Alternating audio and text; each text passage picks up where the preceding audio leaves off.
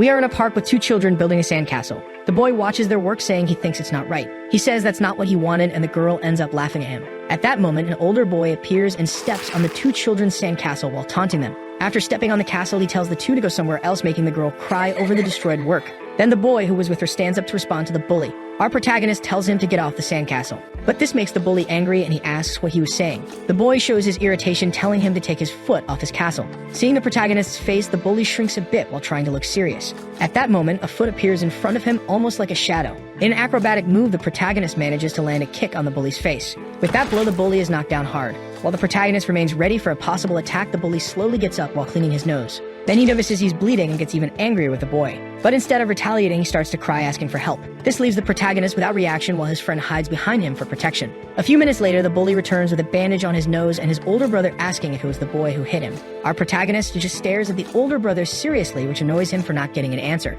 The older brother tries to convince the boy to talk, but he just dodges. This irritates him even more, and the protagonist mentions he never learned martial arts. While the older brother insists on trying to touch the protagonist, he just dodges everything. When the protagonist notices a gap, he lands a kick between the older brother's legs, which scares the younger one. At that moment, the younger bully complains to the protagonist about what he did to his brother. Our protagonist mentions that even without knowing martial arts, he's always been a troublemaker. Although he didn't care about those childhood fights, remembering it only became a problem when he grew up. A few years later, the protagonist was attending 5th grade at Moon Elementary School. While going to school, he ends up being called by a group of high schoolers to an alley. The high school boy asks him to do them a favor while showing a very suspicious look. Then he puts his arm over the protagonist's shoulder, saying he too was once a student at Moon Elementary. So the high schooler starts pushing the protagonist into the alley where his friends were. One of his friends mocks the high schooler, Austin, saying he had a talent for it, while the girl in the group tells him to hurry up. The high schooler looks at him with an even more suspicious look, asking if he would help them. Our protagonist turns to him and asks what they want. This question starts to irritate the high schooler, who tells him to hand over all the money. Then the protagonist says that the high school students were so poor they needed to go get it from children. At this, the group starts to laugh at Austin for being provoked by the boy and say that the protagonist was angry. Austin loses his patience and tries to deal with the boy alone. But the protagonist shows he knows how to deal with people like him. After dodging a few times, the group starts to take an interest in it, with the girl saying she was rooting for the protagonist. Seeing that this could attract a lot of attention, the other boys decide to help Austin deal with him. At that moment, the protagonist lands a knee on Austin's chin. With Austin knocked down, the protagonist faces the rest of the group, waiting to see their response. A second boy approaches, hitting him with a punch in the face, making him be dragged across the ground with the impact. A second high schooler shows irritation with the protagonist and decides to teach him a lesson. But the protagonist says he never felt fear or thought about what would happen after, as he picks up a brick from the ground. He says he knew exactly how to react, and then he uses the brick and hits the high schooler hard on the head. With two knocked down, the other members of the group are speechless while staring at the protagonist. Their leader, Austin, whom they believed would be the school leader, was knocked out with his head bleeding. This causes the others to lose their heads and go after the protagonist for revenge. But he advances against them with the brick, saying he believes he was born this way and that he never loses in a fight. The girl in the group is in shock while someone trembles beside her, begging for help, seeing everyone being knocked down by the protagonist. His brick in hand was completely stained with blood from his attacks. When the protagonist turns to the girl to find out what she intended to do, he looks at her in a frightening way. A few minutes later, at the police station, the officer asks if he was really serious that he had done all this. But the boy just remains quiet, leaving the officer waiting for some answer. At that moment, a woman arrives in the room with a coat and panting while calling for her son, Seth. She apologizes to the officer while he just says it was all right, still awkward about the situation. After that, the two leave the police station without saying anything, with the woman watching her son. She asks if he was hurt, and he shakes his head no. Then she bends down to talk to Seth, asking him to promise one thing, which confuses him. His mother asks him to promise that he would no longer fight with anyone. Seth nods, agreeing, saying he had no other choice because he didn't want to see that sadness in her eyes anymore. She thanks Seth for the promise, but he remembers that at the time he didn't know the truth behind that sadness. Time passes and Seth arrives at high school, still having the same determined expression from that time. A boy opens the door with all his might while calling for Seth, clearly looking for a fight. Then he invades the room and lands a kick on Seth's back while asking if Seth thinks he's funny. With that kick, he ends up being thrown against the wall. The boy tells Seth to just obey him, and if he needs money to give to him, to ask someone else. Seth gets angry and thinks about retaliating, but he hesitates and simply apologizes. But then the boy throws his head to the ground and tells him not to do that again. He even says that he should be careful, especially near him, if he doesn't want to have problems. After the boy gives that warning, he leaves the room while surrounded by his friends, who watch Seth laughing at him. Our protagonist clenches his fist while trembling with anger until he takes a deep breath and just says he did well in not reacting. Upon arriving home, his mother observes him and notices something. She works at a restaurant, asking him how school was, and he just says it was great. He asks how the restaurant is doing, and she says it's going very well. Seth says all he wished for was to see the smile on his mother's face, no matter what happened. But at that moment, a black car appears on the street in front of the restaurant. As they go out to check what was happening, they notice there were several cars and some men got out of them. These men appear with a funeral photo saying that man had passed away, which shocks his mother. Seth is startled seeing his mother collapsing and asks what was happening. He looks back at the photo and remembers that on that day something had happened to them. Years pass and we see Youngjin High School where there were rumors of a new student and the others were curious about it. As the student approached the classroom, the teacher mentions the transfer student and asks for help with him. At that moment, the student arrives in the classroom and introduces himself as Seth Kang. The girls stare at him, noticing he was quite handsome, while one of them seemed to recognize that name. But with the continuous murmurs, the teacher gets irritated and tells everyone to be quiet. The boys at the back of the room already observe him with malicious laughter, until one of the boys ends up noticing something and his friend asks what happened. This boy recognizes Seth too and believes it was a big coincidence. Seth introduces himself to the class and the teacher tells him to sit on the empty bench at the back.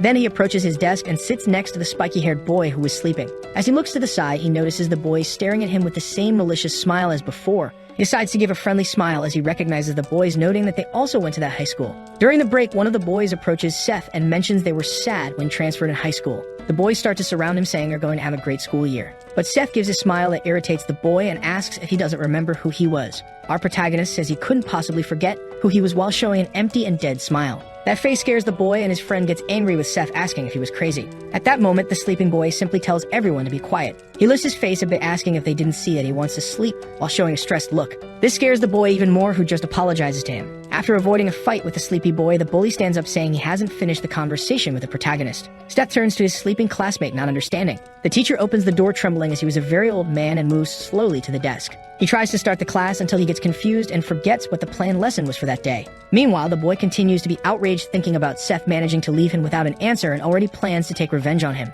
When he turns to Seth, he is staring at the window next to his sleepy classmate. Seth observes the weather of that day with a slight smile, while in the distance one of the girls was watching him. The girl believes this is the same boy she met when she was younger. But the moment he looks at her, she gets startled and turns away. He gets confused, wondering if she also knew him. But soon he ignores it and goes back to staring at the window, thinking it might be fun. After a while, he feels so relaxed that he starts to get sleepy. At the moment the spiky-haired boy is awake, Seth collapses from sleep under the table. The blonde boy stares at the protagonist and decides to leave the room for a moment. Then the bullies, who are watching him with fear, are impressed, until they understand it would be a chance to go talk to Seth, who was sleeping. With it, the bully joins his friends and goes to the table to settle the score with him. But at that moment, someone comes to stop them. The girl who had recognized him stands in front of the boys to prevent them from approaching Seth. This irritates the bully, saying it's going to be her turn too, but the girl says they can't cause trouble in the classroom. He says he doesn't care about that and tells her to get out of the way. But she doesn't hesitate, saying that as the class representative, she wouldn't let them do whatever they want. At that moment, Seth's hand appears on her shoulder, saying that although he appreciates the help, he prefers that she step aside. Our protagonist refers to them as his high school friends.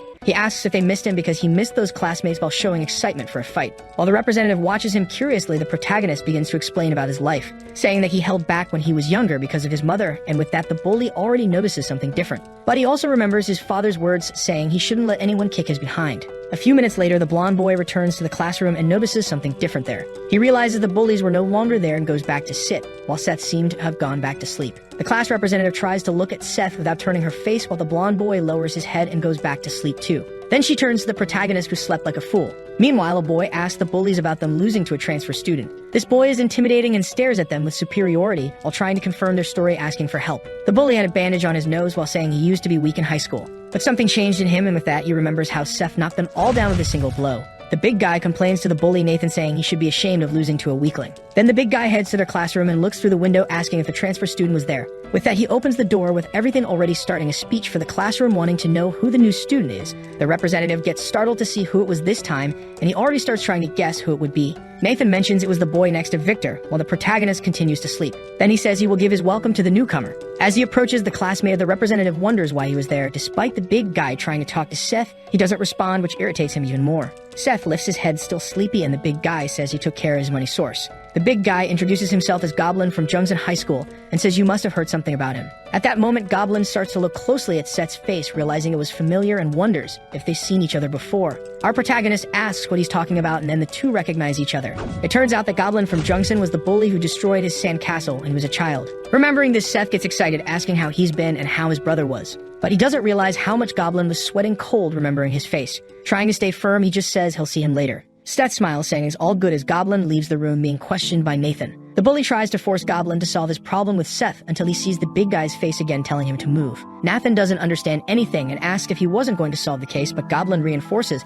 that he should get out of the way. With that, Goblin walks out of the room and Nathan just looks confused and turns to face Seth, not understanding anything. Seth feels at home returning to his old neighborhood until they realize something. Both he and the representative have a slight premonition while Goblin makes a call to his older brother. Back at Seth's mother's restaurant, she asks how school was going. He says it was fun, and she already asks about their promise. Seth says he remembers he shouldn't fight anyone unless they hit him first. His mother already shows concern, and he says he would leave because he had class that day. But as he leaves the place, he is greeted by a man calling him boss. At that moment, he sighs, reminding the guy that he wasn't supposed to do that, and he had already asked him to stop. The man calls him boss again, and the protagonist repeats that he stopped calling him that after getting into the car. He asks to go quickly, and the driver continues the journey while his mother watches them. Back at school, Seth is sleeping in the classroom next to Victor. Hours pass, and so do classes, while Seth just lies on the table sleeping and the representative stares at him. While the boys talk nonsense in the room, the physical education teacher opens the door. Then the representative tells everyone to stand up for the teacher. He goes to the desk already without much enthusiasm and notices something in the room. The two sleeping in the back end up annoying him while the students get worried.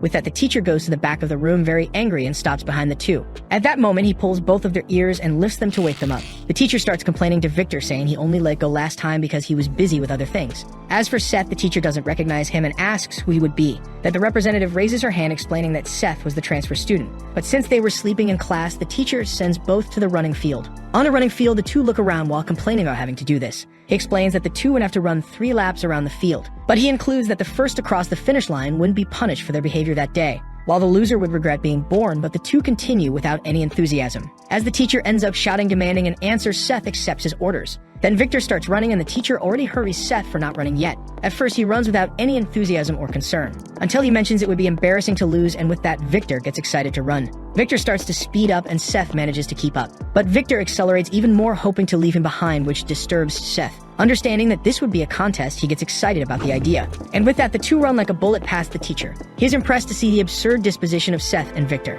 The two race across the running field while looking at each other like two children trying to overtake the other. After finishing the race, both are exhausted, and Victor looks at Seth curiously, while Seth imagines it will be fun. Meanwhile, the teacher continues to be impressed to see that someone could reach Victor's level. The next day, the final round of the national team fighting selection contest was taking place. In the open weight category, a blonde man boasts that he was close to joining the team as he only lacked one more opponent. But his opponent was a huge boy who looks at him from behind with a strange aura. All the spectators are worried about it, while the boy seems to be annoyed by the man's comment, because even though he talked so much, he didn't last in the fight and was already defeated by him. After the fight, competitor Brock Chang returns to his locker room to rest, until he receives a visit from Goblin and asks what he was doing there. Goblin says that the boy from the past who beat them when they were younger was back. This phrase makes Brock scared and starts shaking sitting down, which makes his brother curious. Back at school, Seth and Victor were sent to the counseling room by the teacher, who tells them not to sleep in his class. Then he already asks Victor when his next competition would be. He says he hadn't registered, and the teacher explains that if he wants to be a professional, he should also pay attention to weight. Then he turns to Seth and asks if he's on any team. As Seth doesn't understand, he explains it's about athletic teams, and Seth says he's not participating in any. His phrase disappoints the teacher for the wasted potential before sending them back to the classroom. Arriving in the classroom, the elderly teacher tells them to sit in their places. The two look at the teacher just before lying down, and while looking at each other, they fall asleep again. At the end of the afternoon that day, Brock goes to the school to try to find Seth, wondering why right in that place. At that moment, everyone starts to spread that Brock was back at school and keeps all the boys attentive to it. He goes to the student council room where the president asks if he came back again. Meanwhile, in Seth's room, he continues to sleep, and Victor is already getting up to leave. Victor starts to run until he passes by Brock, calling him Broomhead, asking where his class was. But as he ignores him, Brock grabs his shirt, forcing Victor to answer. Then he warns that if he didn't let go, he would have problems. Brock starts to laugh, asking if he doesn't know who he was. But Victor admits he has no idea who he was, and this irritates Brock. At that moment, Victor lands a punch on the chin to make him let go of his shirt. With that, he already strings together a series of punches against his opponent. But Brock stretches out his hand, going after his neck. Brock starts pressing Victor while holding him, asking if that was all he could do.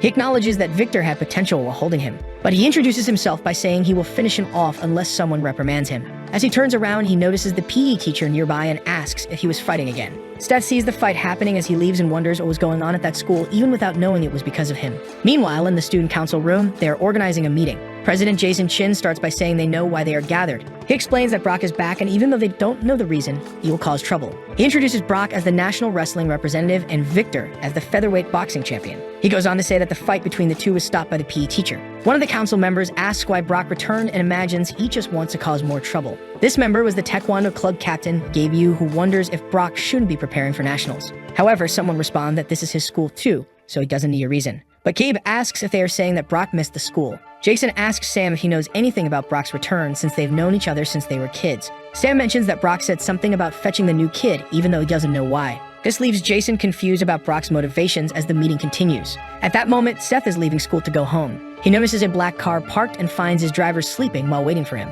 After waking him up and teasing him, they head home observed by the class representative, Sophie. She notices Seth in the car while her friend calls her from afar. The driver asks if Seth is going to visit a place again, and he confirms. That night, they pass by his mother's restaurant and Seth watches her working, then tells the driver to keep going. They arrive at the building of a company called Sunshine Group. At the entrance, he is greeted by a man who welcomes him as the boss. Seth gets out of the car, greeted by his employees at the entrance of the building. He gets irritated and asks how many times he needs to repeat not to call him boss when he's in his school uniform. This leads to a flashback of the protagonist in front of his father's grave on a rainy day. He stares at the photo on the grave until a tall man appears with an umbrella, asking him to leave because it was getting cold. Our protagonist asks what kind of person his father was. The man replies that his father became the strongest in all of Korea with nothing but his fists. Seth asked about his mother and why he was never around.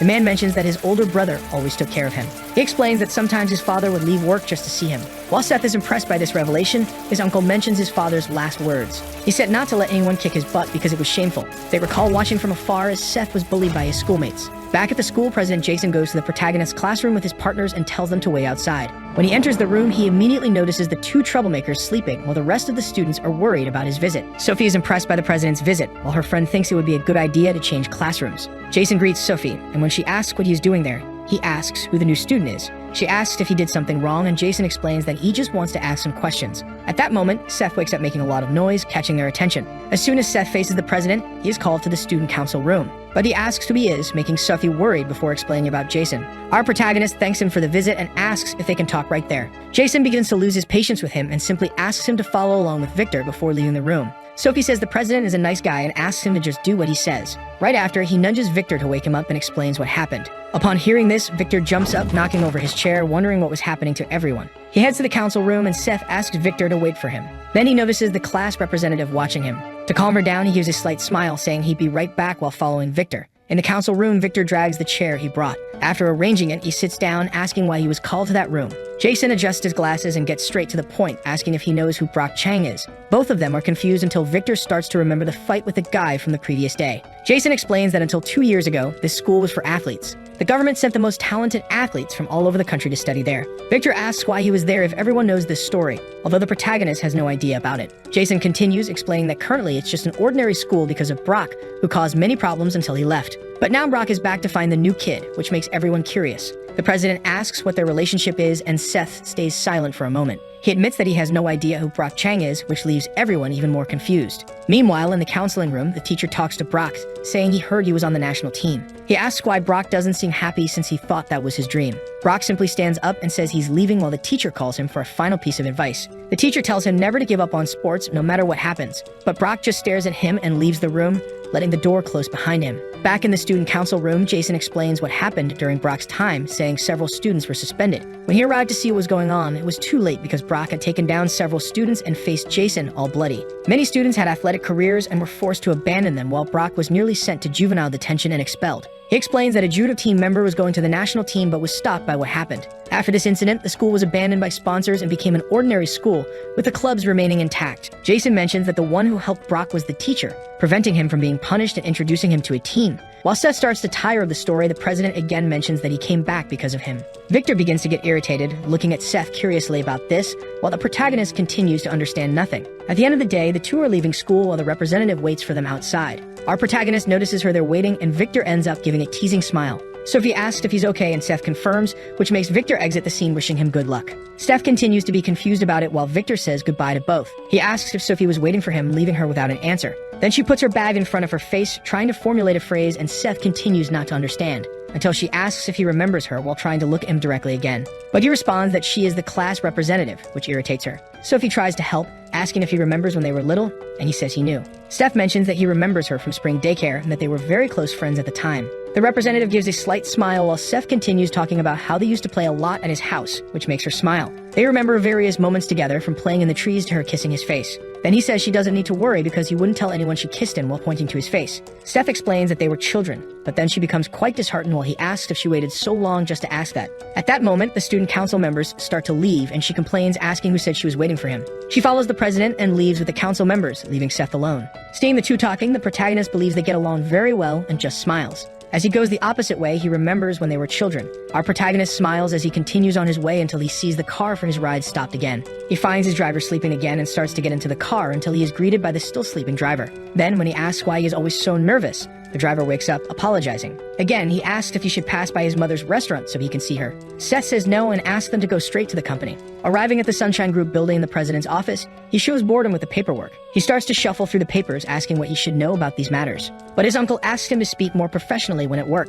The two stare at each other and the protagonist asks if he really needs to do this since he's not officially the president yet. However, his uncle reminds him that the Sunshine Group is the product of his father's work, and as the only son, he should inherit it. Our protagonist says he's only 17 and doesn't know much about these things. With that, his uncle gets irritated, saying that Sunshine is not an average corporation. He mentions that the roots of Sunshine are what people call gangs, explaining that they only appear legitimate. Their company handles numerous illegal businesses that have arisen in the underworld in every possible sector. His uncle calms him, acknowledging that he still has 2 more years before he truly takes over the business. But he already advances that this means nothing for the business because he is the son of the boss whom all the executives have accepted. Our protagonist sighs until they receive a call. Then Seth's uncle answers the call, and someone says that the people from Busan were there, but the call is dropped. He gets deeply irritated until a door is kicked open, and the uncle asks what they think they were doing. At that moment, the boss of the Busan group, Derek Paik, invades the room, asking if he wasn't welcome there. While the uncle says that it was betrayal, Derek responds angrily and he doesn't accept Seth in power because he's just a boy. His attitude irritates the uncle so much that he needs to be stopped by Seth,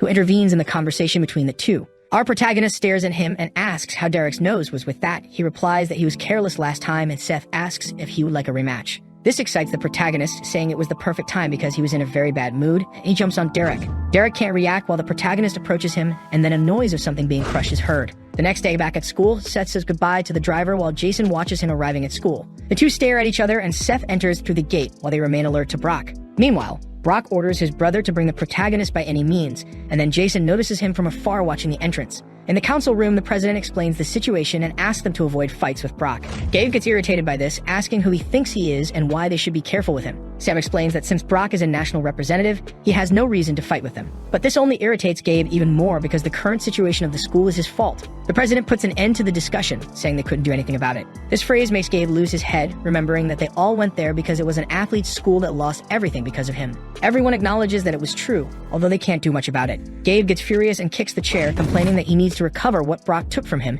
and that he would do it at all costs. Meanwhile, Goblin goes to Seth's room and finds him sleeping again. Very carefully, he wakes him up, calling him to talk outside the room. Seth says he's sleepy and Goblin says it's important, which makes the protagonist agree and go with him. Our protagonist asks if he wants to talk outside, and he confirms while Victor watches the two leaving the room. As they leave through the corridors, Sophie worries about what will happen. Back in the schoolyard, Brock is bored after defeating all the students Gabe called to help him. Brock asks if that was all they had, and Gabe gets angry with him. The athlete delivers a kick against Brock, who blocks with his arm. But at that moment, Brock grabs his leg, saying he hopes he has said his prayers. Then he pulls Gabe by the leg and throws him hard against the ground.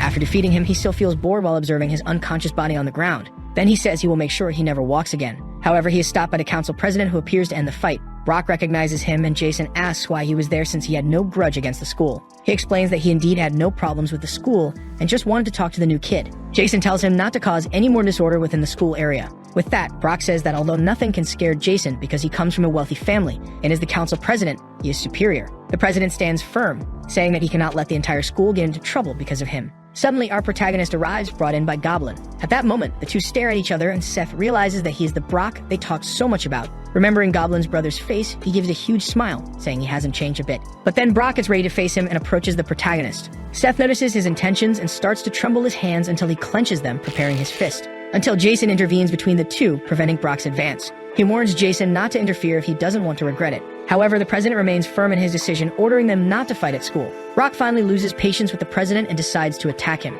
With that, Seth asks Jason to get out of his way while pushing him aside. Our protagonist believes he came to see him while the two remain unresponsive to his attitude. Jason tries to threaten Seth so they don't cause more problems for the school, and the protagonist assures that he won't let anything happen. He asks to go fight in the gym as there were many people there. He also mentions that they can choose any form of fight they want because he doesn't care. Brock remains silent, staring at him, and Seth says he's not afraid of him. Then Brock raises his hand to attack him, and Seth asks if he looks like someone who is afraid of a fight. His look surprises both spectators until Seth says they will fight as sportsmen and asks where the gym is. With that, rumors of a fight begin to spread throughout the school, saying it would take place near the boxing club. In the boxing ring, the two face each other while waiting for the fight to start. Seth begins to stretch while smiling at Brock, and Brock takes off his shirt, warming up his arms. Then the council girl approaches Jason and starts to provoke, asking if he wasn't going to resolve this. In the gym's upper bleachers, Nathan is surprised to see the fight about to start. But then the physical education teacher appears, shouting at everyone. Everyone worries about what will happen, and the council girl starts to blame Jason for it. However, upon reaching the ring, the teacher just leaves a pair of gloves for Seth and says they need them for the fight.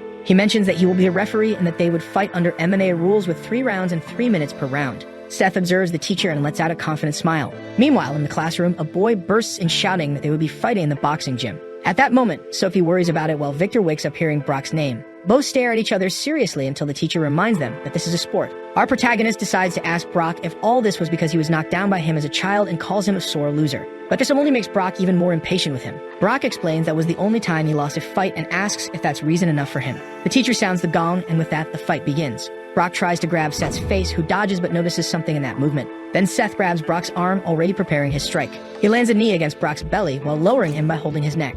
After being knocked down, he tries to get up with much effort and difficulty breathing. But Seth doesn't hold back and lands a blow against his neck to knock him down again. All spectators are impressed with what they just saw while Seth remains standing after defeating Brock. Our protagonist turns to the teacher and asks if he isn't going to start the count. But he hears that there's no need to rush, which worries Seth. When he turns around, he sees Brock trying to get up and almost standing. Brock manages to stand up completely out of breath while staring at Seth. This makes the audience go crazy because the fight was just beginning. At that moment, the class representative arrives at the gym while Seth watches his opponent. The big guy charges at Seth, who just sighs, saying he should have stayed down. In a quick move, he dodges Brock's attack and grabs his head. Then he pulls him back, throwing him with all of his strength to the ground. Seth positions himself over him, asking if he seems weak while preparing a direct punch to the face. Brock only has time to realize what is going to happen before his face is crushed by Seth's punch. Everyone is shocked by this while Seth continues to be his face until the point the teacher orders to stop the fight. After Seth stops his sequence of punches, the place is all stained with blood and the protagonist asks again if he seems weak. In the Sunshine Hospital, Brock is being treated, all bandaged up and resting after the fight.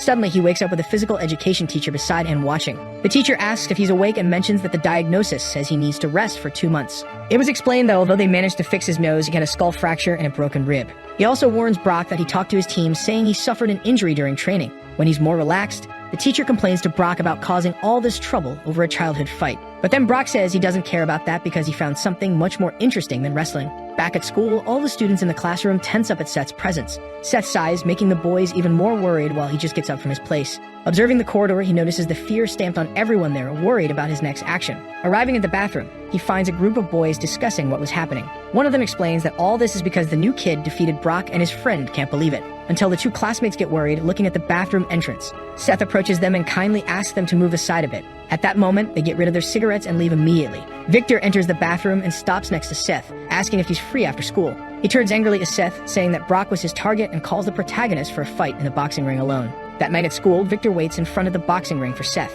Throwing his things under the ring, he pulls boxing gloves from his backpack. He remembers how he was humiliatingly defeated by Brock and how Seth finished him off as if it were nothing. Victor gets angry with himself, realizing he was afraid of Brock. Hours pass and Seth doesn't show up, which further irritates Victor, who continues to wait for him. Meanwhile, at the Sunshine Group building, Seth is trapped with piles of documents. He tries to get out of it, saying he has to meet a friend. But his uncle says he can't, and Seth explains that his friend is waiting for him. Still, his uncle insists he can't go, and Seth just looks at him, disheartened.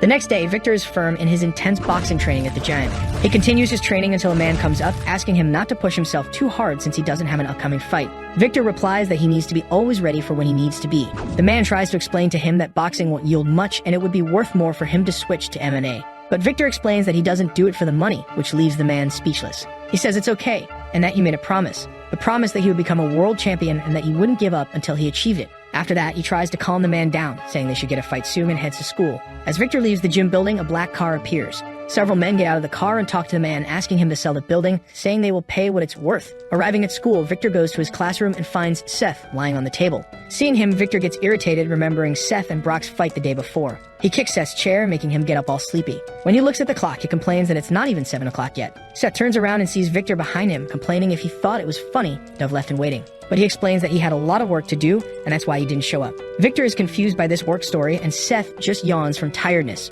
He tries to threaten Seth in case he thinks of running away from him again that day. But then the protagonist gets excited as he stands up, asking why he thinks he arrived so early at school. Our protagonist explains that he's not the type of person who runs away when someone challenges him to a fight. This statement irritates Victor, who already cracks his knuckles in anger. With that, Victor charges at him and tries to land a punch on Seth's face. Our little monster doesn't move, letting the punch hit him in the face. Victor hears the protagonist say he doesn't feel bad about it and realizes what really happened. The protagonist caught Victor's punch with one hand, saying his punch is quite strong. But then he starts to squeeze his fist until he breaks one of the fingers. Even in pain, Victor continues to stare at him seriously, and Seth asks if he still intends to continue. At that moment, Victor prepares a punch with his other fist to knock Seth down. But all his punches are dodged until he corners himself against the wall. Victor charges at him, taking advantage of the situation, and prepares a direct punch to the protagonist's face. But Seth simply slaps his fist down, dropping Victor's arm, which impresses him. Trying to continue the attack, Victor prepares his other fist to strike.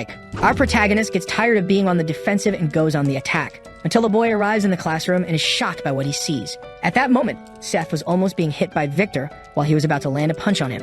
When Victor notices the student behind them, he decides it would be better to leave it for later. During classes, everyone looks at the two curiously about what happened earlier. The two have a sullen face throughout the class. Hours pass, and they continue trying to avoid looking at each other, until Sophie arrives calling Seth to go to lunch. At that moment, he feels excited, saying they can go together, which confuses her. Victor sits down and complains about him, saying they will soon find out who will win. But then he lowers his head and goes back to sleep on the table. When the two return, they see Victor sleeping and Seth lies down to sleep as well, while Sophie goes to her desk. At the end of the day, Victor gets up from the table and calls Seth to follow him. As they leave the school premises, he continues to tell him to follow, and Seth tries to ask something until Victor interrupts him. Still, he asks if they have arrived, and then Victor turns around just to see him entering a black car. Seth says he doesn't have much time and tells him to get in the car. After they get into the car, the driver asks, all uncomfortable, where he should take them. That night, the driver lights his cigarette to wait in front of Victor's boxing gym, asking if he can go home. At that moment, the black car returns, and the men who came in the morning come back armed. They walk towards the gym while the driver just smokes his cigarette.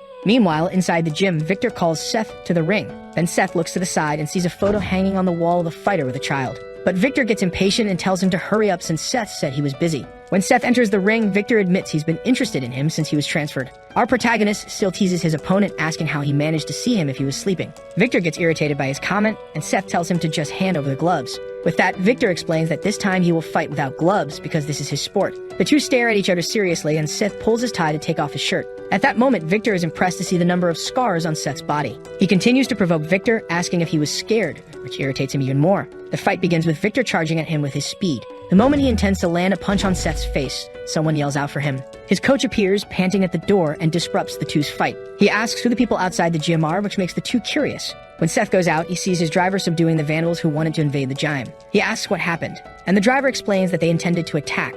Our protagonist asks who they were and why they did it. The driver says he has no idea why, and Seth decides to take one of them to ask better. Back at the Sunshine Building, they hear that the gym has unpaid debts, and that's why they were going to settle accounts. He asks if the idea was to forcibly take over the gym building with that, but the man says they intended to buy the coach's gym. Seth asks his uncle what they should do, and he asks what the protagonist would like to be done. Back at school, the teacher says Victor hasn't arrived and asks if anyone would have any idea where he was. Everyone starts to suspect that Seth did something to him the day before, and Sophie turns around. Then the teacher just ignores the absence and decides to start the class anyway. Hours pass, and Victor still doesn't show up in the classroom. Suddenly, he appears in the room and goes to the table to talk to Seth outside. The two leave the room and leave Sophie even more worried. On the side of the school building, Victor stands in front of Seth holding an envelope. He shows it and asks what exactly that envelope was, explaining that he received it the day before. Victor comments that his and his father's debt were paid with interest, and Seth questions what he means. This irritates him, and he asks if this was Seth's doing. But Seth asks what the problem would be with that. With that answer, Victor tells Seth not to meddle in his family's problems,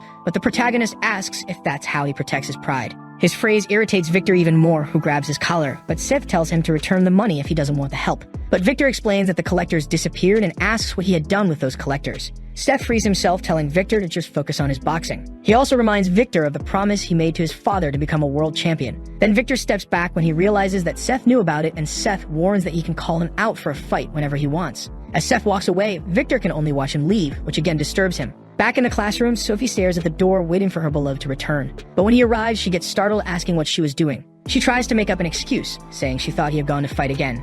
Seth teases her, asking if she was worried about him. Then she blushes and comes up with a class representative speech, saying she feels responsible for them. With that, Seth says he won't fight with the boys from their class, noticing that she hasn't changed at all. Sophie doesn't understand, and he explains that she has always been kind and concerned about everyone. As he leaves, Sophie just watches him go while someone watches them from afar. The council president gets annoyed with Seth's closeness and says he should know his place. In an old Japanese-style house, Derek waits seated in an empty room. A man in a half-open kimono full of tattoos asks for permission to open the door. Inside that other room was the leader of the Santu Onakai gang, Meduki Ryushin. Derek bows his head, apologizing to the leader, who only mentions that he was extremely disappointed with his subordinate. He apologizes again, trying to ask for another chance to fulfill his mission, explaining that since the hair has not yet been confirmed, they could take over Sunshine if they received help from the gang. At that moment, Ryushin breaks his pipe, hitting the ground with all his force. Ryushin praises having heard that the hair was very young. He remembers that even being very young, he was still the hair and he should be more cautious. Then he explains that they should look for what the hair's weakness is, because as he is not an adult, he must have a weakness.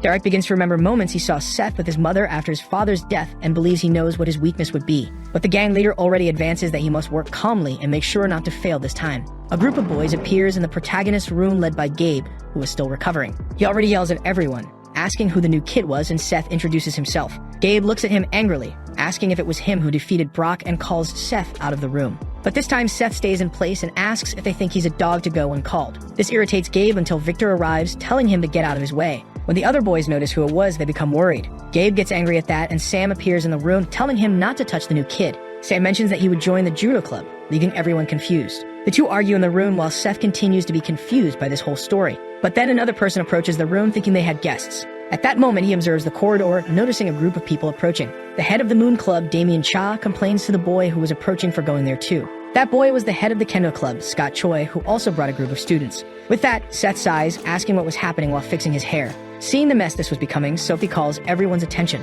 She says that because of them, the whole class was uncomfortable. Each of them gives their excuses for why they were there, and Sophie simply expels everyone from the room. After closing the door, she turns to Seth, saying he can be more at ease now. Except she forgot the main door where they try to re-enter. Ignoring Sophie, everyone comes back to surround him to call him to the sports clubs. While Seth thinks about what he should do with these people, Sophie just tries to expel them from the room. At that moment, the physical education teacher appears, complaining to everyone. After everyone stares at each other, the teacher says he understands what happened and sends everyone to their rooms. Seeing that they wouldn't have much to do, everyone leaves the room, with Gabe warning that he would come back to talk to him later. The teacher calls Seth to the counseling room, but he doesn't understand what happened. In the counseling room, the teacher remembers that they were an athlete's school and tries to ask him to join a club. Seth is confused by the request until the teacher remembers about Brock. He explains that Brock was like him in the first year, with all the clubs wanting to call him to their teams until he got involved in the fight. Our protagonist understands that the teacher wants to prevent him from causing problems, replying that he's fine. But he already advances that he doesn't have time to dedicate himself to sports. The teacher gets irritated, asking how busy he could be being a first-year boy. He believes that Seth was just joking around, and the protagonist says he's more than he seems. He also advances that those who should be there were the students, not him. With that, the teacher is left without an answer, and Seth asks him to tell the students not to bother him anymore. Seth completes, saying that he doesn't run away from a fight. Meanwhile, Jason listens from behind the door, returning to complain about him for finding him arrogant. Jason heads to an abandoned building of the school where a group of boys gather to smoke. A boy is impressed by the presence of the council president there. He asks what the president wanted, and he replies that he would like their help to get rid of someone. At the end of the day, Seth is leaving school and heading to his car. As he passes through a gap in a wall, a guy emerges from behind him with a piece of wood and hits him. Some time passes, and Seth begins to regain consciousness in front of the guy Jason was talking to. The boy smiles and starts talking to him while Seth stares at him with his injured head. When he manages to stand up, the boy with a piece of wood hits him in the back. Then Seth stares at him seriously and gets annoyed with the protagonist's look. One of the boys from the classroom says he seemed very weak for someone who defeated Brock, and another boy tells him not to be rude. As he stands up, Seth says he's in an interesting situation. The group leader is impressed that he isn't scared of the current situation. At that moment, the boy with a piece of wood tries to hit him again. But this time, the protagonist is prepared and ducks, aiming a punch at his hand. This blow returns the attack and disarms him, sending the wood flying into the air. With that, the group leader is impressed with the move while the boy screams in pain from the blow. His hand was completely destroyed, and Seth just says he was being too noisy. Then he lands 2 punches on him, knocking him down before asking who those people were. While the leader is speechless, Seth says he doesn't care much about who they were and just wants to resolve this quickly. The leader says he's arrogant and orders everyone to go after him, making the group surround the protagonist. Seth observes his adversaries well, and when the leader orders them to attack, they all charge at him. Our protagonist lets out a slight sigh, preparing to fight, and when he's ready, he starts knocking down his adversaries. One by one, they are knocked down by Seth's blows, while one of them tries to catch him off guard with a chain. Seth manages to free himself, hitting his face while another henchman tries to grab him from behind. But the protagonist pulls the chain boy, throwing him against his other sneaky adversary, knocking them both down. At that moment, he grabs the chain, saying it was fun, while showing a sadistic smile. The leader gets angry again, ordering his henchmen to finish Seth off quickly. Then they go to get the bats to end the fight once and for all. As soon as they start trying to hit him, Seth dodges the first attack. With that, he strings together blows on each of the aligned henchmen, getting rid of all those in his way, until he is caught by surprise, becoming immobilized while another boy approaches with the bat. As he prepares to hit the protagonist, he quickly lands a kick to the face while throwing the other against a wall. After freeing himself, the protagonist turns against the boy who immobilized him, landing a series of punches. Another boy tries to catch him off guard with a bat in hand to finish the fight. He manages to hit the protagonist's head, who stands up feeling the pain of the blow. When he sees his own blood, he simply loses his head as he turns to his adversaries. At that moment, he charges at the remaining boys from the group. Their leader is simply without reaction to what he just saw. His entire group was completely defeated by Seth, who remained standing. With that, he notices that the protagonist was the same boy who finished off his friends with a brick when they were younger. When he charges at the leader, he cowers in fear of the protagonist. Seth grabs him by the neck, asking him to tell who was the guy who sent them to do this. After settling things in the abandoned building, he returns to the school building. Meanwhile, in the council room, the president waits with 2 other members. Jason wonders why he hasn't received news from the group while Seth approaches the council room,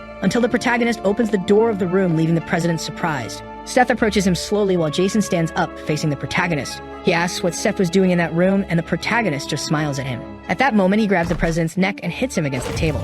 Our protagonist asks why he was attacked on his order. But then Sophie arrives in the room to talk to Jason and finds Seth interrogating him. Seth lifts the president back up, saying he was a lucky guy. After releasing him, he heads for the door while Sophie watches him, frightened. He understands what the situation was and simply heads for the door, leaving Sophie behind. The next day, she sits disheartened at her desk, still remembering what she saw the night before, and tries to turn to Seth. At that time, Seth's car arrives at the school with his uncle saying he wouldn't question what happened. But he says he would provide some bodyguards for him. Even with Seth insisting nothing happened, his uncle doesn't believe it because his face was cut from the blow he received. The two argue a bit about the situation until Seth puts an end to it, telling him not to do that. But his uncle reminds that they are having problems with the leaders of Buzan and Pohan. He already advances that it's better for Seth to be prepared while he asks only that they stay out of sight. When he arrives at the classroom, Sophie is startled to see him. Arriving at his desk, Victor teases him, saying it was a shame while asking if they had beaten him up. Although Seth explains that it was 11 against 1, Victor just says it was nonsense. An announcement comes over the loudspeakers calling Seth to the principal's office, which makes Sophie and Victor curious. Victor asks if something happened with Jason, because his uncle is the principal and his father is the real owner of the school.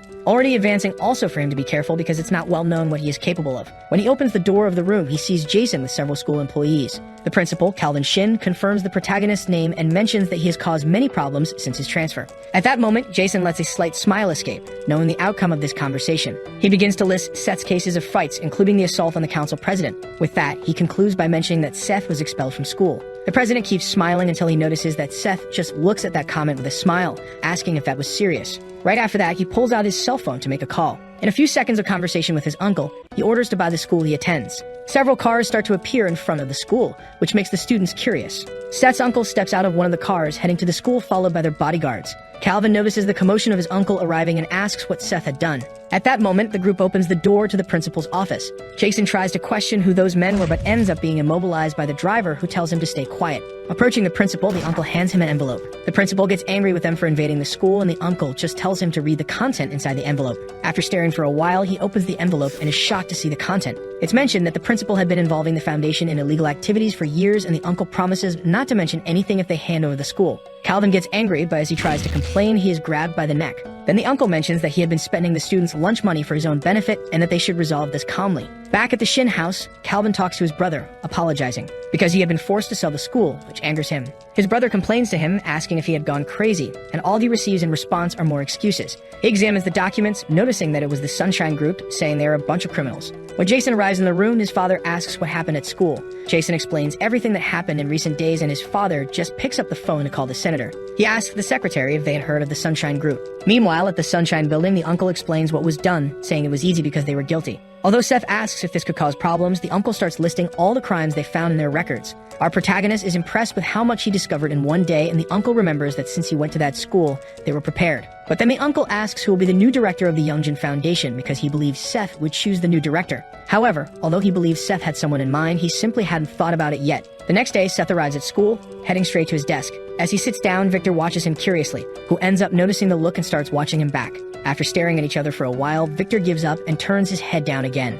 Sophie watches Seth from afar and gathers the courage to approach him again. She asks if something happened because she didn't see him after he went to the principal's office. Seth asks if she was worried about him even after seeing him that way, and she says he's a classmate. Our protagonist gives a light laugh and smiles at her, saying she didn't need to worry. But at that moment, Jason arrives in the room, bursting through the door, calling for Seth. Everyone is impressed with the president's visit while waiting for him to say something. Jason asks if Seth believed he would be afraid of a pathetic criminal like him. But as soon as Seth stands up to go to him, Jason simply slams the door shut, running away, which leaves him without reaction. Back in the principal's office, the physical education teacher knocks on the door and a man gives permission to enter. Seth's uncle asks him to sit down while he continues to look out the window. He asks if the uncle was looking for him and tries to find out how he could help. Then he requests that the teacher become the new principal of the school, as it was the order of the new owner of the school. At the end of that day, Seth prepares to leave and Jason waits for him in an alley with his friends. He explains that they were supposed to bring the protagonist to him. One of the boys is impressed that it was just about capturing a high schooler while remembering that he needed the money anyway. But when he sees who it was, he is shocked while Seth gets into the car.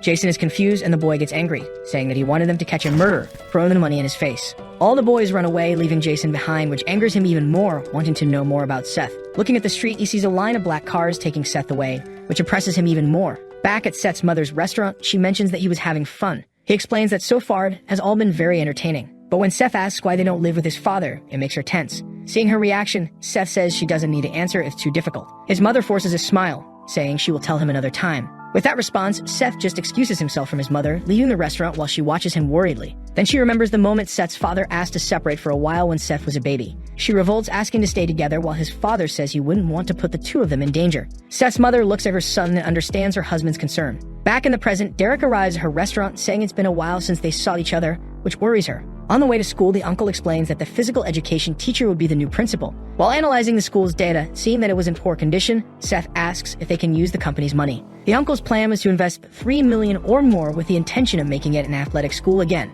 Seth wonders if it's possible, and the uncle explains that the students can help with that. He emphasizes that in Korea, money is power, and Seth remembers that they have money. Back at school, the two classmates are sleeping during the old teacher's class, until suddenly, Seth's cell phone receives a call from the head of the boozing group. When he answers the call, he hears Derek trying to provoke him, but gets annoyed that Seth doesn't recognize him. When he tries to explain the reason for calling, Seth warns that he was in class time and hangs up the call. Seeing that he would insist on calling back, Seth turns off his cell phone. Meanwhile, in a building under construction, Derek hears the notice that the phone was not available. This irritates him greatly while Seth's mother just sits in front of him. Derek orders his henchmen to go after him, thinking that this time he will finish Seth off. At that moment, the protagonist was dreaming about Victor's spiky hair, imagining he would get hurt trying to touch it. At the end of the day, Seth leaves school, finding a silver van stopping in front of the school. Derek's henchmen get out of the van, stopping in front of Seth. Our protagonist asks who those two were, and the henchmen ask him to follow them. At that moment, the driver arrives and asks what they thought they were doing. When the henchmen turn around, they recognize the driver Rod, who gets angry with them for trying to boss his boss around.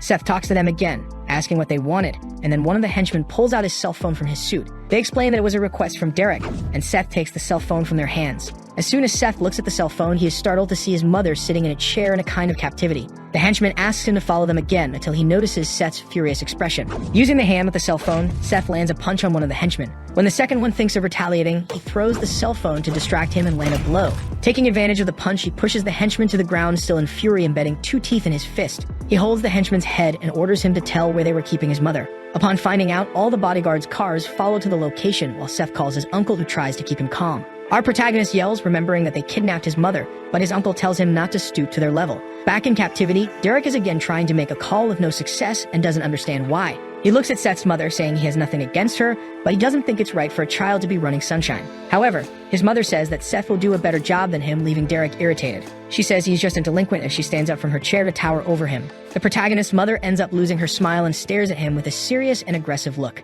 Then the uncle reveals something to Seth that leaves him completely surprised. The protagonist is inside the car, very irritated by what they did to his mother. His fleet of cars arrives at the designated location. Seth starts to get out of the car and his uncle is waiting. Adjusting his tie, he asks where his mother is. The man turns his face, indicating that she is inside. Without thinking twice, the boy starts running. Then he goes up the stairs. Arriving forcefully, he kicks the door. His mother is serene as if nothing had happened. Surprised, Kang calls for his mother. Looking around, he realizes that all the men are lying on the floor while the woman is standing. Derek is being held by his shirt. In the background, the boy asks what's going on. Seeing that it is his mother standing, he is in shock. Suddenly, his uncle arrives, apologizing to the woman, saying that he will leave the rest to her. Terrified, the man starts screaming, begging the boy to save him. Hurt and trembling with fear, he keeps repeating for them to save him. Then the woman walks away. Bowing his head, the uncle shows his respect for her. Leaving the place, she tells her son to go as they need to open the cafe. Frightened, he looks at his mother while she remains serious. Sometime later at the cafe, Seth asks about what happened. Dodging the question, his mother asks what he means by that. Curious, he asks how she managed. Smiling, she replies that it is a secret, which leaves the protagonist even more confused. However, she makes it clear that she will tell him everything when the right time comes. But the boy says he doesn't understand. Happily, she says that he doesn't need to understand because she is still his mother no matter what happens. After her response, he just stares in silence. Outside, the driver is smoking calmly. Getting out of the car, the uncle arrives. Quickly, the driver bows. The uncle is watching the two. Suddenly, he starts getting very angry. Remembering the past when Seth was still a baby, his mother was playing with him using a yo-yo. However, she hit the boy's head hard. He falls to the ground, startled. He starts crying in despair and keeps crying a lot and screaming. His mother tries to calm the baby. Playing with the yo-yo again, she almost hit him, but the boy manages to dodge. But as he has no control over his body, he falls to the ground again. Picking him up, she begins to hug her son. His father shakes his head watching the scene. In the background, the uncle observes everything in silence, as if he had a secret. Back to the present, he is with the driver outside the cafe. Breaking the silence, he calls Rami, the driver. He reveals that the Yakuza were behind all the rebellion that happened in Busan. After the answer, the man remains silent. Irritated, he curses the Yakuza group deeply. The uncle tells Rami to take better care of the boss, and the man bows, saying that he will, and says that he can keep the gun in his hands. Laughing, the man is happy with this news, thanking the uncle for that. Changing the subject, he asks the driver if there is someone they can send to the school. He explains that the leader of Santu Onikai, named Midaki Ryushin, is going after the boss and that they need more bodyguards. This catches the man's attention. Then he continues saying that he needs to find someone capable of pretending to be a new student. Sometime later at Sophie's house, she is a little upset while eating. Her father watches his upset daughter. Curious, he asks if something happened to her. The girl responds that it's nothing. Concerned, her father says that if someone is bothering her, she just needs to say, and he will handle it. Laughing, she says that he is a prosecutor and shouldn't say such things, and her father replies that the most important thing is that his daughter is okay. But the girl says it's not a problem, so he doesn't need to worry. This catches the man's attention. Staring seriously, he says that it seems like something happened. Sophie says nothing happened and asks to finish eating. Annoyed, the man remains silent, while his daughter fills herself with yogurt. Sometime later, on the girl's apartment balcony, her father is on the phone. Talking to Jason, he says he is Sophie's father. On the other side of the line, the president of the council says he was about to call the man. Then he explains that there have been some issues with the new student, and he was wondering if he should inform the father or not. Quickly, the man becomes irritated, gripping a balcony. With much anger, he asks him to tell everything that happened. Meanwhile, in front of the cafe, Kang's mother asks where her son is. The man responds that he is at home. On the ground, she asks if he wants anything, and the uncle says no, he just wanted to say he's sorry. Standing up, the woman tells him not to worry, and the uncle says they will take her home, as it's still not safe. Smiling, she asks if he has already forgotten. Then she comments that she will stay away from her son out of love, and that the man just needs to focus on Seth. After that comment, he remains silent. At his home, the boy is sleeping, tossing and turning constantly. But then he gets up as he can't sleep anymore. The boy is very scared, wondering where his mother is. Jumping to Rod, the driver's story, let's see who the man is. He is someone who has a hobby of racing. Sometime later, at a dojo, this man is smoking his pipe, asking his subordinate if they failed, and the guy says yes. Annoyed, the old man says he can't trust the Koreans. Standing up, his subordinate asks what will happen to Sunshine. Answering with another question, he asks if their leader is in the preparatory, and the man says yes. With a serious look, he orders them to send Akira there. Just mentioning the name, the man is already afraid. However, the old man says they will take him down, and for that, they need to use everything they've got. Meanwhile, at Yeongjum School, several students are in the courtyard. From the window, the new principal just watches. He's the former physical education teacher who became a principal, adjusting his chair in front of all that paperwork. He sits while sighing with distress, saying that he was just a teacher, and that he will see how all this will work out. Suddenly, the phone starts ringing. Quickly, the principal answers. On the other end of the line, the caller says they are from the Sushine Corporation. Getting the news, the uncle says there will be a new student, ordering him to place the student in the same class as Seth Kang, and the principal questions the reason for that. Hanging up, the man doesn't answer the question. Someone starts knocking on the door, making the principal tremble. Then the person opens the door. Seeing who it is, the former teacher is frightened. It's Brock, who already seems better. Surprised, he asks what the boy is doing in this room since he never comes to school. Looking serious, he replies that he came to congratulate the man on being the new principal and also to ask for a favor. Not understanding anything, he asks what favor he wants. Lowering his head, he asks to let him join the school because he wants to graduate. This leaves the principal very confused, not understanding anything that is happening. In the school hallway, a student is walking. Inside the classroom, the students are listening to the teacher, who quickly says they have new students, leaving everyone confused. Looking to the side, she says he can come in. Then the man opens the door. Everyone in the room is silent. When the new student turns around, all the others are surprised and scared. The teacher asks him to introduce himself. In a casual manner, he says his name is Brock Chang, leaving all the students in shock. Annoyed by the noise, the teacher tells them to be quiet and asks the other new student to come in. The other new student begins to enter, standing side by side with Brock. Introducing himself, he says he is Jun Kim, saying it's a pleasure to meet everyone, and the girls fall in love with the new student's appearance. Jealous, the boys in the room are bothered by this. Nervous, the teacher adjusts her glasses while asking if these students are really in high school. Turning to the front of the class, she tells the students to take the empty seats at the back of the room. Brock goes first, and as he walks, many students are frightened. The two new students walk towards the back of the room, leaving everyone uncomfortable. Arriving in front of the protagonist, the man just stares. But Seth doesn't feel intimidated at all, letting out a very sadistic smile. Sometime later at school, suddenly, a classic car arrives. The driver tells Miss Akira that they have arrived. She seems to be speaking another language and asks if he's going to the school. Fixing her hair, she says she can't wait to see the protagonist soon. Meanwhile, inside the school, Victor and Seth are sleeping as usual. The two new students are beside them, leaving everyone in the room very scared. The teacher asks if everyone in the class is going on the graduate trip. However, everyone remains completely silent. Breaking the ice, the woman looks to the back of the room, asking if they are also going. Smiling kindly, Jun Kim confirms that he is going. With a blank expression, Brock remains silent. Then he looks to the side. Seeing the two sleeping, he says he'll go too. A little nervous, the teacher says she'll see them tomorrow. As she leaves, she asks everyone to befriend the new students. When she leaves, everyone becomes desperate. Suddenly, the two bullies wake up and stand. At that moment, Brock also stands, scaring the students in front of him. Looking at the big guy, Kim just watches. Then the bully approaches Victor and the protagonist. Seth remains silent, staring at him. But Brock does the same. Intervening, Victor says he'll let the two handle things, adjusting his backpack to leave. However, the big guy stops him with his arm. The size difference between them is huge. Irritated, Victor asks what he's doing. From his corner, the new student just watches the commotion. He smiles as it seems he's enjoying it. Sometime later in the school courtyard, with his hand in his pocket and irritated, Victor asks if he wants to fight. Replying, Brock supposes the teenager isn't stupid enough to do that. Reacting to this, Victor becomes very angry. Furious, he calls him a bastard and asks if now that Seth beat him up, he's an easy target. However, the big guy just stays quiet. Victor drops his bag on the ground, remembering how his previous fight with this guy went. He had a big advantage, and if it weren't for the teacher, he would have finished off the bully. Without thinking twice, he prepares for combat and calls Brock to attack. Cutting the tension, the big guy says it will be in the ring, concluding that gloves will be used. Confused, the blonde asks what he means by that.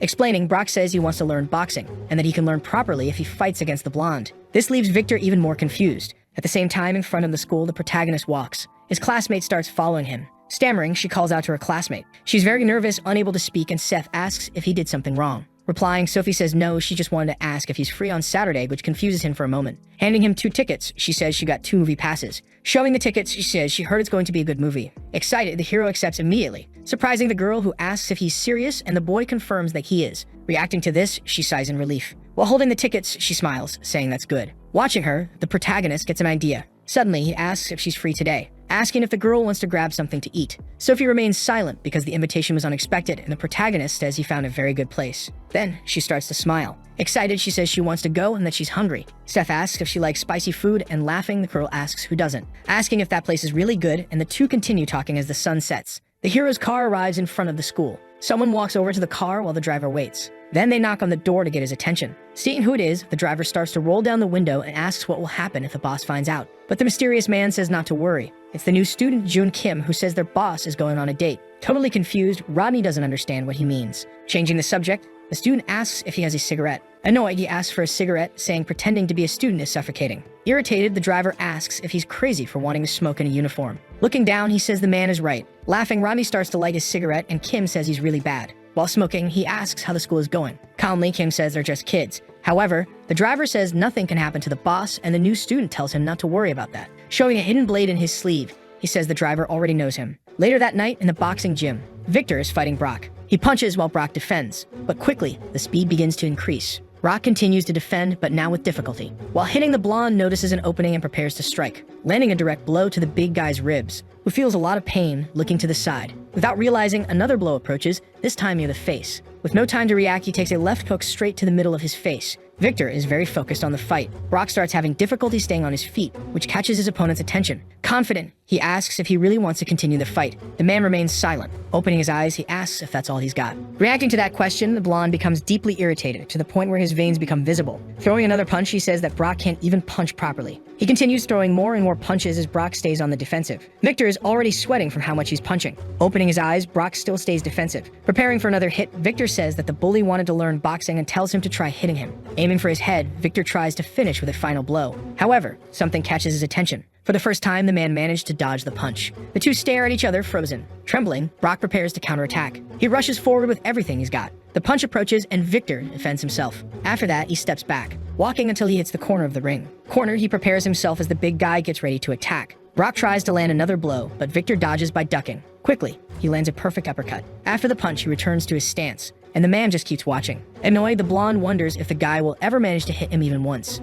Interrupting his thoughts, Brock asks what he's doing and tells him to attack. Hearing this, Victor becomes deeply irritated and calls him a bastard. The two rush at each other with full force. Meanwhile, in the movie theater, the potential couple is watching what seems to be an action horror movie. Sophie is trembling with fear. She grabs onto the protagonist's jacket. Cleverly, he places his hand over hers. Noticing the physical contact, the girl looks down. In response, she pulls back shyly while the boy just laughs. Sometime later, the movie ends. Everyone starts leaving the theater. Seth and Sophie are leaving the room as well. He asks if the girl liked the movie, and she says yes. In turn, the protagonist says he liked it too. Smiling, she says she's glad to hear that, and that she's heading home, but interrupting her, the new student asks if she doesn't want to grab something to eat. After the question, she seems confused, and the boy asks if it's not normal to eat after a movie, and if that's not how dates work. Stammering, Sophie asks if this is a date. Suddenly, he grabs her hand. Happily, he says he knows the perfect place. Inside the Sunshine building, they're in a restaurant. The girl starts looking around. Leaning in, she whispers, asking if the place is expensive, and smiling, the boy tells her not to worry and to eat. A waiter comes to the table, placing all the silverware and plates. She then thanks him for it. As the man walks away, the girl sighs, which leaves the boy confused. Continuing, she says she still thinks it's too much, and the boy tells her not to worry because it's free. Sophie asks what he means by that, and the boy explains that the restaurant belongs to the company, so they can eat without paying. Still not fully understanding, she asks what he's talking about, and the protagonist replies that it's complicated, but that he's richer than she thinks. After hearing this, she smiles. Intrigued, the new student asks if she thinks it's a lie. However, Sophie explains that's not it, and the boy asks why she's laughing. Embarrassed, she responds that she laughed because she got jealous when he said he's rich. Changing the subject, Seth asks when their second date will be, making the girl blush entirely. Another day on the road. A fleet of cars is heading somewhere else. Inside the car are the protagonist, his uncle, and the driver. Breaking the silence, the uncle says he'll send people to Jeju Island, explaining that the Japanese gangs must be planning something. In disbelief, the boy says it's a school trip and that nothing will happen. After hearing the response, the man remains silent. The boy also stays quiet. Sometime later, the car stops. Stepping out, he sighs, saying he's leaving. But he stops and tells him not to worry because nothing will happen. Then he slams the door shut. He's walking near some houses. With his arms crossed, the man calls for the driver, ordering him to go with the boy. Confused, Rodney says Jab is already there. However, the uncle explains that he's already told the Jeju gangs to watch him, but that he'd feel less worried if the driver was there too. Following the order, Rodney says he'll do it. He gets excited, thinking about the idea of going to Jeju. Then they take the plane and go. Sometime later on Jeju Island. All the students are excited after arriving. The teacher appears behind one of them. Punching him on the head, she tells them to quiet down. She asks if they're all babies. Angrily, she orders everyone to get on the bus. After they board, the teacher asks if everyone is there and the driver confirms. Soon, the bus sets off. Some time passes, and they arrive at the Jeju Tourist Hotel. They begin to get off the bus. Among those on the trip are Sophie, Brock, Victor, Kim, and Seth. After gathering everyone, the teacher asks if all the students have disembarked. Flipping through a sheet of paper, she mentions that the class is on the 8th floor and that their names are on the doors of their rooms, giving them 1 hour to unpack. After her explanation, the buses start to leave. Inside the hotel, the students begin searching for their rooms. The new student finds his room door. In the same room will be Seth, Victor, and Brock. And with that, the protagonist says that they make a great team. Walking down the hallway, Kim mentions that he'll be staying in the room next to the boys. Entering the room, the hero says it looks nice. Suddenly, he claims one of the beds. In the background, Victor calls out to Brock, questioning why he took the big bed. But Brock asks if he has a problem with that. The two stare at each other. An hour later at Jusing Jolly, all the students are gathered, talking among themselves. Inside the bus, the teacher tells the students to pay attention to the correct bus as there are other schools and instructs them to return by 3 p.m. At that, several students begin to board. Seth is sleeping without a care in the world. However, someone calls for him, waking him up. It's Sophie, inviting him for a walk. Grinning from ear to ear, he accepts. Meanwhile, Victor is lying on the grass, resting, but something catches his attention. It's a group of students walking by. They seem to be heading somewhere. Seeing this, Victor gets irritated, calling someone a damn Chinese and saying they look pretty strong. Brock passes by them calmly. Elsewhere, Kim is smoking, but someone taps his shoulder, catching his attention. It's the driver, Rodney. They start talking and laughing. At the same time, Seth is leaving with Sophie, walking down a staircase while chatting, but someone steps in their way. The protagonist just stares at him. It's the Chinese students that Victor had seen earlier. One of them comments that Korean girls are beautiful and invites her to hang out. Hearing this, Sophie becomes very uncomfortable. Then the guy asks why she isn't spending time with them instead of being with the sweet boy. Hearing that, Seth stays silent. Irritated, he asks what they're talking about. In response, the students remain silent. Without saying a word, the boy watches them with an expression of anger. Suddenly, Sophie steps in, surprising everyone. Speaking in Chinese, she asks what they want. This shocks the boy. Even the Chinese students are surprised to hear this. Continuing, she tells them not to give Koreans a bad impression of Chinese people because of their behavior. Smiling, one of them asks if she knows their language, and the other asks if the skinny boy is her boyfriend. Ignoring them, Sophie just turns around. Placing her hand on the hero's arm, she asks him to leave. Calmly, he obeys. Then the two begin to climb the stairs. In the background, the three mock them, leaving the protagonist deeply irritated. They head to a park. Surprised by the news, the boy asks if she speaks Chinese. Responding, she says that when she was little, she lived in China for a few years because of her father, and that she continues to study it to avoid forgetting. Impressed, he says that's amazing. However, he asks what they said. She replies, telling him not to worry because those guys didn't say anything important. Standing up, the hero announces that he's going to the bathroom. With a frightening look, he says he'll be right back. Then he starts walking toward the supposed bathroom. However, he arrives at that staircase from before. From the top, he calls out to the group, staring at them with a crazed look. Quickly, he jumps towards them with everything he's got. Sophie is sitting on the bench waiting. The boy returns, explaining that the bathroom was a bit far, and she says it's okay, asking what they're going to do now. Pointing to another spot, he says the view is amazing nearby and invites her to go take a picture. Soon, they head there while laughing. A man arrives at the scene surprised. Seeing his colleagues lying on the ground, he asks what happened. Approaching one of them, he punches him in the head to wake him up, asking what really happened. Nervously, the guy says a Korean boy defeated the group. Irritated, their leader asks if he's not ashamed to lose to a Korean. He continues, saying they will catch this Korean now. Looking back, he orders his henchmen to split up and find him. Nearby, two students are walking together. Suddenly, something grabs their attention. Two Chinese students arrive, kicking and asking if they were the ones who attacked their friends. As one of them prepares to strike again, his colleague says it's obviously not them and tells him to keep looking. Wandering around, they find Victor sleeping. Confident in his find, the man says there's a Korean boy right here. The group begins to approach and surround the boy. Quickly, one of them kicks him. Waking up, Victor asks what they're looking for, but the man says it's probably not him. Standing up, irritated, he asks again what they're looking for. He questions who they think they're staring at. Smiling, he asks if they want to fight. Excited, the blonde begins to get up. However, the Chinese student tells him to sit back down. He keeps repeating it, but a fist approaches. He's cut off mid-sentence by a punch right to the face. Because of the punch, he crashes to the ground hard. His classmates surround him, and Victor asks what that guy just said. Elsewhere, Brock is sitting on the grass, looking at the scenery. Someone calls him, making him look back. It's a Chinese student asking if he was the one who beat his boys. Concluding that he looks pretty strong. Staring, Brock remains silent. Suddenly, the guy charges at him, throwing a punch, but the big guy blocks it. Still with his back turned, he blocks the punch by grabbing the opponent's hand. Trembling, the guy says nothing. Breaking the silence, Brock thanks him, saying he was starting to get bored. Gritting his teeth, the man calls him a kid. Preparing for another hit, he tells Brock to release his hand. But the big guy isn't fazed at all. He blocks the man's punch again. Quickly, Brock spins around, grabbing the man from behind. Irritated, the guy calls him a damn bastard. However, Brock starts squeezing him in a bear hug. He starts lifting him up with all his strength, and finally finishes him with a deadly Greek wrestling move. The Chinese students are stunned, watching the fight. Brock tells them to come at him, calling them damn bastards. A while later, several students begin heading to their respective buses. Outside, the teacher is noting down who is boarding. Several students are already on the bus, and the student who got beaten for no reason is still irritated. Seated in their spots, the future couple is laughing. Someone enters the bus, catching Seth's attention. The one who enters is actually Victor. This makes the protagonist curious. As he walks by, the blonde passes near their seat, then sits down behind the two. Brock also enters the bus. He starts walking, and the hero becomes confused as well. The two latecomers have arrived. Seeing them both, the protagonist stays quiet. Then it shows how Victor defeated his opponents. And the same happened when Brock faced them. Some time passes, and the couple continues chatting. Entering the bus, the teacher asks Sophie if everyone has arrived. Standing up and looking around, she checks. However, she says the new student, Kim, isn't there, and irritated, the teacher comments that she had warned everyone to return on time. Meanwhile,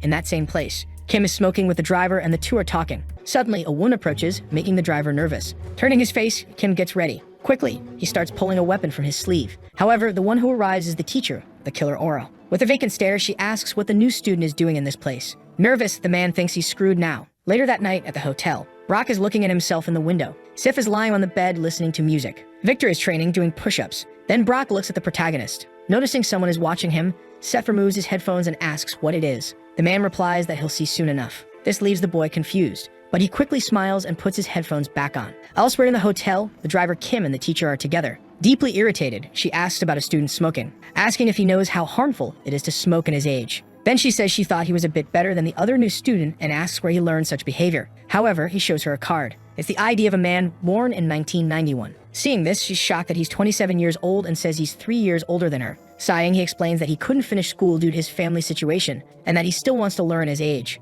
In shock, she thinks he looked older. Suddenly, he grabs her hand. As he approaches, he asks if she can forgive him just this once. With a calm smile, he pleads, please. Embarrassed, the teacher says she will.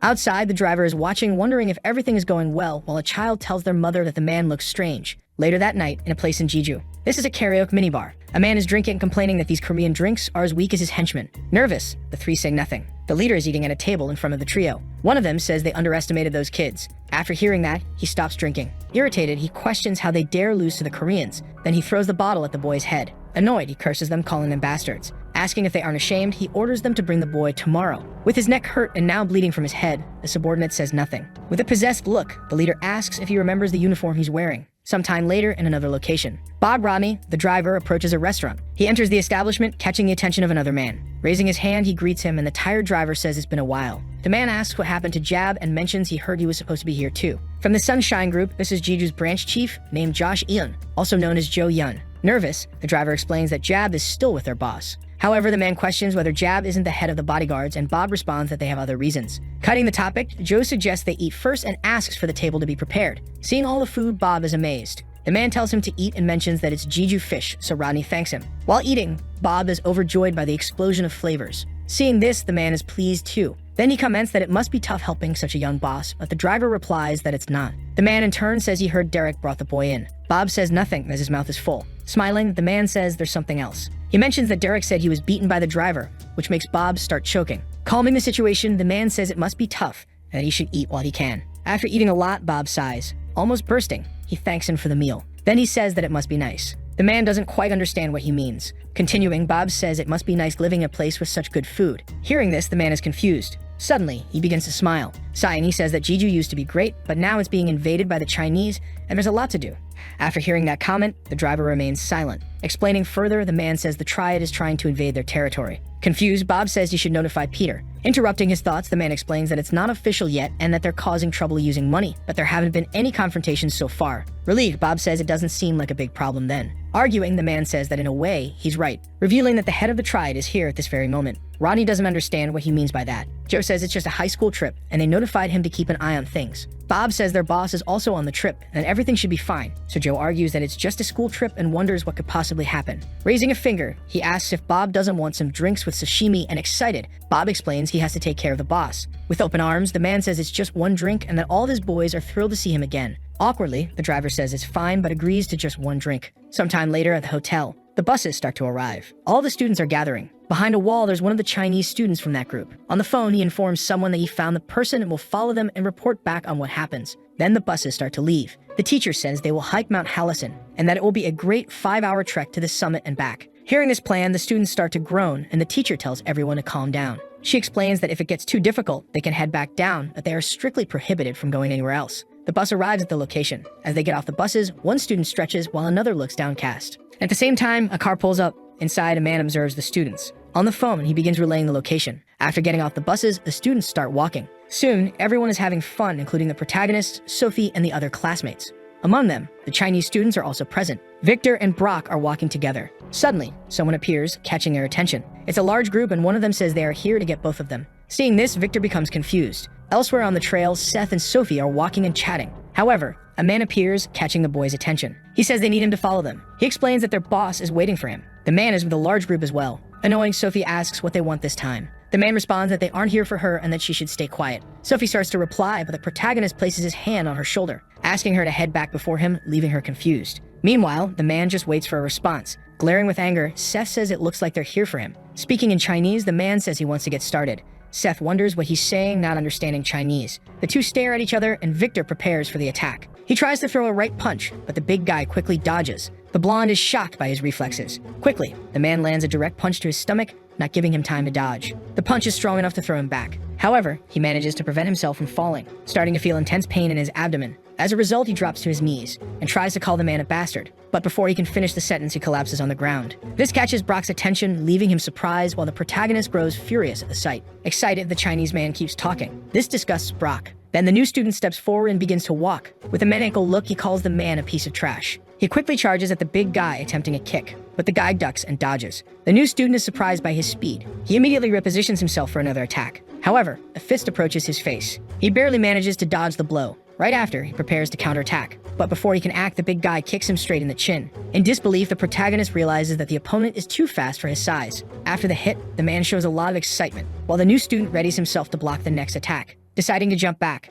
Quickly, the big guy throws another kick, but this time, Seth manages to block it, sending him flying back. Even so, he stands firm in the fight. Seeing that he didn't fall, the Chinese man is surprised, and the protagonist comments that he's having fun. Elsewhere, Sophie runs to the teacher. Catching her attention, she begins to explain something, leaving the woman in shock. Nearby, two people are sitting and talking. It's Kim and the driver who are smoking while chatting, but they soon notice something happening. Looking back, the driver asks what's going on. Kim responds that it seems something is happening now. With that, the driver puts out his cigarette, saying he hopes nothing serious has happened. Both of them get up and decide to check out what's going on. In the woods, the fight between Seth and the Chinese leader continues. The hero tries to throw another punch, but the opponent dodges. Next, he attempts a counterattack with an open palm, but the new student manages to dodge again. The two continue fighting intensely, but neither can land a direct hit. Brock watches the fight in shock. The Chinese students also can't believe what they're seeing, as they thought their boss would have finished the fight by now. At one point, the Chinese leader attempts another strike, but it fails this time. Seth smiles, excited as he finally sees an opening. He quickly tries another hit, but the big guy dodges again. Then he starts spinning,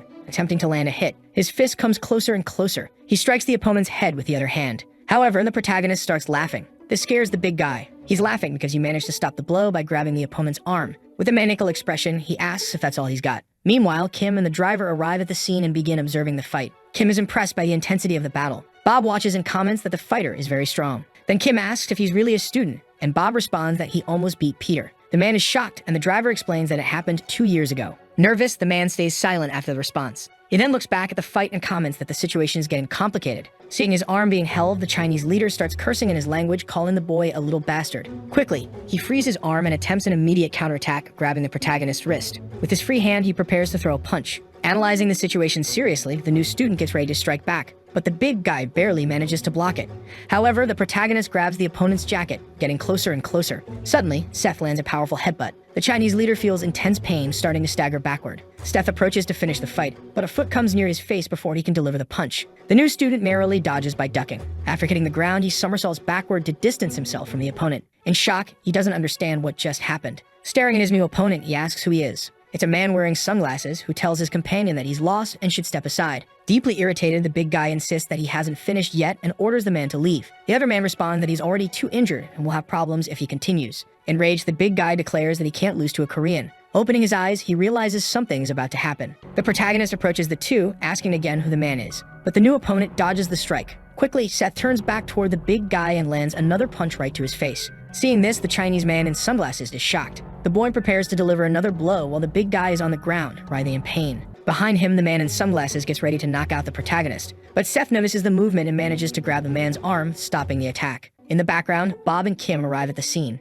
Kim is visibly furious, and Bob just follows. The three face off at this moment. Then, the driver begins pulling something from inside his jacket. It's some kind of strange weapon. Kim also pulls a weapon from inside his sleeve as he walks toward the adversary. Confused, the man with sunglasses asks who they are. The trio is now ready for the fight. Suspicious, the new student remains silent and looks at Kim. The Chinese man with sunglasses also stays quiet. Breaking the silence, the boy says this is a mess. Annoyed, he says that the two are making it look like he lost to that bastard. He then looks at the Chinese man with hatred. The man in turn gets a bit nervous. Without hesitation, the boy charges at his new opponent, trying to land another punch. But the man narrowly dodges again. Quickly, the protagonist grabs his ponytail with his left hand, pulling his hair hard. Then, with his free right hand, he prepares to strike, landing the punch squarely on the Chinese man's face. The blow is so strong that he starts bleeding profusely and is thrown back, crashing to the ground. After the punch, Seth stares at him. Sometime later at the Sunshine Group headquarters, the uncle and the protagonist are sitting in the room in silence. The man recalls the hero's statement about not causing any trouble, but the boy remains quiet listening. Looking back, the man reprimands Kim and Bob for not keeping an eye on the boss.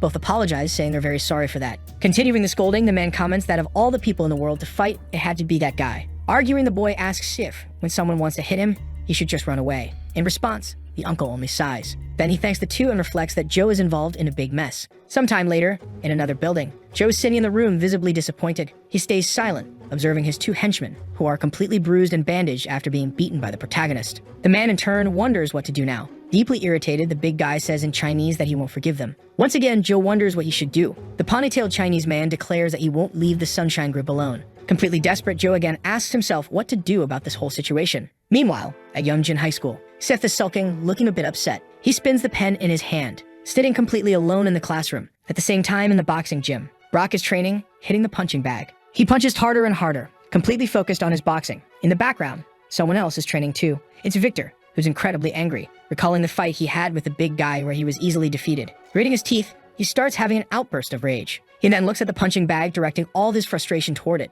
Determined, he continues training, more focused than ever on getting stronger. Meanwhile, back in the classroom, after finishing her lesson, the teacher announces she has some news. She informs the class that they'll have a new student as the students murmur again, and in her mind, the teacher wonders why all the new students end up in her class. Looking toward the door, she says the new student may come in. It's a new girl, and as she walks into the room, everyone is instantly captivated by her. The teacher explains that she's from Japan and that everyone should treat her with respect and kindness. Quickly, all the students, especially the boys, are enchanted by her. Introducing herself, the girl says her name is Akira. Then she looks at the protagonist with a rather suspicious smile. The boy grows very suspicious but says nothing, only observing her in return. Elsewhere, a phone starts ringing. Someone approaches to answer it. It's the leader of Santu Nikai, who, upon answering, asks how it went. The other line responds that the girl successfully entered the school. Happy, the man says to make sure she handles things quietly. He then thinks that if the boy disappears, Korea will be all theirs. Meanwhile, at Yeongjin High School, the girl is already seated at her desk and Sophie is just watching. She thinks that Akira is very beautiful and looks like a doll. The new girl is just watching something.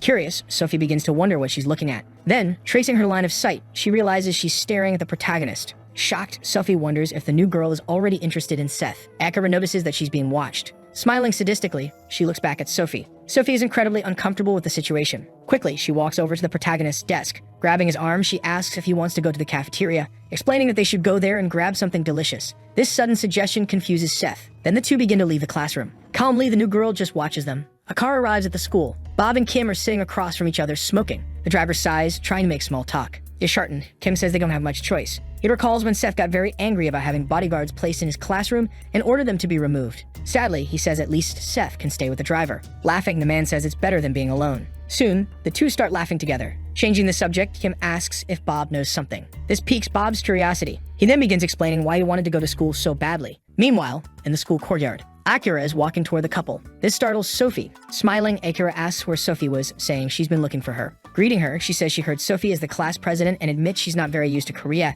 asking if they can be friends. Sophie hesitantly agrees. Looking at the boy, Akira asks if he's her boyfriend and Sophie begins to stammer. Being completely direct, Seth says he is indeed her boyfriend. This shocks Sophie. Interested, Akira asks if that's really true. Standing up, the hero tells them to enjoy themselves and says he's leaving. However, suddenly, he stops walking. He looks back at the girl. Akira asks why he's leaving now. Seth responds that he has other things to take care of at the moment. He then starts walking away from them. Blushing and incredibly happy, Sophie thinks about what he said earlier regarding them being a couple. Later that night, at his mother's cafe, she asks what he was doing there since it's been a while since he last visited, and he responds that he was on a school trip. His mother says she already knew that. After a while, he finishes his coffee. Then Seth calls his mother over for a conversation. He mentions that today a transfer student from Japan arrived. Interested, his mother says the girl must be pretty and remarks that it's the first time he's been attracted to a girl, asking him to tell her who he's interested in. Dodging the question, the boy says that's not it. He adds that there's something strange about the girl. Curious, his mother asks what that might be. Reluctantly, the new student begins to reveal that the girl gives off the same vibe as his mother. This leaves the woman both surprised and uncomfortable. The protagonist begins to question if it's just his imagination.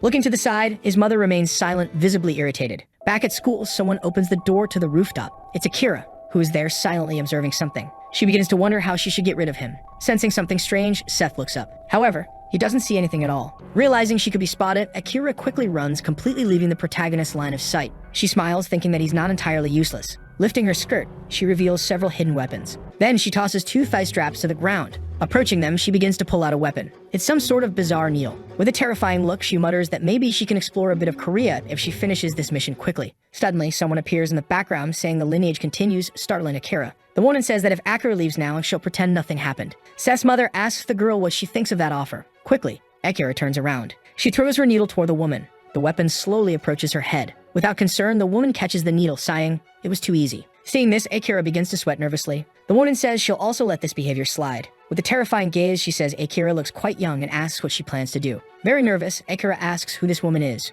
reaching the conclusion that she needs to get out of here quickly. Her needle gets closer to her head. She barely dodges the object, but it still grazes her cheek, leaving a small cut. Looking to the side, Akira notices something coming her way. Seth's mother charges at her with full force. She's about to land a kick. The blow hits Akira, but it only grazes her hair, leaving the girl in shock. The woman says nothing, only observing. Akira, witnessing the immense power of the woman, is unsure what to do. At that moment, the woman reaches out her hand toward the girl's face. With a piercing look, she grabs Akira's cheek, asking if she's not good at listening, causing the girl to cry in fear. Meanwhile, back in the classroom, the teacher asks why so many students are absent. In the background, a student arrives just in time. It's Kim, scratching his head and apologizing for being late. The teacher, a bit embarrassed, tells him to take his seat. She continues addressing the class, saying you're going to have another fun day. Seth is surprised to see Kim. Quickly, he grows irritated as well. The two stand face to face in the school courtyard. The boy says he told his uncle he didn't want Kim coming back to the school, but Kim apologizes, explaining that he asked Seth's uncle for permission to return to school. This response leaves the boy confused. The man explains that he genuinely wants to attend school.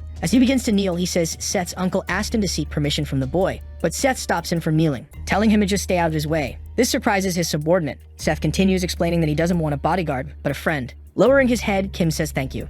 However, Seth grabs his jacket, telling him that if he's going to be so formal, he should disappear. Nervous, the man begins to sweat profusely. Then the boy tells him to relax. After the conversation, Seth begins walking away. The man just watches and eventually smiles. Back on the rooftop, Akira is very nervous. She starts to look behind her. The woman tells her not to even think about running. With a chilling aura, she orders Akira to take her to the leader right now. In the classroom, the teacher is explaining the lesson. In the back, the boy is just trying to catch some sleep. Later, he lifts his head. Bored out of his mind, the time slowly passes. The teachers switch, and the lesson continues. Finally, the day comes to an end. Seth is exhausted from the monotonous routine. He stands up to finally leave. In the background, Sophie watches him, worried about how he's acting. Outside, the protagonist heads toward his car. Bob welcomes his boss, asking where he'd like to go, and the boss responds that he wants to head to his mother's cafe. Sometime later, they arrive at the location. However, Seth sees something that leaves him slightly confused. It's a sign saying the cafe is closed due to personal reasons. With that, he quickly grabs his phone. He decides to call his mother, but she doesn't answer, with a message saying the number cannot be reached at the moment.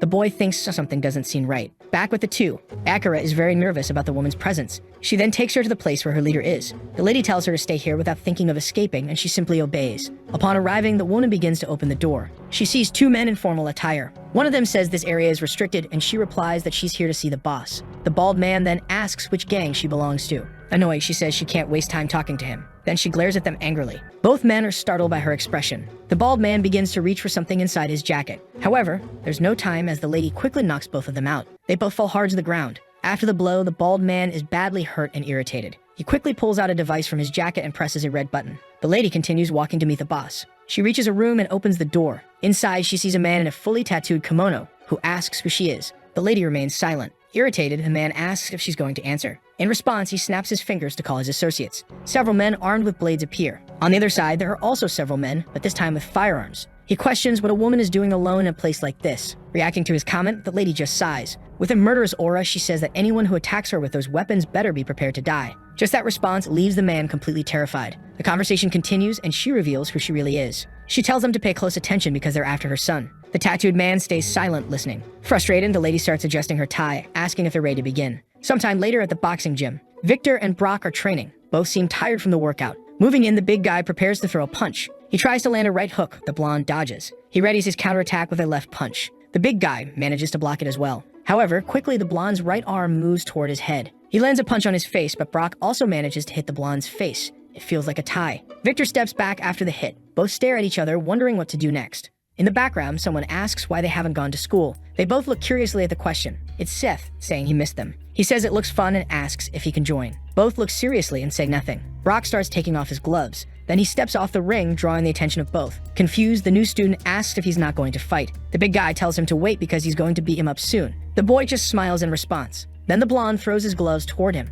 asking what he's doing and telling him to put on the gloves and get in the ring. He asks if boxing looks easy, just because he knows how to fight. Upon hearing the provocation, the boy just smiles back. Then he decides to pick up the blue gloves from the floor. Victor begins to explain that they'll do 4 rounds of 3 minutes each, and he'll make sure the boy begs for mercy. With the gloves on, the boy says they should get started. Inside the ring, the protagonist starts trying to dodge the punches. The blonde tries to land a left punch, but Seth dodges it with a smile. Victor prepares for another strike, aiming for a right punch this time. But the newbie dodges again. At this point, the blonde realizes something's coming. Seth tries to land another punch, but the blonde blocks it. In his mind, he wonders what this kid is. After the punch, the boy steps back. They're somewhat distant from each other in the ring. The blonde is starting to get out of breath. He questions why Seth is so strong. Staring at him, the hero remains excited by this. However, Victor begins to get angry, saying boxing isn't the same as a street fight, calling the boy a bastard. He quickly charges forward, and the fight continues. Meanwhile, back at the dojo, suddenly a group of men goes flying, breaking through the doors. Seeing this scene, another group starts sweating nervously. She simply defeated several men around her. This left everyone very scared, as she seemed to be just an ordinary old lady. One brave man charges at her with his sword. However, he quickly gets punched in the face. He falls hard to the ground, joining the others. A bald man also charges, shouting for her to die. Reflexively, the woman looks back. The bald man is holding a sword, ready to stab her. However, he ends up hitting something else. Shocked, he realizes he struck his companion instead. The lady had used one of the fallen henchmen as a human shield. Furious, she gets ready to punch again, but the woman's hand approaches his face. Without mercy, she strikes both of his eyes. With great force, she begins to push them, throwing the bald man to the ground as well. Without hesitation, she glares at everyone around her with a murderous aura. After that, she begins to stand up. Nervous, everyone starts to watch her carefully. Behind her, a man with a gun tells her not to move. Another one then starts to shout. He rushes at the woman with a blade. He tries to land a direct hit on her, but the woman dodges by ducking down. Quickly, she sweeps the man's legs, throwing him upward. In that moment, she notices the knife one of them used earlier. She kicks it. The knife is launched towards the man with the gun.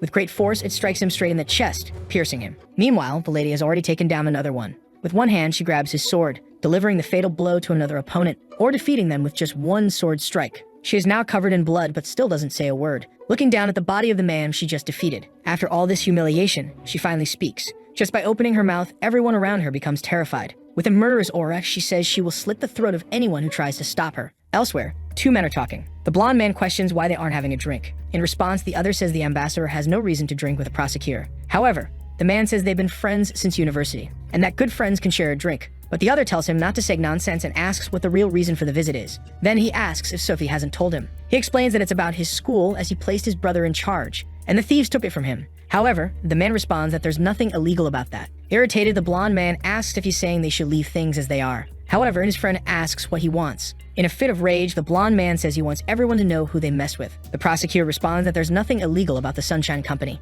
and that even if they investigate, they won't find anything. The other laughs, saying they're a group of gangsters, and that they'll know their place once they find someone stronger. Then the prosecutor says they won't find anyone willing to go against the Sunshine Group, and the ambassador responds that maybe not in Korea, but he sent his brother to Japan to clean up the mess. Hearing this, the man remains silent. Soon after, the ambassador continues, saying that it must be the biggest gang in Japan. Confused and irritated, the man asks what he's trying to do. Excited, he responds that he doesn't want to make it a big problem, and that he just wants to get rid of a few people. Then the other starts to rise from the table, saying he follows the law. As he leaves, he comments that he'll pretend he didn't hear any of this. Hearing that, the ambassador starts to get very angry. Cursing him, he says that he made him a public prosecutor, and that this is how he repays him. Back at the dojo, the massacre is over. The lady is somewhat relieved after all of this, even defeating a tattooed man who was covered in scars. Sitting in front of the painting of Japan, the old man just watches, asking what is happening. Confused, he wonders who this woman is. His eyes widen as he sees something coming. It's the lady who noticed the man's movement. She charges with a sword. Then she strikes directly at the painting of Japan. The old man is terrified, realizing he was nearly hit by the sword. With a frightening aura, the woman says that if he ever touches her son again, she will surely kill him. Sometime later at the protagonist's school, with crossed arms, he looks upset about something. Sophie is very worried, looking at him.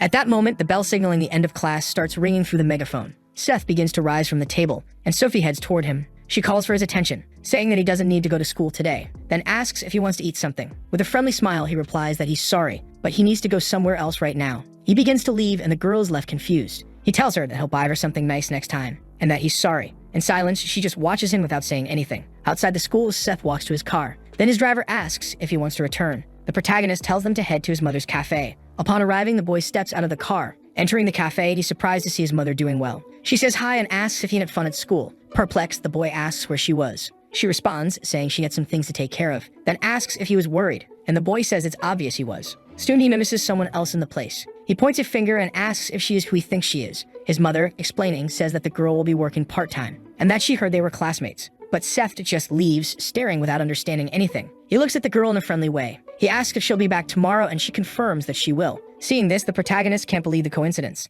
At the same time, somewhere else in the city, a scarred man asks what he's saying. This is the boss of the great three-headed phantom, Midoki Ryonosuke. The man arrives with a briefcase. He places it on the table, then opens it, revealing a large amount of money. The boss stays silent, looking at the money. He responds that it won't be easy to get rid of Sunshine. Then the blonde man asks what he means by that. He explains that they follow rules and are on the same side. Confused, the blonde doesn't understand anything he said. Continuing, Midoki says that's not the important part, and asks what they can do for his group. The man replies that their boss said he would help them do business in Korea. Observing, the boss says that opening businesses is something they can do too. At that moment, the blonde man asks what he wants, and the leader says he wants something that makes a lot of money. For example, helping to transport goods to Korea, and if they do that, they'll handle the rest. This response leaves the man shocked. Responding again, Ryonosuke says they'll undo the Sunshine Group's business, and that the man stands to benefit the most. Smiling, he says he'll give them plenty of time to decide. Glancing at the psychopath, he invites him to try the hot springs. Meanwhile, in Jeju, someone is beating Josh Yun. He's been beaten in every possible way, completely battered and exhausted.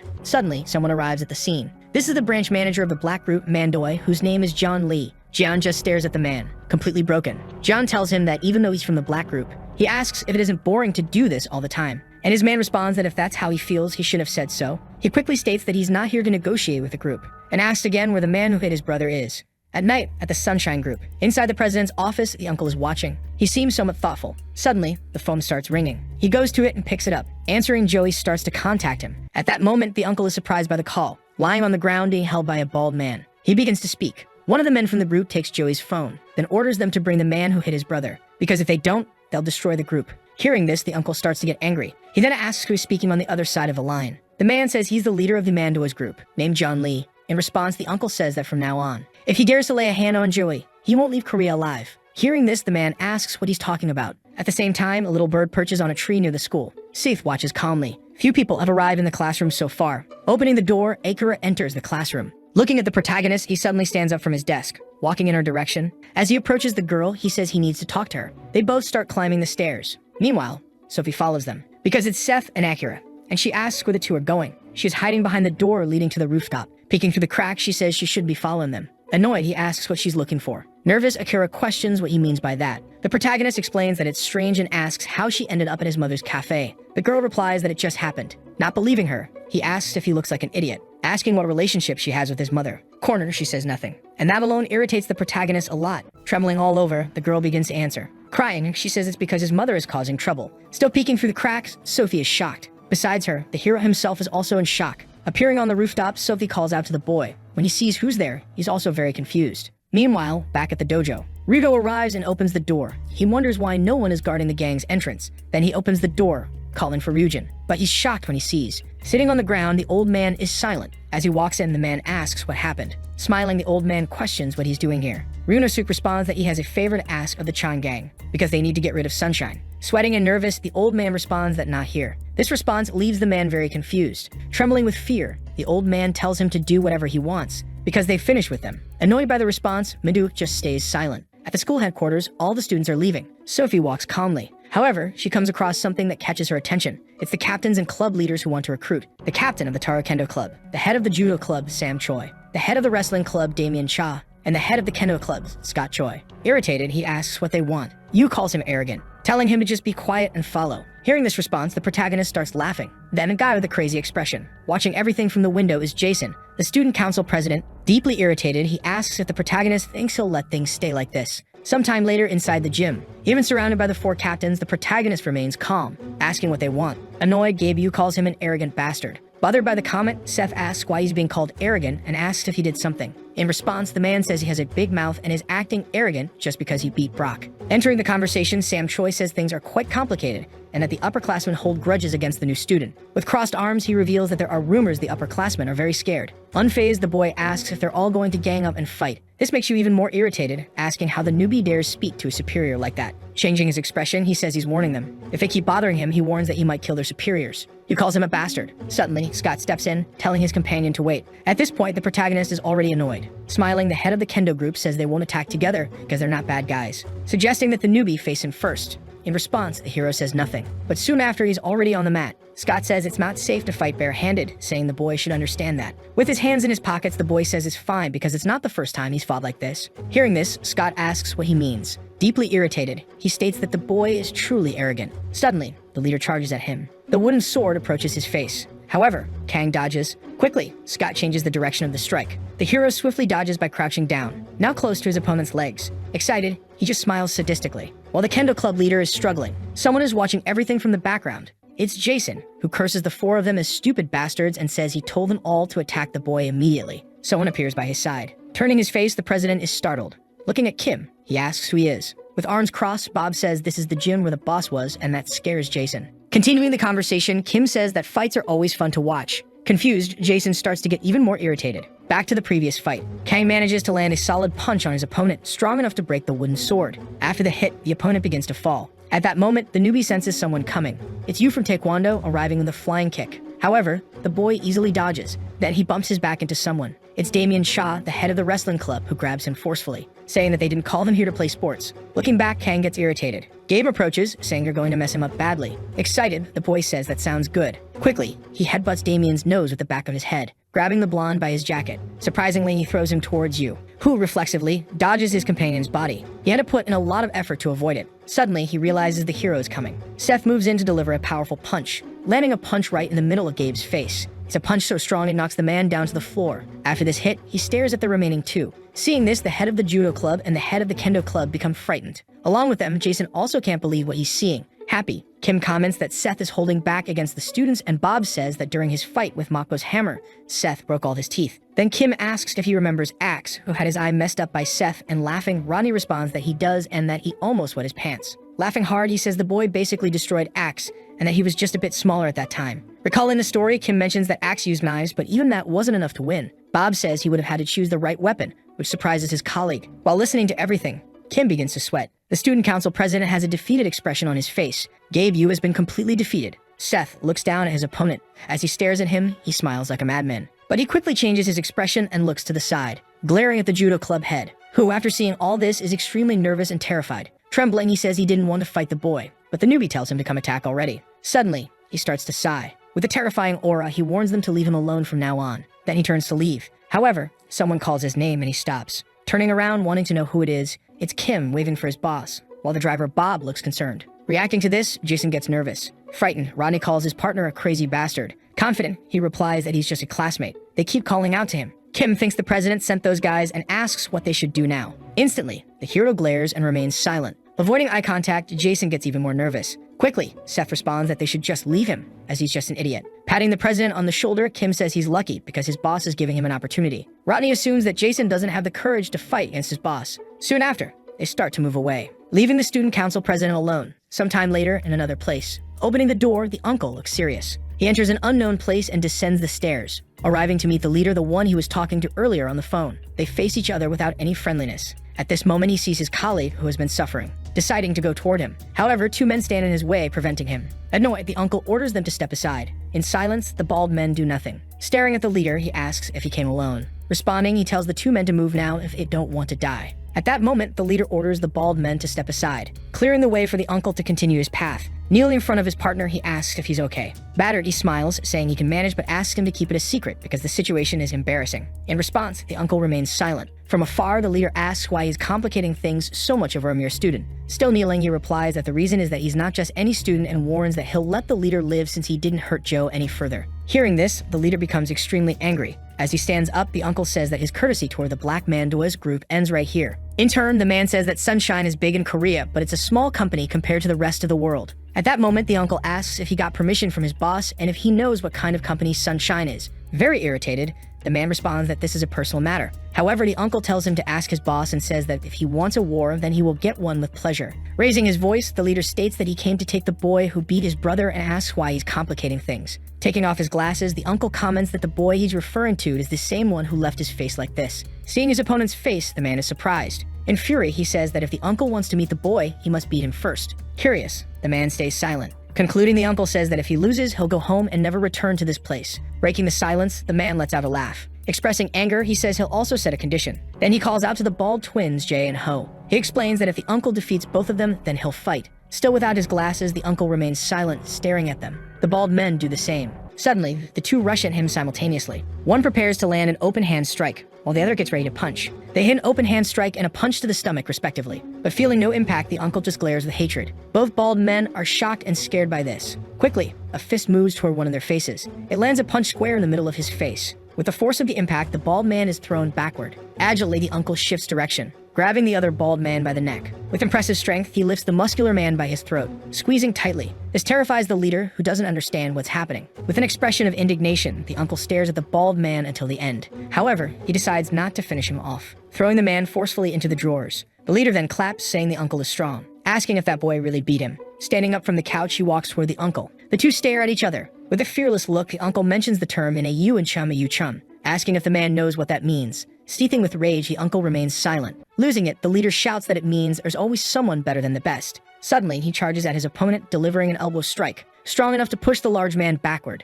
Pleased with the result, the leader laughs. However, he quickly realizes something is wrong. Seeing that his opponent is still standing, mocking, the uncle asks if that's all he's got. Surprised, the man wonders how the hit didn't even hurt. Then the uncle questions the saying better than the best, saying that's what they call a frog in a well. Suddenly, someone yells for them to stop. Both fall into complete silence. A man walks up to the two who are fighting. He respectfully greets the uncle, saying his boss sends his regards. Irritated, the leader asks why he's there. At that moment, the Chinese man Chun starts whispering. After hearing him, the leader gets even more irritated. Apologizing, the man asks for the uncle's forgiveness, and if permitted, they would like to leave, explaining that their boss will want to compensate for this incident. However, the man from Sunshine remains silent without responding. Changing the subject, the uncle says they won't be leaving now. As he exits, the leader makes it clear that he'll be back. The uncle then says that next time he comes, he'll kill him, and tells him to deliver that message to his boss. Leaving the scene, the man is extremely irritated by the response. Sometime later at the protagonist's house, he is sleeping deeply. However, his phone starts ringing, waking him up. Still tired, he decides to answer. It's Sophie calling, asking if he wants to hang out,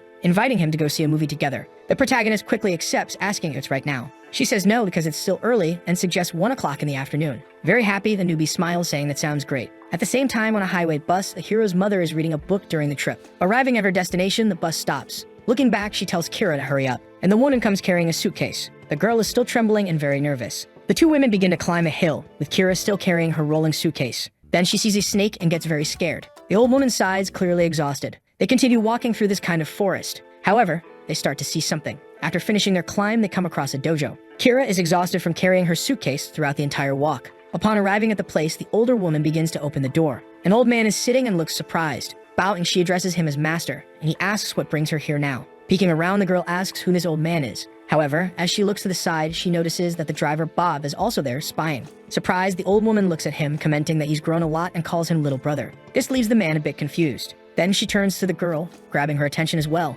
telling her to wait there and do nothing. Nervous, Kira quickly agrees. Back to the protagonist, he arrives at the cinema for his date. Embarrassed, he asks her if he made her wait too long. But Sophie assures him that he didn't and asks if he slept well. Changing the subject, the hero asks his friend if there's something she wants to watch. The two start looking at the posters. Sometime later, Seth is holding posters for a movie called Witch. Meanwhile, Sophie has posters for a movie about a kitten. Showing each other their choices, they both remain silent. Excited, the girl mentions that they haven't watched something like this last time, and suggests they see the kitten movie since she likes cats. Suddenly, someone calls out to her. Lifting her head, she's surprised. It's her father, who is there for some reason. Seemingly calm, he stares at the nudie, who, in turn, has no idea what's going on. Curious, Sophie asks her father why he's here now. Then the man asks if they can watch the movie later and invites them to eat something. The three of them head to what seems to be a conventional restaurant. Sitting at the table, the father tells his daughter not to worry and to eat as much as she wants. Embarrassed, she asks why he's doing this. With a charming smile, he says he just wanted to meet his daughter's boyfriend. She asks if that's the only reason. In turn, the man says it's her first boyfriend and asks what could be more important than that. At that moment, she lowers her head and both go quiet. Seth notices something strange is happening. Her father stared at her with a very odd look. From afar, others could feel the tension at the table. Breaking the silence, the man suggests they all eat. A bit confused, the newbie agrees with the idea. Meanwhile, at the temple, Akira is sitting and waiting. A man walks past her, but the girl avoids eye contact. He tries to look from a different angle, but she turns her head away. Even as he leaves, she tries to see her face. Nervous, the girl asks what's going on. Soon, she notices someone approaching. It's that same man who came to see her again, already bothering her. Frightened, she asks where she is. At the same time, inside the temple, the old man says the girl outside has killed many. Then the woman says she has healing powers as well. Surprised, the man asks if that's true, and the lady says she was hoping to leave the girl in his care for a while. Annoyed, the man responds that he had a purpose. Arguing, she says that everyone has the right to protect the power they were born with. Mocking, the man says the one who said that is the same person who gave up being hair for a man. Hearing this, she remains silent. Bowing, she apologizes. Stroking his beard, he explains that she's the best in training in every way, and that no one is better than her, so she should take care of it. At this, the woman asks if he intends to send his student away from the temple. However, he questions how he could keep him in the mountains. Again, the protagonist's mother says nothing. Staring at her, he says she can go and he will watch over the girl for a few days. Receiving his positive response, she begins to rise. Thanking him, she bows to her master. Back to the meeting between the future son-in-law and father-in-law, both remain quiet at the table. Irritated, the newbie says if he has something to say, he should just say it already, mentioning that he didn't send Sophie away for nothing. In response, the father says that the boy knows what he does. This leaves the boy completely confused. Smiling, the father explains that what he does isn't that important. Getting irritated again, he makes it clear that the protagonist's identity is far more important. Sophie stays completely silent after the comment. Continuing, the father says he heard that Seth is the heir to the Sunshine Group and that 90% of Korea's companies work for his company. The newbie is somewhat surprised, but still says nothing. Surprisingly, the man says he won't reveal this to his daughter, which leaves Seth completely shocked. However, he explains that if his daughter stays with him, she could be in danger. At that moment, he pulls something out of his jacket. It's a photo, which he places on the table. The photo contains 3 individuals, and he explains it was taken at Ancient Airport. He comments that he's only helping for one reason and that this will be the last time. Standing up, he says that if there's even the slightest chance his daughter is in danger, Sunshine will disappear without a trace. After saying that, he simply leaves. Holding the photo, the protagonist looks at it. Something feels very wrong about this situation. Sophie arrives, noticing that her father is no longer there, and heads toward the newbie, who calls her over. At that moment, he crumples the photo so she can't see it. Curious, the girl asks where her father went. Trying to stay polite, Seth explains that her father said something important came up and he had to leave. Saying this, he hides the photo in his pocket. Completely irritated, she questions why her father embarrassed her, and then left, as now they can't watch the movie. Quickly, Seth suggests they go watch it now. Delighted by the comment, she asks if they really can, and the boy replies yes. Taking her hand, Sophie tells him to hurry. Both are very happy with the date. However, the protagonist still feels something's off. After the movie, they're walking and she asks if the film wasn't wonderful, to which Seth responds that it was good. At that moment, she blushes and starts to laugh. Then she says she can go home alone from here. Feeling very happy, she thanks him for watching the movie together. In response, the boy says he had fun too. Sophie says goodbye, telling him she'll see him tomorrow. They wave at each other. Soon, she heads home. Quickly, his ride arrives. Trembling, the boy grabs his phone. He decides to call his uncle. At the hospital, his uncle is watching over Joey, unaware of his phone ringing. He's staring at his companion, who is severely injured. However, it's impossible to see his reaction because of his sunglasses. The call goes unanswered. Frustrated, the boy calls for his driver. Throwing the crumpled photo to him, he asks him to identify who the people are. With great skill, Bob catches the photo, opening it and smoothing it out. Upon seeing the picture, he is startled and shocked. Not understanding, Seth asks if he recognizes these people. Bob confirms that he does. Very irritated, the newbie questions who they are. Beginning to explain, Bob says they are part of one of the biggest gangs in Japan, called the Three-Headed Phantom Gang, and that the people in the photo are the worst of the three heads, including the leader of the main gang. His name is Miduki Ryunosuke. At the same time, elsewhere, an old man is deep in thought. Those two Chinese leaders are completely defeated. Turning around, the elder explains that he had already told them not to be reckless. This is the head of the Black Group, part of the Mandu gang. His name is Meng Lei. This leader is, in fact, his son. He explains that his brother was humiliated. Retorting, Meng Lei says that this stupid incident isn't enough for him to attack Sunshine. Confused, his son asks if this is just a stupid incident. Suddenly, his father yells, calling him an idiot, which leaves him completely startled. He asks if he doesn't know why the gang has left Korea alone all this time. Perplexed, the man asks if the Sunshine Group is really that big. His father then explains that the Sunshine Group isn't the real problem. The problem is that she is there. Returning to the past, he begins to explain. He is gathered around many people. As he stares at another man, likely his opponent, suddenly, someone appears atop a shipping container. Looking up, the man becomes very nervous. Then a woman arrives along with his opponent on a night with a full moon. She has a very strong presence along with a dangerous look. Just remembering this makes the old man tremble nervously as he runs his hand over a scar, which was likely caused by her. After that, he begins pacing around the room, placing a hand on his son's shoulder, who was previously irritated. With a serious look, Meng Lei suggests that his son avoid stepping foot in Korea for now. This suggestion leaves his son very confused. After that, Meng Lei begins to leave the room. At the school, the big guy apologizes to his brother, saying it's his fault. But his brother reassures him that it's not his fault at all. Still feeling beaten and regretful, the big guy expresses his anger and says he'll do whatever it takes to get revenge, telling him to trust in him. The next day at school, Seth seems a bit troubled by something. He's sitting on the couch talking to someone. In his mind, he recalls his father-in-law's words. If there's even the slightest chance she's in danger, Sunshine will disappear without a trace. Remembering that phrase makes him extremely irritated. Someone is outside that room, just observing. It's the person who's been deep in thought. In a flashback, Bob tells Kim that some guys are following their boss and Jake isn't answering, asking Kim to keep an eye on Seth until Jake returns. Fidgeting with his weapon, the man thinks about this. Quickly, he gives a strange smile. Casually, he says he always does this. Back in the present, he continues watching his boss. However, the boy seems to have improved and noticed. Looking out the window, Seth comments that the weather is really nice today. Outside the school, two men are walking.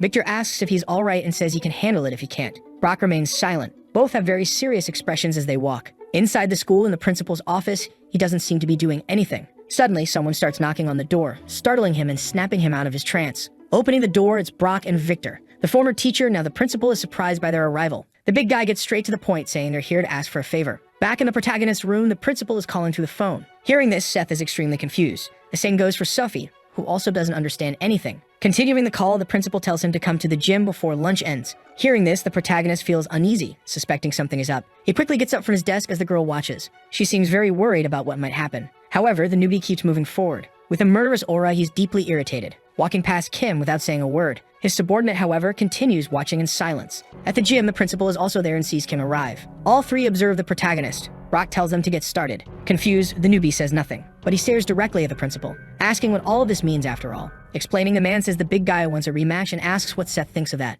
However, the newbie just continues to stare, giving no response. Intervening, Victor explains that Brock is just asking for a rematch and asks if Seth isn't the type to run from a fight. Smiling, he tries to provoke the boy. Seth smiles back, saying Victor is right. With a maniacal expression, Seth says it doesn't matter what the reason is. Kim heads toward the gym as well to see what's going on. He arrives to continue his observation in total secrecy. Meanwhile, The new student is stretching. This is right when the principal tries to hand in gloves. However, the newbie insists he doesn't need them, saying that wearing them makes it feel like they're playing a sport. This catches the principal's attention, as it is indeed a sport. He explains that there are rules. Seth tells him not to worry, as there won't be anything for him to be responsible for. Casually, with his hands in his pockets, he walks up to his opponent. Irritated, he says he's been waiting and lunch is almost over. Focused, Brock stares back, ready to start the fight. Quickly, he goes for the first strike. However, the new student has been patiently waiting for this very moment. He dodges with ease. Seeing this, the big guy is very surprised. Trying to counter, the new student also throws a right punch, but his opponent manages to dodge it. At that moment, the two stare at each other. Then they continue their seemingly ruleless fight.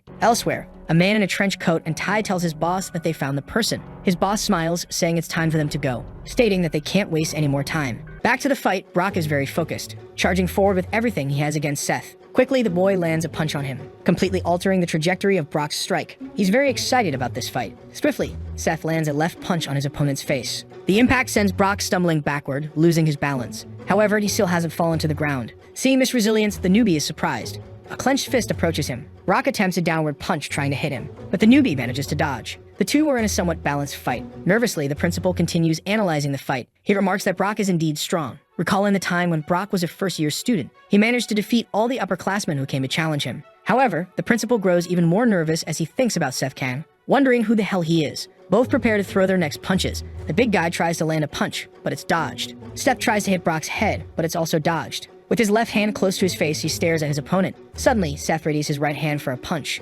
Alarmed, Brock notices the movement and tries to do something to defend himself. Kang lands a punch with his left arm, but Brock manages to defend and block it just in time. While blocking, Brock simply observes him. His opponent has a psychotic expression on his face. Suddenly, the bell rings, catching the former teacher's attention. However, Kang continues throwing punches while Brock blocks. Seth is clearly excited by the fight. Intervening, the principal tells them to stop immediately, explaining that lunch is over and they should finish after class. However, Seth doesn't like that idea at all. They lock eyes and Brock is visibly exhausted. Turning away, the newbie begins to leave. Then he calls out to Brock with a smile and says that he'll hear from him soon. This statement leaves Brock shaken. In the background, Victor silently observes their fight. Though quiet, he's certainly nervous about what he's seen. Elsewhere, a man with a scar on his face is on the phone, saying that they're ready. On the other end of the line, the person says they'll take care of the rest, so there's no need to worry. Once it's done, they'll be generously rewarded. The gangster says it's time to get to work. He's sitting in the backseat, with his driver accompanying him. He's in a black car that looks a lot like the protagonist's. However, behind him is a fleet of buses. Holding a cigarette, he says they need to finish this job as quickly as possible. Sometime later at Incheon Airport, the defeated leader starts leaving,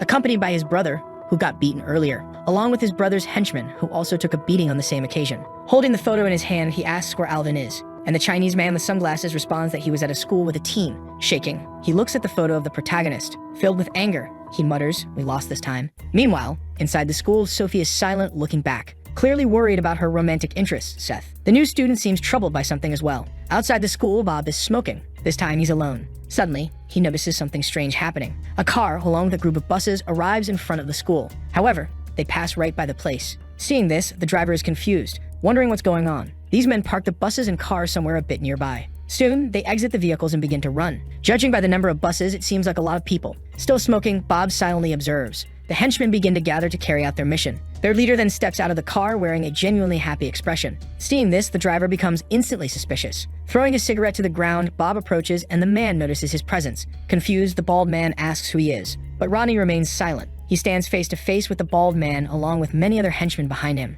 Opening his mouth, Ronnie says, "Open up." Perplexed, the man asks what he's talking about. Quickly, the driver moves closer, grabbing the henchman by the shoulder. With a serene and calm expression, he begins pulling the man by his jacket, attempting to slam his head into the fence. The henchman begins to get nervous. Suddenly, Bob pulls something out of his pocket. It seems to be that odd weapon. Instantly, he readies his weapon for the fight. With his demeanor completely changing, he stares down the bald man. With great courage, he decides to leap forward, aiming to clear the fence entirely. While in midair, he ends up hitting his foot on the fence. Realizing this, he becomes anxious, falling headfirst onto the ground. The henchman ends up sprawled in the same way as the man. As he gets up, he complains about the pain and grabs his phone. Kim hears the sound of a notification. Kim grabs his phone to check the message. When he sees the screen, he's very surprised. It's a message from his boss's driver, informing him that they've arrived. Surprisingly, Kim stands up abruptly, making noise. Nervous, the teacher doesn't understand what's happening. With a calm and seductive smile, Kim explains that he needs to go to the bathroom. In the background, the teacher says it's fine. Irritated, he keeps walking without saying another word. Stiff, not Nave, begins to suspect something. At the same time, in the school gym, Victor tells Brock that he's going to lose. However, the big guy remains silent, not responding. Continuing, the blonde tells him to step down this time and that he can train more with him. Hearing this, Brock gets very irritated. Saying no, he insists he hasn't tried everything yet, which confuses his colleague. Continuing his explanation, Brock says his specialty is wrestling, and concludes that from now on, he'll fight his way. Out of nowhere, someone kicks the door down. Both are surprised and frightened by the scene. The man who broke the door walks into the gym, carrying a baseball bat, accompanied by several other henchmen. Thinking about it, Brock and Victor just watch angrily. The man gets their attention. Showing them a photo of Seth with Sophie, he asks if this boy is here. The man next to him says that obviously Seth isn't here and suggests they search elsewhere, and offers a reward of 10,000 for whoever finds him. The man agrees and they start to leave. However, one of the students calls out. Turning around, the man asks what they want. Brock asks why they're looking for that boy. Confused, the man with the Vegeta-like hairstyle doesn't understand the question either. Looking to pick a fight, Victor and Brock move toward the men. The henchmen are searching all over the school for the newbie. Many of them are gathering on the first floor. They begin splitting into smaller groups to make the search more efficient. One of the groups starts heading toward a staircase. However, someone shows up to block their path. It's Kim, the now loyal subordinate and friend.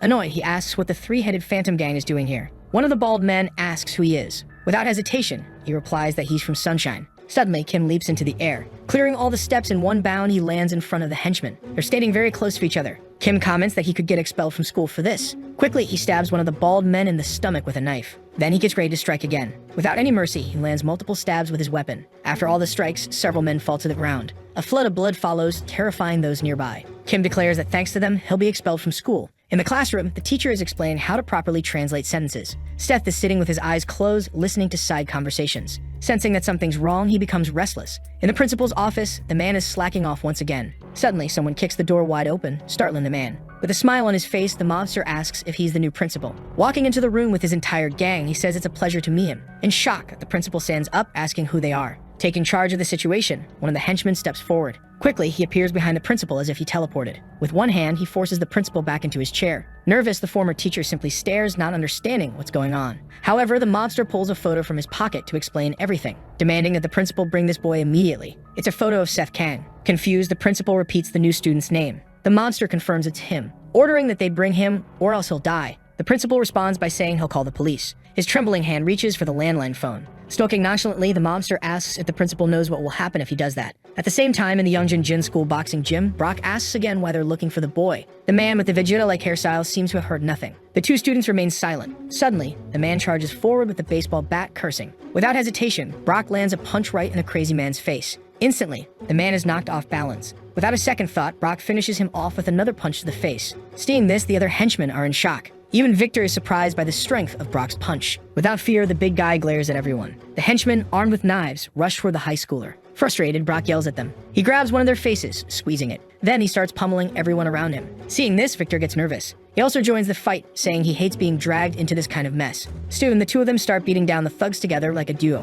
Back to Kim, who just defeated a lot of henchmen. The remaining ones are getting very irritated. They rush at him, yelling that they're going to kill him. One of them, holding a sword, gets ready to attack. However, Kim dodges easily. He counterattacks, stabbing the man in the neck with his knife. It turns out to be a fatal blow, as the man doesn't get back up. Irritated, Kim wonders when his colleague Rodney will arrive. Outside the school, Rodney, the driver, checks in on the situation. After being attacked by several people, he says they just keep coming. He expresses concern for Kim, but is also worried about Seth, their boss. Suddenly, he starts laughing like a madman, yelling that Kim shouldn't worry about that. Quickly, Rodney charges toward the rest of the henchmen. In the classroom, Seth hears the sounds of the chaos outside. The noise echoes through the room as well. Suspicious, he's eager to find out what's going on. Back to Kim, he prepares to counterattack. One of the men attempts to stab him, but Kim dodges and throws his knife into the man's arm. The thug ends up stuck and hanging from a locker. Moving swiftly, Kim grabs the man's knife. Charging forward, he delivers the final blow to the man's chest. Kim appears slightly fatigued from all the fighting. More henchmen arrive at the scene, and Kim starts to feel the pressure. A camera monitoring the situation catches a thug yelling or cursing. Suddenly, a blonde thug kicks Kim in the face, sending him crashing to the ground with a flying kick. In the classroom, Seth stands up, confusing his teacher. Sophie looks at the protagonist, curious about what's happening. As he heads for the door, he says nothing. Looking at the teacher, he tells her not to let anyone leave the room.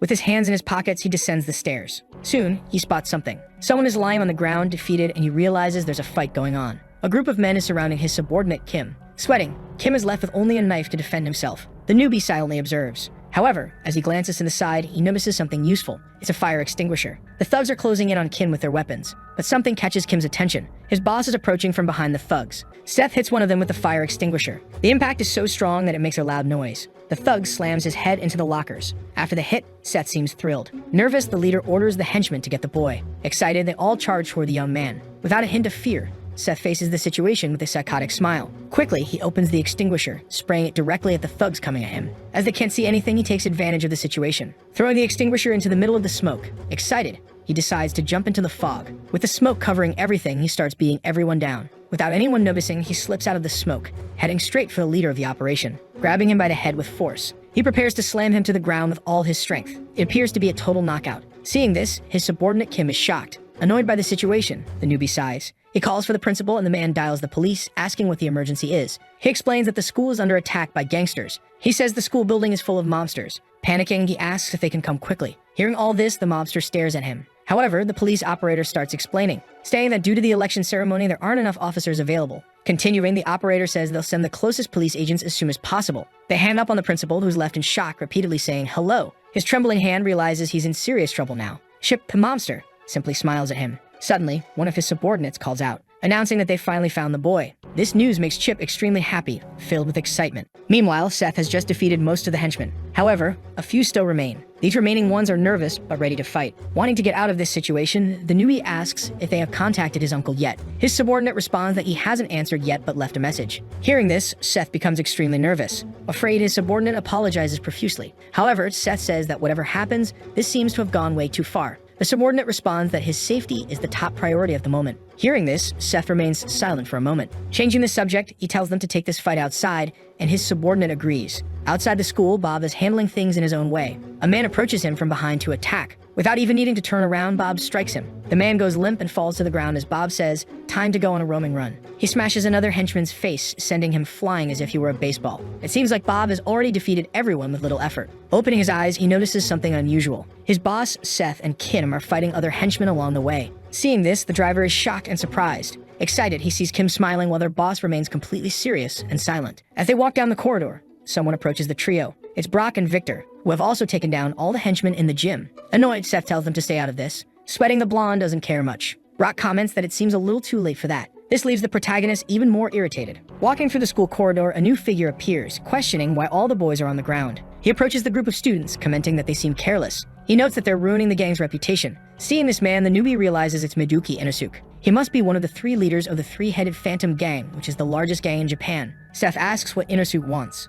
Excited, the mobster asks if Seth thinks he came to play. Inosuke declares that he needs to at least take the head of the Sunshine Group hair. Furious, Seth tells him to come and try. However, his subordinates step forward to protect him. At this, the Mafia leader calls for Kyle. He introduces Kyle as the #1 fighter in all of Japan. Kim and Bob prepare for a fight. Quickly, Kyle charges at them. He lands a punch on Rodney's face, confusing him. Simultaneously, he kicks Kim Kiyoshinga in the face. He manages to execute these moves with incredible speed, even surprising Seth Kang himself. In front of Yeonjin School, a police car approaches. It parks in front of the school. A police officer exits to assess the situation. He notes that nothing seems out of the ordinary and suggests they inform the station that everything is fine. He suggests they take a break.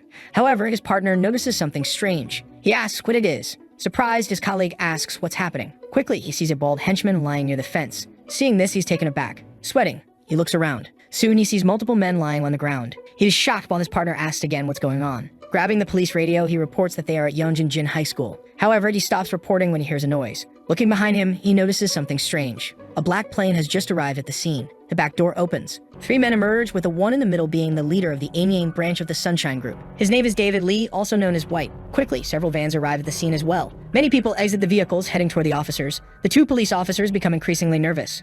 The man asks if they arrived first. Stuttering, the officer asks who he is. White doesn't respond, only staring at him. But more cars arrive, apparently to provide support. A man gets out of one of the cars and approaches. This is the leader of the Sumnam branch, also from the Sunshine Group. His name is Jonas Youngjin. He comments that White has already arrived. Smiling, he flashes his gold teeth. White says it's the first time the big brother has called them in years. Jonas adjusts his tie. With a murderous look, he glares at the police officers without saying a word. On the other end of the police radio, someone asks what's going on. They ask if backup is needed. It's too many people for just a few officers at this point. White asks his partner if he should go in first. The partner responds that they should contact the big brother first. One of them notes that almost everyone is already at the scene. The Sunshine Group's diverse members are ready to fight. On the phone, White is speaking with the big brother. He informs him that most of the team is already there and asks if they can proceed. This big brother is Uncle Jake, who tells them to wait as he's on his way. Uncle Jake is aboard a helicopter en route to the school. Back at the fight, where the driver and Kim took a beating, the best fighter in Japan approaches Seth. The 2 lock eyes. In the background, Seth's subordinates call the guy a bastard.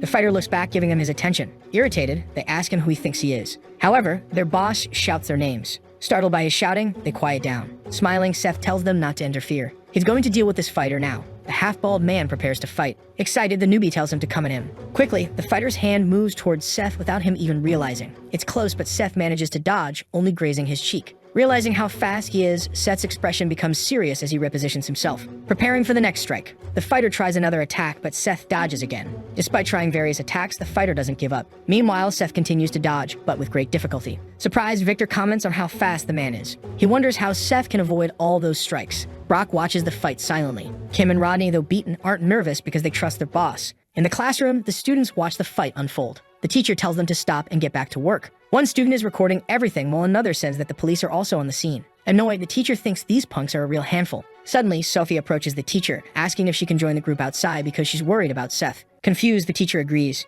In the fight, Seth finally grabs his opponent's wrist, preparing for a counterstrike. His hand moves toward the fighter's face. Amazingly, the fighter dodges in a Matrix-style move as if referencing the iconic scene. Both of them back away at that moment. Seth touches his cheek, shocked by how close the hit was. He says, "This is going to be fun." The two stare at each other, preparing for another round. Suddenly, Seth charges toward the fighter. Excited, he smiles, telling them to bring it on. They approach each other quickly. Both prepare their punches. Both the fighter and Seth manage to dodge each other's attacks. Nervous, Seth notices his opponent's wrist approaching. In a moment of distraction, the fighter tries to land a kick. Seth ducks, evading the strike. Quickly, Seth prepares to throw a left punch, but the half-bald fighter dodges it as well. He gets ready to knee Seth in the gut. Reacting in time, Seth blocks the knee strike. The impact throws Seth back slightly. Confident, the fighter smiles. Excited, Seth smiles back, saying, "Now it's on." This statement leaves the half-bald man confused. Suddenly, they all hear something approaching. From the sky, Uncle Jake's helicopter arrives. It lands right in front of the school. This catches everyone's attention, including the mobster, who clearly knows who's coming. Someone starts to descend from the helicopter.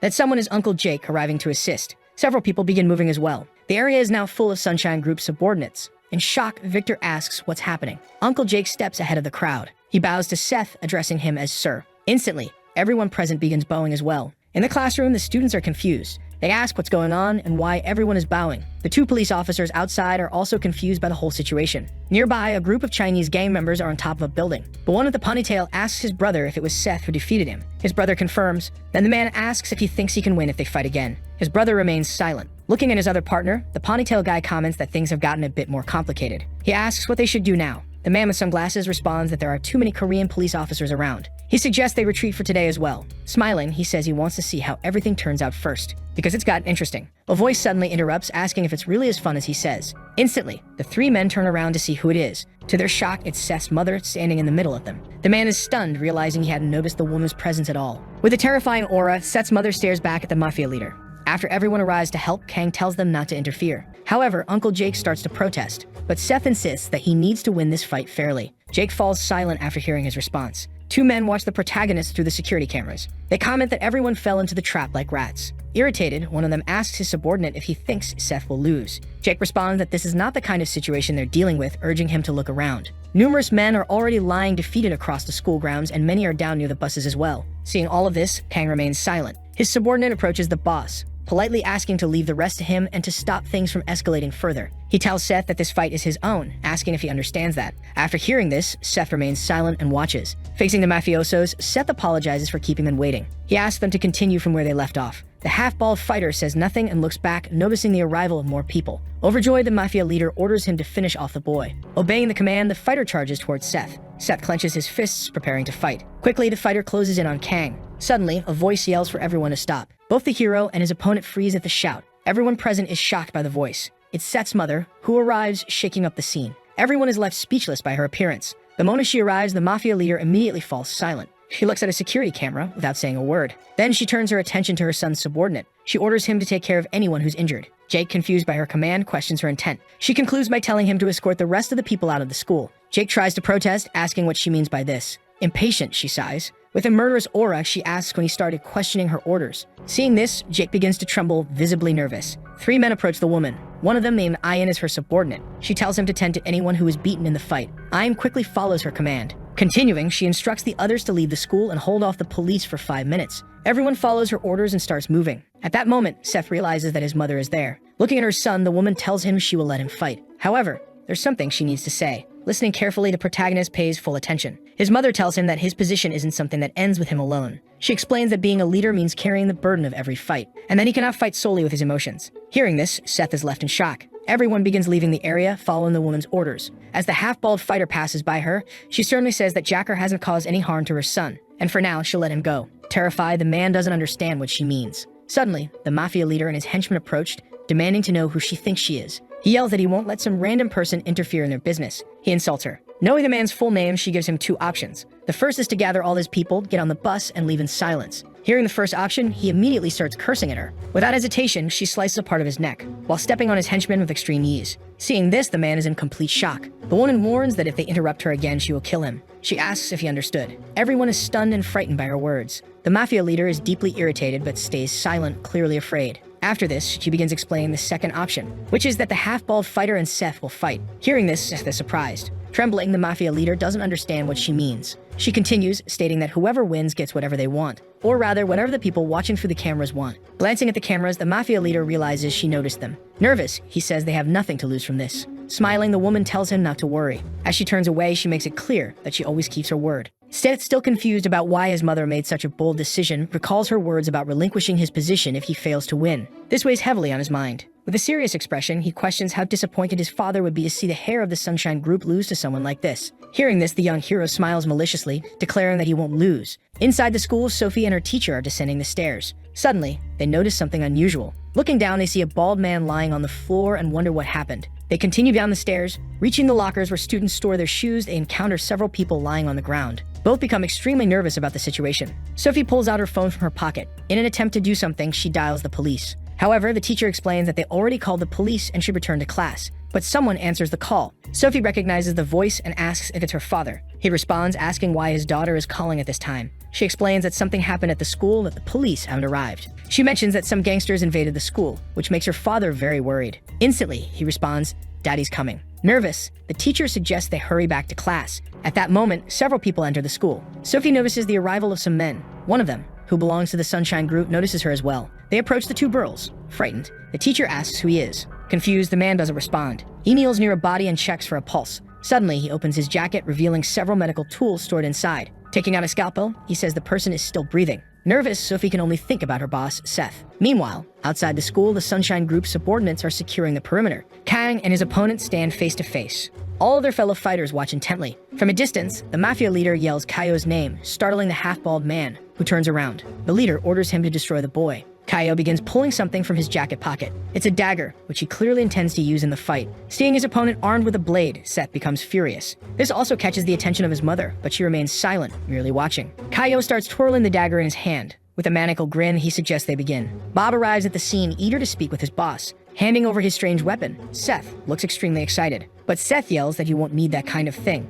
On the rooftop, the Chinese gang member asks his brother what they should do. The brother responds that for today, they don't stand a chance of doing anything. Watching the fight below, they both think about the Sunshine Group's power. Both fighters, Seth and Kaio, are ready and excited. They prepare for a direct clash. Seth is unarmed, while his opponent wields a dagger. Sometime later at the school's assembly, the principal is addressing the entire student body. He welcomes the new students to the Yongjin Public Athletic School. Continuing his speech, he expresses hope that they can transition smoothly during their time at the school. Inside the school, students are chatting with one another. One of them is looking at something on his phone. Calling his friends over, he asks if they've seen this. One of them asks what he's talking about. The boy replies that it's the legendary school video. The video shows the fight between the protagonist and the half-bald man. In the video, Seth is landing a punch on his opponent's face, but at the same time, he's also getting slashed by the dagger. As they watch the fight, one student says it's fake, thinking Seth must be acting. Another student argues that it's 100% real, calling the first one an idiot. Quickly, more students join in, debating if it's 200 against 1, revealing a time skip. One of the students mentions that 2 years ago, Seth was the school's boss and took on the Japanese gang. Another student is skeptical, but the boy holding the phone yells that it's real. Suddenly, someone enters the classroom. Everyone turns to look at the person who opened the door. Introducing himself, the bald man says his name is J.K. Lee. He used to be the head of the school and says that donkey vloggers shouldn't believe in fake videos. However, someone else approaches. It's a man asking if Lee can step aside. Irritated, the bald man asks, "What did you just say?" The boy repeats his request, calmly asking the bald man to step aside. With a short temper, the bald man threatens, "You really want to die today, huh?" However, the boy remains silent. Another person arrives at the scene. It's a girl with short hair looking strikingly similar to Sophie but with subtle differences. She orders the bald man to leave immediately. Both the boy and the bald man are taken aback by the girl's presence. Frustrated, the bald man starts cursing, asking who she thinks she is to be giving orders. He prepares to strike. Quickly, she grabs her weapon while her companion gets ready to fight as well. She hits the bald man on the shoulder with her weapon, while her companion closes in and delivers a punch to his face. Together, they execute a perfect combo, leaving the bully stunned and terrified. Meanwhile, one of the students is still watching the video from 2 years ago. In the video, Kim also makes an appearance. He had helped the protagonist back then as well. It's clear from the footage how much Kim has changed during this time skip. His appearance has altered significantly, with his hair now cut short. Judging by the number on his uniform, it appears he's been in prison. However, today is the day of his release. Feeling relieved to finally be free, he notices a car waiting for him. It's his colleague Bob, the driver, smiling warmly. Bob calls him a bastard and gestures for him to come over. Kim walks toward the car, ready to leave. As the back door opens, Kim is shocked to see who's inside. It's the protagonist, now much older. Bowing respectfully, Kim's subordinate says, "The boss really came." Smiling, the protagonist replies that he came to pick up his precious friend and thanks him for everything he has done. Kim brushes it off, saying it was nothing and thanks the boss in return. The protagonist asks if Kim still wants to go to school. Back at Youngjin's school. Walking toward the school, the protagonist comments, "So, this is the place." He heads inside, remarking that the school seems fun. Meanwhile, in a distant location, a small bird flies through the forest, heading toward a dojo on the mountain. Inside the dojo, an old man kneels, holding some balls in his hands. Suddenly, he calls for Jin, who is sleeping while sitting upright. Hearing his name shouted repeatedly, Jin wakes up. The old man, already on his fourth yell, finally gets Jin's attention. Jin moves toward the elderly man, waiting for instructions. However, within seconds, Jin falls asleep while standing. At that moment, the sensei gets up and smacks Jin on the head with a wooden stick, calling him a brat. Reeling from the blow, Jin asks why the old man hit him. The elder responds, "Because I'm hungry." He continues calling Jin a brat and tries to hit him again. Confused, Jin doesn't understand why he's being punished, as he already finished chopping wood and filled the water buckets. Crossing his arms, Jin asks why he's being scolded when all of his chores are done. The old man falls silent but glares at him with a menacing look. Turning his back, the sensei tells Jin to pack his things. Shocked, Jin asks what he means. The old man reiterates that he should pack his things immediately. Still confused, Jin asks if he's being expelled. The sensei responds with another question, asking when Jin finished middle school. Counting on his fingers, Jin estimates it was about 2 years ago. The sensei says that Jin should at least try to finish high school. This revelation leaves Jin completely stunned. He asks for clarification, and the sensei explains that not only should Jin take the exam to skip ahead in high school, but he should also attend school. Jin, now speechless, remains silent. Sometime later, Jin heads to the city. He's amazed by the architecture of the place. Humming a tune as he skips along, he makes his way toward his new school. Soon he's impressed by the sight of it. Entering, he notices posters for the National Boxing Championship featuring Victor and also posters for the American Martial Arts League from the Cheng group. Walking through the corridors, he heads toward classroom number 5. Inside, a man is writing on the blackboard, introducing himself as the new teacher. "My name is George Wu, and it's a pleasure to meet you all." He continues, explaining that as many know, the school has now become an athletic school. He's heard that there are a few aspiring athletes in the class. Asking those students to raise their hands, the 3 main students in the class do so. George acknowledges that sports are important but reminds them that they still need to focus on their studies. Just then, the boy from earlier appears at the door, curious about what's happening. The teacher looks at the new student and asks, "Who are you?" Embarrassed, the boy explains that he believes this is his class. Surprised, the teacher realizes it's the transfer student's first day. The boy then explains that as a transfer student, this is his first time attending school. He recalls his old man telling him that he should greet his teachers properly, and thus, it doesn't feel like just another school day for him. George, the teacher, walks toward him, stating that they need to check things thoroughly. He asks the boy to take his seat in the empty chair. Happily, the boy complies. As he looks around the classroom, he's a little surprised by everything. Introducing himself, he says his name is Jin and that this is his first time attending school. The class is shocked by this information, asking if it's really his first time. He confirms, explaining that he graduated by passing the exam to skip middle school. Hearing this, the students grow curious, while Jin smiles. He holds a piece of paper with something written on it. Glancing around to ensure he's in the right place, he heads toward a 2-story house. Confident that this is the right location, he rings the doorbell. The intercom grants him access. The door opens and he steps inside, spotting a woman. It's the protagonist's mother, who smiles and says, "You've arrived." The man is overjoyed to see his sister. She jokes that after all, he didn't get lost. With his arms crossed, he retorts that while he may have come from the forest, he's not stupid. His sister laughs, telling him he did well. She leads him inside as he removes his shoes. They calmly ascend the stairs. Curious, she asks how school was, and he responds that it was fun. Surprised, she says that's wonderful. When they reach the 2nd floor, she opens the door to a room. She tells him that this will now be his room. Jin is amazed at the room his sister has given him. She explains that it used to be her son's room, though he lives elsewhere now but attends the same school. Jin is puzzled by this news. As she leaves, she tells him he'll see her son soon. Smiling, she suggests that he put his things away and follow her. In the house, there's a passage leading to a basement, resembling a secret cellar. As they walk down, it's quite dark, so she carries a candle for light. When they reach the bottom of the stairs, she asks him to wait. She lights additional candles to illuminate the area better. Seeing the room clearly, Jin is surprised. The basement is filled with various weapons. With a mischievous smile, his sister asks why they haven't tested her little brother's abilities yet. He doesn't understand what she means. Continuing, she asks him which weapon he'd like to use. Ignoring her question, Jin warns her that she'll hurt herself this way. Shocked, she stares at him. Jin explains that as the successor of their clan, he was taught from a young age never to lose. They lock eyes after this revelation. She responds with a laugh, saying that it looks like she won't be going easy on him. Meanwhile, back at school in a study room, the students are gathered around a large table. One student is missing. His close friend, Sophie Kim, who is now the student council president, is worried, feeling his absence. She explains to the gathered club leaders that she's called them together for one reason. Mike Ham, the new captain of the Taekwondo club, says he's exhausted from training and suggests speeding things up. Paul Kwok, now the captain of the judo club, agrees, adding that the boxing and martial arts club captains aren't present either because they're busy with competitions. After these statements, a heavy silence fills the room. Nervous, Sophie doesn't say a word. Suddenly, the door opens. It's Victor Chu, now the president of the boxing club and the reigning IBF Asian champion. He walks toward the meeting table, drenched in sweat from what appears to be a training session. Apologizing for being late, he smiles. Sophie smiles back, saying it's fine and that the meeting has just started. Victor pulls up a chair to sit down. However, Sophie quickly asks what happened to Brock. Victor explains that Brock has a competition next week, so he's been training for it. Surprised, Sophie asks if it's a new competition. Victor confirms and then asks why they're having this meeting now. Sophie reminds him it's about recruiting freshmen who aren't involved in sports, questioning if he forgot about the freshman recruitment next week. Victor, a bit shocked, admits he did forget. Interrupting the conversation, Mike Ham, the president of the Taekwondo club, yells out. Annoyed, he demands they stop chatting and get to the main topic. Seeing this outburst, Victor stays quiet. Sophie, the student council president, apologizes and says they'll begin now. She explains that the main point is that the principal asked for a favor, which is why they are all gathered. Before starting, she makes it clear that clubs are strictly forbidden from forcing freshmen to join. The second rule is that all clubs should avoid entering unnecessary competitions. Furthermore, if there are any tests or extremely intense training, it must be carefully considered. However, Sophie doesn't fully explain the third rule and the meeting ends shortly after. She tells everyone that's all for today. As she finishes packing up her materials, Victor remains seated silently at the table. Noticing his presence, Sophie asks if he's going to exercise. Victor replies that he is, but there's something he needs to ask first. He inquires if she's received any messages from that boy. Hearing the question, Sophie starts trembling, shaking her head as she says no. Victor then asks if she's heard anything about him returning to school.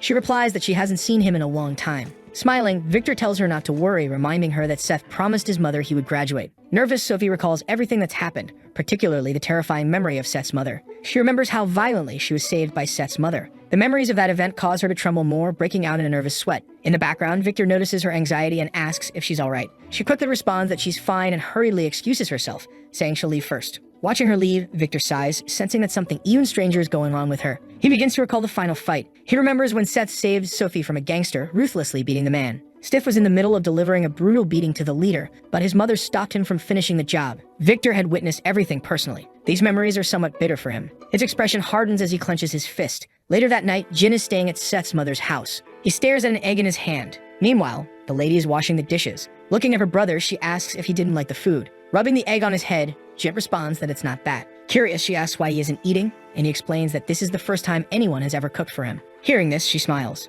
She tells him to get used to it because he no longer lives in the forest. Laughing, Jin agrees and thanks her for the meal. He takes some rice and seems to enjoy it a lot. Smiling, Seth's mother tells him to eat and grow stronger so they can fight again. However, Jin's reaction isn't entirely positive. He starts trembling. Amused, she asks if he doesn't want to. With a mouthful of food, he says he does, but there's a catch. He asks if she's okay with that. At this moment, she glances at the bruise on her arm, likely caused by their previous sparring session. Trembling slightly, she says she doesn't know how long it's been since she used her full strength. Jin falls silent after hearing this. Meanwhile, at Sophie's house, she arrives home from school and announces her return. Her father is sitting reading the newspaper and greets her. She comments on him being home early this time. Her father explains that it's election season and their company needs to behave appropriately during this time. Sophie then asks if he's had dinner. He replies that he has, as the maid prepared it for him. Sophie asks if he'd like some tea, and he says yes. Curious, her father asks how school is going and if it's been difficult. As she prepares the tea, Sophie says school is the same as always. Her father asks if she's decided what she wants to do in the future. Sophie admits that she's still unsure. Bothered, he asks if she's not interested in law anymore. Sophie respectfully replies that while she admires his work, she doesn't want to be busy all the time. Hearing this, her father begins to reflect. He apologizes for not taking better care of her. Sophie tries to clarify her earlier statement to her father, saying that she doesn't mean to upset him, but wants to find something more enjoyable to do.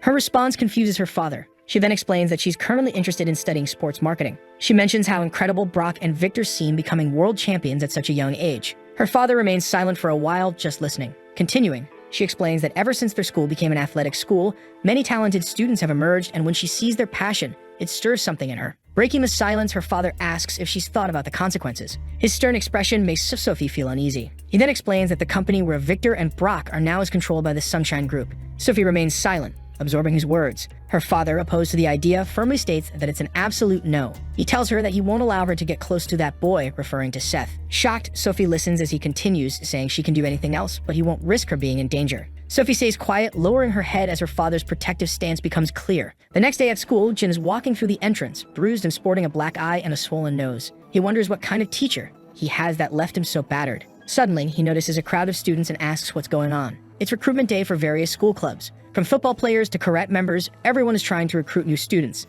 Excited, Jin thinks to himself that this is going to be fun. Behind him, a tall student approaches and politely asks for some space. Jin greets him, saying, "Hey, you sit next to me, don't you?" Shy, the tall boy bends down and nervously says hello. Curious, Jin asks if the boy is part of any sports club since he heard that everyone at the school has to pick at least one sport. Embarrassed, the boy admits he's an athlete from the class. Confused, Jin asks what being a class athlete means. Suddenly, a bald-headed student approaches, demanding they move out of the way, calling them trash. Both Jin and the tall boy are stunned by the insult. Annoyed, the bald student asks them again, "What are you looking at? Do you want to get beaten up?" Jin, wearing an innocent expression, doesn't seem to understand. Repeating himself, the bald student tells Jin to move and stop staring at him. The tall boy, nervous, swallows hard and stays silent, sweating. Trying to be friendly, Jin asks, "Are you in our class?" "Nice to meet you, friend." This infuriates the bald student, who feels disrespected by being called friend. He grabs Jin's shoulder and, cursing, asks, "Who said I'm your friend? You're gonna die." However, Jin still doesn't fully grasp what's happening and says nothing in response. Leaning into Jin's ear, the bald student demands that he follow him.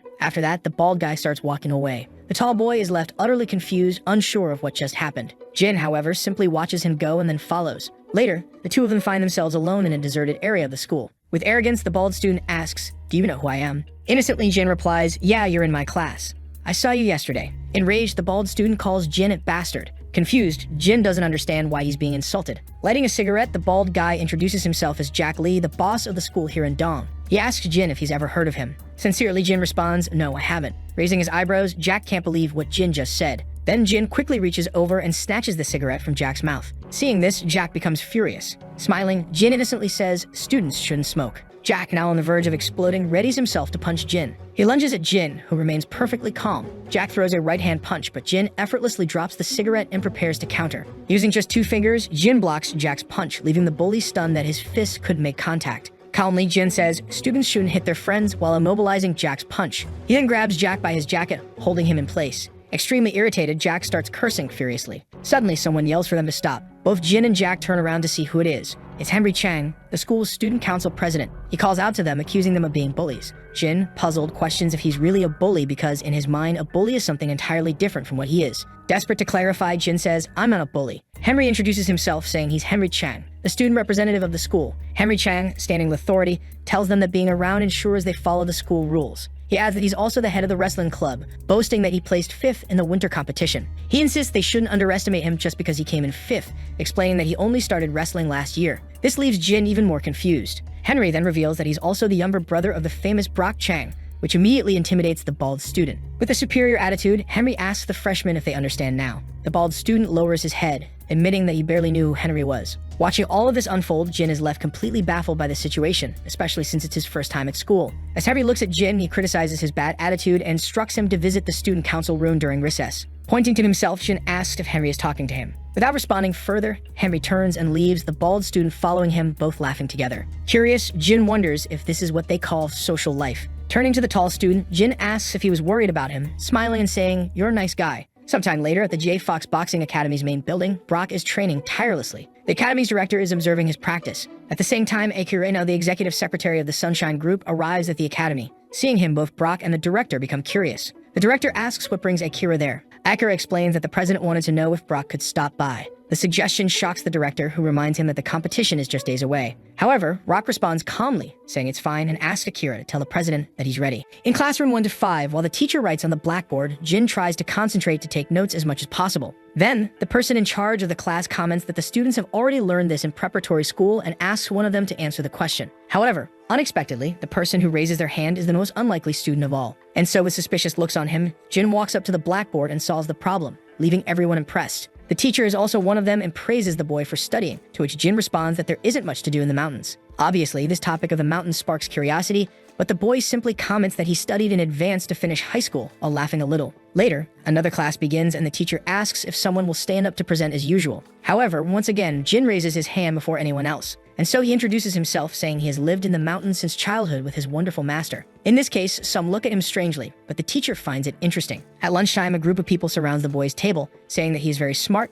like some kind of nerd. However, Jin remains humble, surprising everyone, and then the biggest student approaches and asks if the boy is going to the student council room. Then Jin looks at the wall clock and panics, realizing that he is late, which makes him run like never before, simply disappearing from the room. 10 minutes later, the student ran to the student council room, but he still didn't know where it was. However, at a certain moment, a door noise was heard, and as he turned around, the boy noticed that it was a very beautiful woman. Striking up a conversation, the girl asks why a freshman is there, and soon he realizes that, coincidentally, this is the student council room. In this case, Jin informs her of what he needs, and the girl directs him to the last room. Then the boy thanks her, and since he had just entered the school, the girl asked him not to cause any trouble. However, this makes Jin shout that he is not a bad student, and naturally, an interest grows in her. Anyway, the two turn their backs and the boy enters the room, but when he takes a look inside, he realizes that no one is there. Outside, while a big guy is eating a hot dog, a colleague helps by offering a milk carton, which appears to have a playing card in his hand. However, a student there catches attention, and the colleague warns the strongest one that this is the freshman who joined the boxing club. In this case, the colleague calls out to the boy, making him turn around, and then what seems to be the boss asks for his name. From the armband on the big guy's arm, it's clear that he is from the student council. So the boy introduces himself as James Gu and asks if something is wrong. That man had heard that James was the champion of Korea, so he wanted the boy to follow him. Clearly, the boy doesn't understand the reason for this, but he soon hears that they intend to impose authority over him, which does not please him at all. In the student council room, the big guy opens the door,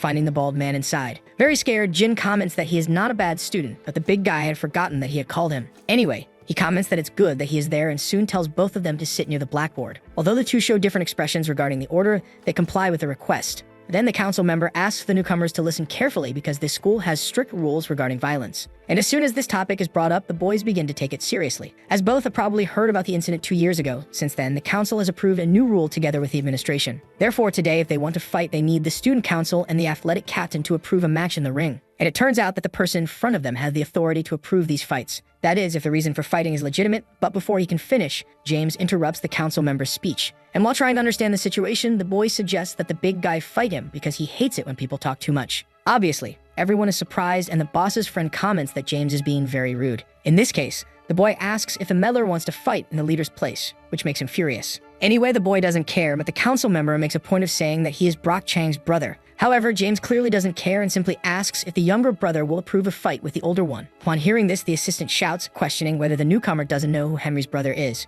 But James is aware and states that he came to this school specifically to defeat Brock and Victor, which leaves the two very surprised. Thus, the boy stands up since he has nothing more to say and turns to leave, leaving a bad taste in the representatives' mouths. Moreover, he walks past Jin without even making eye contact. With that, the assistant states that they need to teach this newcomer a lesson, and Henry suggests reporting it to Victor. However, since the two were not alone in the room, Jin asked if he could also leave. Then the assistant stated that if he told anyone about this, he already knew what would happen. And he made it even clearer by warning that it would be worse than death, but Jin was not intimidated by that. Anyway, the boy tells the newcomer to disappear from there, and he does, but to the assistant's surprise. Before leaving, he asks how to request this so-called fight in the ring. Later, in the classroom, the boy enters and walks peacefully to his desk. However, it is evident that the atmosphere between the three major figures of the moment is not so friendly. Among the students, a bald guy starts staring at Jin, and it seems he is acting under the assistant's orders, who calls him over. Thus, the two begin to talk and secretly plan a lesson for the newcomer. Later in the gym, Yeonjin, the boy everyone is talking about, is training in boxing as usual. But while he is pushing himself, his companion appears to report everything that happened, which inevitably leaves him in disbelief. The report was about a freshman joining his boxing club,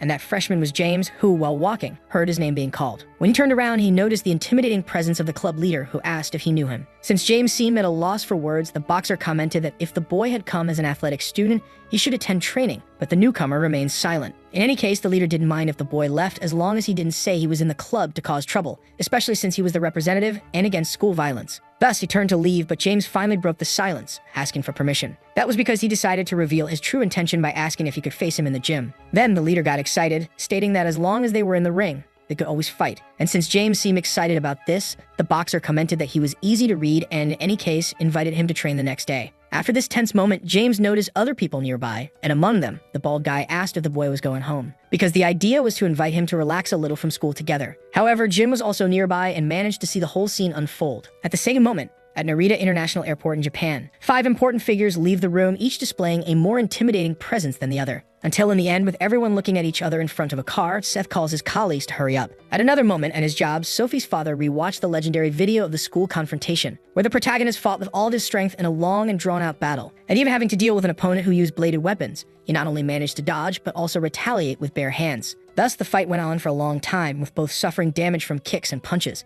until Seth's opponent came up with an idea to handle the situation more easily by looking at Sophie. Then, with a smile, he used his cowardice to take her hostage, and at that moment, the hero lost control. Pausing the video, the father asks over the communicator if this young man has been found, and he is informed that he landed in Japan at Narita International Airport. Regarding the reason, cooperation was requested from the police department, and as soon as it is discovered, it will be reported. In this case, things calm down for now, but the father's mind continues to recall the past. That day, the traffic was heavily congested, and by the time he arrived, the commotion was already in full swing. Despite showing his badge, at first, no one paid attention because the police were already struggling to contain the troublemakers. Thus, the man ran to the place he thought would be the worst, and there he saw Seth with the delinquent defeated in front of him. And worse than that, he saw his daughter lying on the ground in a fragile and defenseless position. As a good father, the man spared no effort to try to comfort her, offering his coat and showing compassion. However, even at that moment, Seth's gaze toward him was terrifying and enough to put him back on alert. Back around the school, Jin walks calmly until he turns the corner and comes across a situation quite different from the usual. In this alley, several bullies are being defeated one by someone who seems to have no mercy. However, as soon as it ends, the person turns around and it becomes clear that it is James Gu, who immediately questions what the boy is looking at. In this case,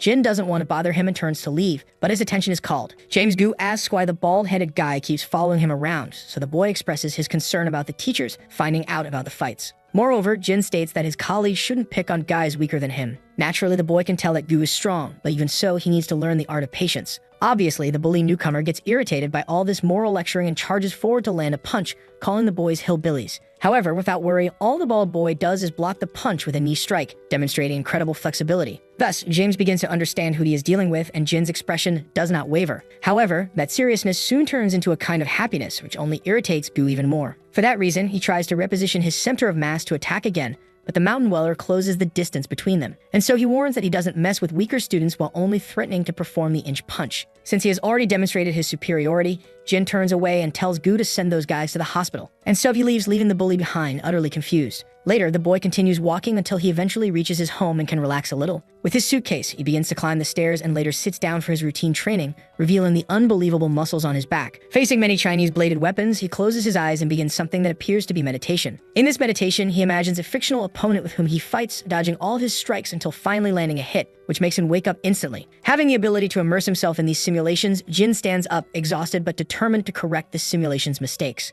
Later, at a conference, several important figures from the Sunshine Group are gathered, sitting and waiting for an explanation or instruction. And in front of his captivated colleagues, the protagonist thanks everyone for their presence. However, the vice president of the black group Gang Mando, named Joan Lee, states that he will always come when Kang calls. And with a smile, the CEO of the Sunshine Group, Seth Kang, announces that he is finally ready. Beside him, Akira presses a button on a remote, and soon a projector begins to work, displaying an image of a certain place. Obviously, everyone present is impressed by the speed, so the hero announces that from today, the Osaka stage has finished its preparations. For this reason, he expects them to send some competitors, as there should be no problems with the first match. Thus, Joan Lee asks if the hero will participate, and with a smile, he reveals that he will. Then the boy questions how the athletes on his side are doing, and Seth comments that they will need 4 more. In this case, Joan stands up, thinking of this as something fun, because even without knowing about the others, Seth alone is enough. To leave no doubts, the boy asks if there are weight limits or any rules related to bladed weapons. But since the hero does not make any comments, Joan is satisfied and states that they will see each other in 3 months at the stadium. Meanwhile, one of the gang leaders, Kaikyo Midoki Ryoshin and Midoki Ryonosuke, remains silent. The old man asks if they need to be there, and Ryonosuke reminds him that this is his home. Sometime later, still in training, Jin's sister asks if he is ready and if they can start. Then the boy confirms that he is, and soon the woman charges at him with a training spear, though it is very dangerous and fast, so Jin dodges at the last second. Still, something catches his attention because along with the attack, a kick was coming, and even though he managed to block it, it still caused damage. However, that distance was perfect for a counterattack, so the boy responded with a kick of his own. However, his sister was too strong to be defeated so easily, and with a mocking laugh from the girl, the two began exchanging blows at high speed. At one point, the distance between them increased as they repositioned themselves, but while Jin was struggling, his sister only found it amusing. Later, training time was replaced by coffee time, and casually the girl asked how school was going, to which the younger brother responded that it was great. In this case, she questioned her brother about his friendships, and even if distorted, he believed he had made a few. His sister, however, specified that she was talking about girlfriends and asked if their master had said anything before he left the mountains. That was because, at least for her, he had told her that she should seduce a strong man and bring him to the mountains. and because of that, she couldn't go back to the mountains since the man she found wasn't suitable. Anyway, his sister asked Jin to make sure to find a good girl, and this time, one that was normal. At another moment in an arena, while the crowd roared with excitement, the announcer drew attention, because since his debut 3 years ago, he had defeated all his opponents in less than a minute. And now, the 21-year-old Korean prodigy, Chang, was there to put on a show with a historic fight. However, his opponent for the night was ranked 7th in the featherweight division with 25 fights minus 20 wins and 5 losses. John Krischer introduced himself. Since this was the first time the Korean was facing someone in the top 10, his coach advised him not to get nervous. However, the boy was sure that no one was stronger than Seth. And so, as he put in his mouthguard, he stated that he had no reason to be nervous. The two stared each other down, and as the gong sounded, the blonde fighter confidently rushed forward, only to immediately stagger after taking a low kick from his opponent. The low kick created an opening for another strike, and with his head unprotected, Brock seized the chance to land an uppercut. Then, with another downward punch, he slammed John Krischer into the ring floor with ease. Naturally, the crowd went wild, and to further humiliate the blonde fighter, Brock spat next to him before walking away. Then, as his final request, the boy asked his coach to move him up in weight class because the fights were too easy. This entire fight was being broadcasted on a TV in the protagonist's hall. So Seth called Akira over and with a satisfied smile, asked for the boy to be added to the list. At Yongjin Public Athletic School in the same classroom 1 to 5, a few boys were talking about Brock's fight from yesterday. Everyone had seen it and agreed that it was insane. But anyway, the boy was going to knock out the champion soon. Suddenly, Chuli appeared in the room with an injury, sending chills down the students' spines. Then, very irritated, he asked why he was being stared at and quickly dispersed everyone. Along with him, other important students entered the room and passed by the bald guy, heading to their seats without any trouble. However, another person entered and was someone Jig Lee didn't really want to face. Even so, he decided to look, but when he noticed Pooh standing behind him, he trembled with fear and the boy ordered the bald guy to leave him alone. The events of the previous day were still burned into his mind, so he didn't have the courage to respond to the intimidation. Thus, Jin appeared once again, telling James Gu to stop picking on weaker people. The remark caught both of their attention, even though the boy had said it innocently. Either way, Gu was already very irritated with these moral lessons and clenched his fist, leaving Jin confused. But a girl quickly caught on to the situation. Since nothing happened, Jin cheerfully commented that his new friend wasn't a bully. However, the girl from earlier walked up to James, and the boy immediately asked what she wanted. After analyzing him for a bit, the girl mockingly asked if Gu had been beaten up by the bald-headed guy. To her, everything pointed to that, but Gu warned her to watch her tongue. At that moment, the girl became sure of her assumption. While James tried to intimidate her, she simply told him to look at his hands. Because despite his serious expression, the boy was trembling intensely. However, instead of continuing to mock him for that, the girl understood and decided to take care of Jin. Later in the cafeteria, as everyone gathered at the tables, Jin eagerly prepared to eat. However, his classmate stood beside him with an absurd amount of rice, leaving him stunned. Anyway, the two start eating as if they were competing, and within a few seconds, they finish everything, even making Jin's stomach puff out. However, to his surprise, his friend gets up and goes to the cook to get more food. In this case, Jin admits that he lost, but at that moment, the girl from before joins the table, saying hi. Obviously, the boy is confused, so the girl gets straight to the point, saying that it looks like he's pretty good. Jin, in turn, asks what she means, and the girl comments about James' defeat. However, the martial artist still doesn't know what she's talking about, and the girl invites him to go to the rooftop. Once again, Jin asks why, but with a smile, she just replies by asking if there's something wrong with him. Then she gets up, saying that they will meet after class. Without wasting time, the boy asks his friend if he knows what it's about, and soon the big guy suggests that maybe it's for a fight. Anyway, it's obvious that friends shouldn't fight, and Jin knows that very well. After some time back in the classroom, the boy starts paying attention to the girl. And even during class, he doesn't let his guard down, trying to analyze what she's thinking. Meanwhile, a car drives up to the school entrance and stops in front of the parking lot. Naturally, Akira is the first to step out, and with courtesy, she opens the door as she is serving someone more important. And so the protagonist steps out of the car, eager to return to this nostalgic environment. In the principal's office is the protagonist's uncle, and suddenly he hears some sounds at his door. With that, Akira enters alongside the hero, making the man stand up immediately, as he knows that the seat he is sitting in belongs to Seth. In this case, the boy asks what his uncle thinks of it and if he's enjoying his new job. Being a man of few words, he doesn't respond, so the boy asks about his mother, and the man informs him that she got a student a few days ago. Once again, the two stare at each other for a while until the boy questions the paperwork. However, the uncle doesn't care, and this attitude surprises Seth quite a bit, but in any case, he tells him to keep it that way. Thus, the protagonist starts changing into his new clothes, adjusting everything carefully. However, since this is the same uniform he used to wear, it brings a nostalgic feeling to Seth. After a few seconds of silence, the uncle asks if his nephew will continue with the plan, and Seth's look alone is enough of an answer. In this case, the man makes it clear that finding him is impossible, but Seth finds it very annoying that both he and his mother are acting like cowards. Besides, the boy doesn't think that finding his father's killer is such a wrong thing. However, his uncle tries to break that illusion by saying that even the triad couldn't stop him. But with a confident smile, Seth states that that's precisely why he's doing his best. Even so, the uncle doesn't think his nephew is strong enough, but just as he says that, a metal drawer goes flying and crashes into the wall. The man is clearly frightened but tries his best to maintain his composure. Then the hero reminds him that criminal finished off his father before he ever got to meet him, so he orders his uncle to stop interfering in his life. Later, while leaving the school, Jin hears someone calling him a hillbilly and turns around to see. Then the girl from before appears, and since she was ignored, she confronts the boy, reminding him of their meeting. In this case, Jin gives her a second of his attention but soon turns away again, ignoring her once more. Extremely frustrated, the girl can't stand this game of disinterest anymore and reveals her sword by removing the bandages. Then she charges at him without caring about being cowardly, but the boy senses the attack coming and dodges it easily. Moreover, he gets into a combat stance and warns that he doesn't usually go easy on girls. However, luckily for her, someone else appeared to interrupt the fight. With a smile, a girl whom the bald-headed boy recognized as Akira asks if he was studying there too. Upon saying yes, Jin asks the same about her, and the girl replies that she is a senior. In this case, the boy finds it strange since the teacher didn't mention anything, but in any case, he invites her to his house to eat together. Clearly, Akira doesn't seem comfortable with this proximity, but soon she sees the protagonist. And so she bids farewell, saying they will see each other tomorrow since she will be staying for a month. Then, leaving the boy talking to himself, she walks toward the car where Seth is, and seeing this,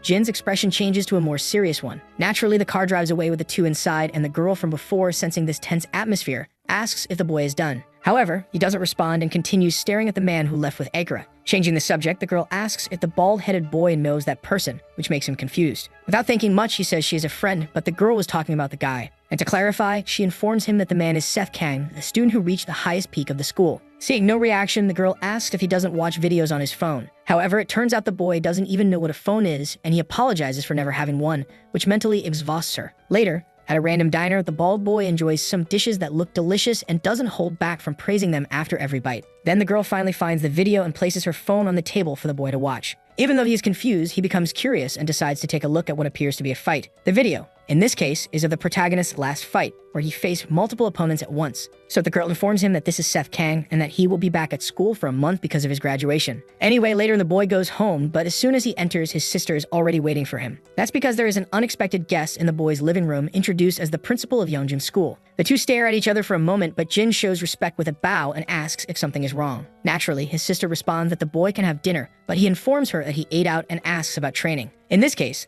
the girl says she will take a break for now, but the younger brother still decides to make a comment. At first, he mentions that he met Akira today, and right after, he also encountered her son, which surprises her quite a bit. Being very direct, Jin asks if he was brought down from the mountains because of his sister's son. However, after a deafening silence takes over the room for a few seconds, the older sister says it's nothing he should worry about. Thus, the boy accepts and prepares to leave, but states that he will always be ready to help whenever needed. Then he starts climbing the stairs until his sister calls him, and even though she is somewhat reluctant, she asks that if Jin meets her son again, he should tell him to come home. So the boy asks what he should do if Seth refuses, and without thinking much, the sister asks him to convince him. Currently, her son doesn't listen to her, but that is enough for the boy to agree to do something. Later, at the Sunshine Group headquarters, 3 of the protagonist's allies stand before him. As he waits, each one seems more prepared than the other, wielding undoubtedly powerful bladed weapons. Then, without a hint of fear, the boy provokes his partners, telling them to attack already. Since it was an order from the boss, the warriors waste no time, and the first to move is the girl, who throws several blades toward the protagonist. As the knives approach, the other two advance to set up an ambush, but Seth only smiles and dodges both the blades and the boy's attacks. With a sweeping kick, one of them falls, and though the other manages to land a punch, Seth retaliates in a far more brutal manner. Akira does her best to take advantage of the distraction, but the hero dodges once again. Naturally, they all exchange looks and understand that their only option is to attack at the same time, but the boy doesn't worry about it at all. Later, after training, the protagonist asks if everything is ready, and the girl informs him that she has gathered the competitors with the imitations. Directly from France in a training hall, 2 athletes clash their swords in a fencing duel, until at a certain moment, one of them lands a more precise touch that defeats his opponent, making him fall onto his butt on the ground. With that, the blonde fighter realizes he will never win, and Pierre Stephan removes his helmet, stating that if it were a real sword, it would have been fatal. In this case, his friend asks why he doesn't compete in the Olympic Games since he could win a gold medal. However, Pierre responds that it would be boring. At that moment, a certain person enters the place with a respectful bow. He then reports everything he was instructed to say, and without any delay, hands over the invitation letter. After holding it in his hands, the boy becomes quite excited. Meanwhile, in the United States, a man seems to be having a bad day as he has just been knocked out by a kick from Brock. After that, the fighter appears a bit unmotivated, and soon his coach hears his phone ringing. Upon answering, everything is explained over the phone, even without the physical presence of the invitation. In this case, after hanging up, the coach informs Brock that the boss wants him to return, and without much thought, the fighter understands. At the same moment in Japan, the messenger from the Sunshine Group also arrives there. He quickly enters a dojo, greeting Master Oscar, as it has been a long time since they last saw each other. Back at school, as the students walk toward their classrooms, a luxurious car drives by, making noise and startling some students with its roaring engine. Clearly, they are annoyed at someone so inconsiderate passing through. However, when the car door opens, it turns out to be none other than Seth Kang himself. And in response to this unexpected opportunity, someone suddenly appears. With a serious expression, Jin simply asks to talk with the protagonist for a moment. Clearly, this request makes Seth a bit thoughtful, and soon all the people around them show some concern. For that reason, the hero doesn't respond right away, so Akira shouts in concern, questioning what Jin is trying to do. Additionally, she explains who this boy is to satisfy everyone's curiosity, which only leaves Seth even more surprised. As the two stare at each other, a crowd gathers around them, and Seth asks if the boy is a student of his mother. Jin informs him that she sent him there to take him home, but then turns away, simply advising the hero to listen to his teacher for now. In this case, before the bald boy leaves, Seth shouts, catching his attention, and questions how he dares to cross the line. Akira, in turn, tries to calm her boss down because many people are watching, and the boy realizes that a real commotion has gathered around them. Thus, Seth simply asks what the bald-headed boy will do if he doesn't want to go home. Then Jin responds that he intended to hold back for the sake of his master, but he couldn't anymore. And without the slightest fear, he states that he will have to teach the boy a lesson for his sensei. Suddenly, Sophie arrives at the scene, shouting the protagonist's name and panting from exhaustion. Then, as he looks at the girl carefully, the protagonist calms down a little. However, the bald boy doesn't back down and calls out to him because he heard that this school has a rule about fighting whoever you want. Thus, with great confidence, Jin tells the protagonist to prepare himself. However, instead of being afraid, Seth shouts that his mother's apprentice is indeed very interesting. Sometime later, in classroom 8 of the 3rd year, some people murmur about what happened. Then the hero decides to ask Kira about this boy since she seems to know him. At that moment, memories return to her from when she and Seth's mother went to the dojo to pay respects to the master. There, his mother talked about some things while Akira stayed outside with Jin. Then, as they were leaving with Akira feeling anxious, the hero's mother greeted the master, turned to her, and told her to stay there for a while to erase the past. By accepting that, this was how she met Jin exactly 2 years ago. However, Akira reveals that even at that time, he was already stronger than her and even Seth, which leaves him completely surprised. Among the most striking memories, one stuck in her mind when Jin kicked a tree without protection and practically knocked it down. Back in the 1st year classroom, the Kendo girl asks the bald boy if it's really true that he wants to fight Seth Kang. However, he doesn't say a single word, unlike the others who can't stop gossiping. In this case, she asks again but still gets no response, and at the same time, the legendary Brock and his coach arrive at the school. Naturally, all the gossip stops as the students are more interested in Brock's return. As the two walk in a relaxed manner, the coach suggests that they go to the principal's office first. However, the boy refuses because he needs to relax a bit before thinking about that kind of thing. Without wasting time, Brock heads to the training hall and slowly, they begin to approach the ring.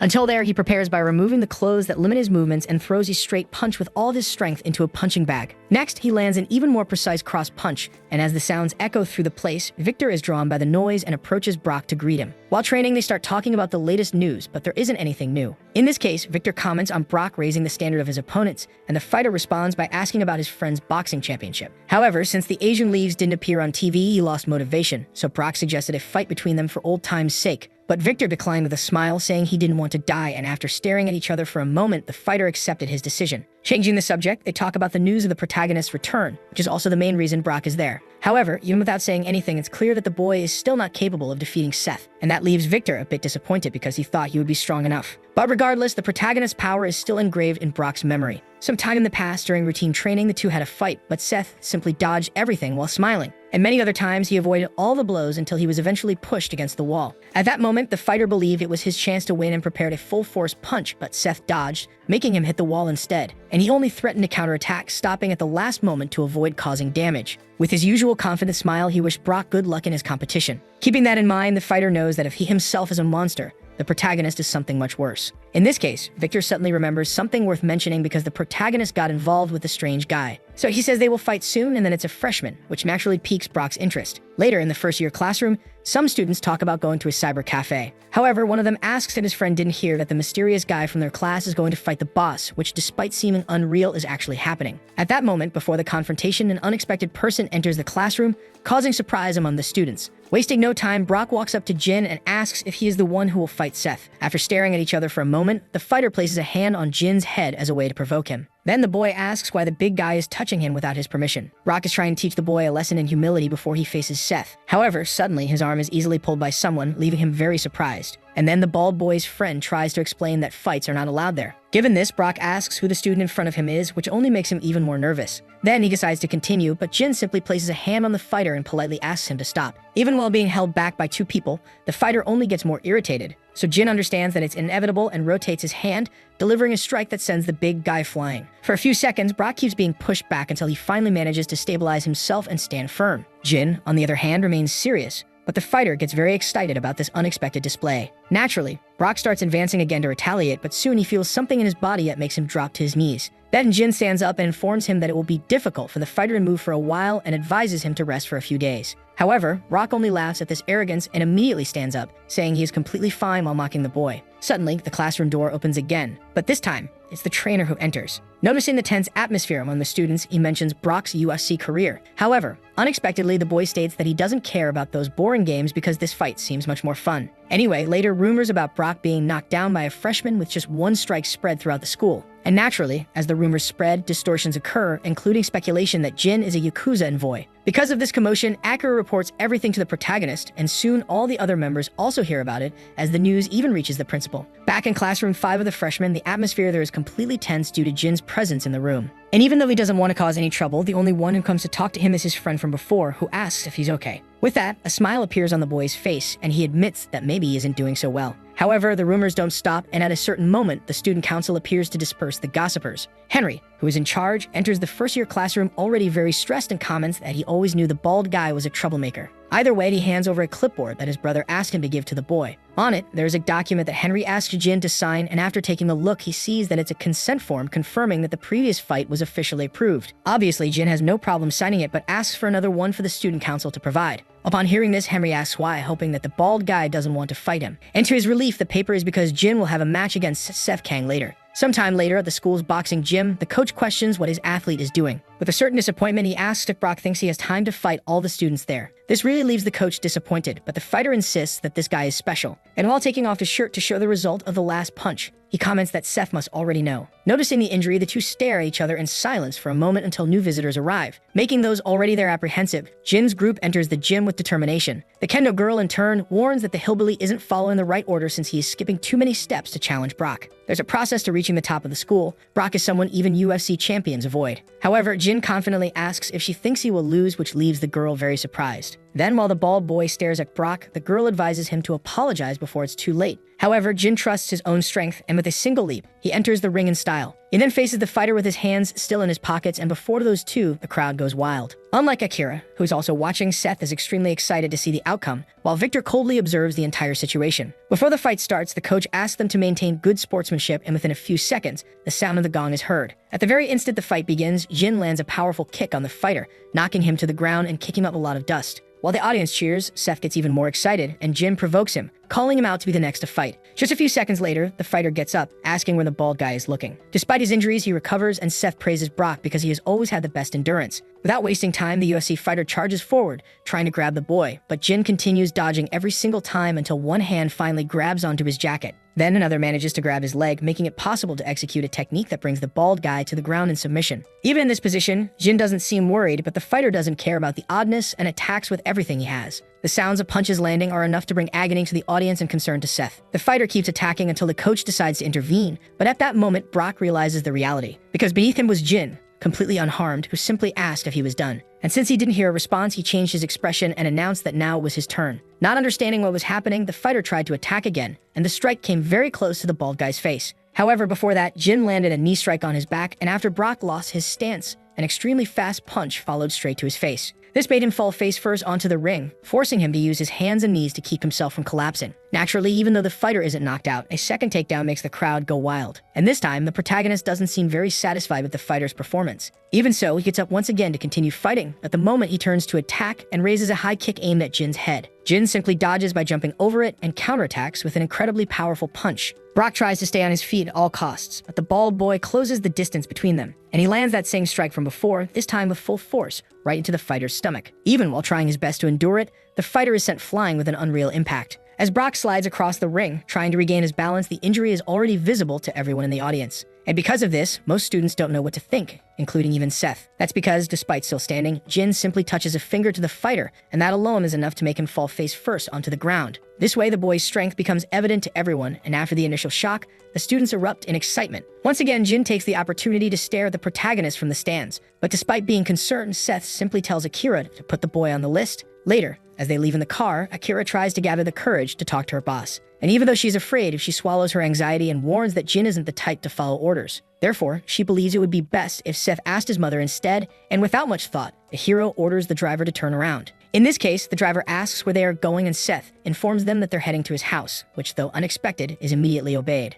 A while later, they arrive at the place and the protagonist asks Akira to wait outside while he enters. The moment Seth steps inside, the sound of the door opening is heard. Because of that, his mother, who was already in the same room, is slightly surprised to see her son at home. Without wasting time, Seth walks straight to the table and sits down in one of the chairs. Then he asks her who that bald kid is, the one she brought home, causing a heavy silence. However, suddenly, his mother states that if he manages to defeat him, she will finally tell Seth the name of his father's killer. In front of a mountain somewhere far away, Joan tells his companions to wait there. Then he begins passing through a festival happening on the mountain, and after making his way through, he reaches a stunning location at the top where the dojo is. However, the boy doesn't seem very confident about being there, and the reason becomes clear as he approaches his master. Joan bows deeply, offering the proper respects to Master Wang and introduces himself as a member of the Black Group. Upon turning around, just the master's gaze is enough to send chills down his spine, and Wang asks if the warning wasn't given, and if the boy's father didn't tell him what would happen if he ever appeared before him again. In this case, fearing for his life, Joan tries his best to apologize as respectfully as possible. However, there was something he needed to say, so the master thought for a moment and stated that this information would decide whether Joan would live or die today. Shaking in fear, the boy announces that they are organizing a competition where many strong people will participate, betting their lives on it. But the master starts approaching and strikes the boy's throat with an unreal force. Just the mere fact of being included in a competition among weaklings sounds like an insult, and all that power was delivered with just 2 fingers.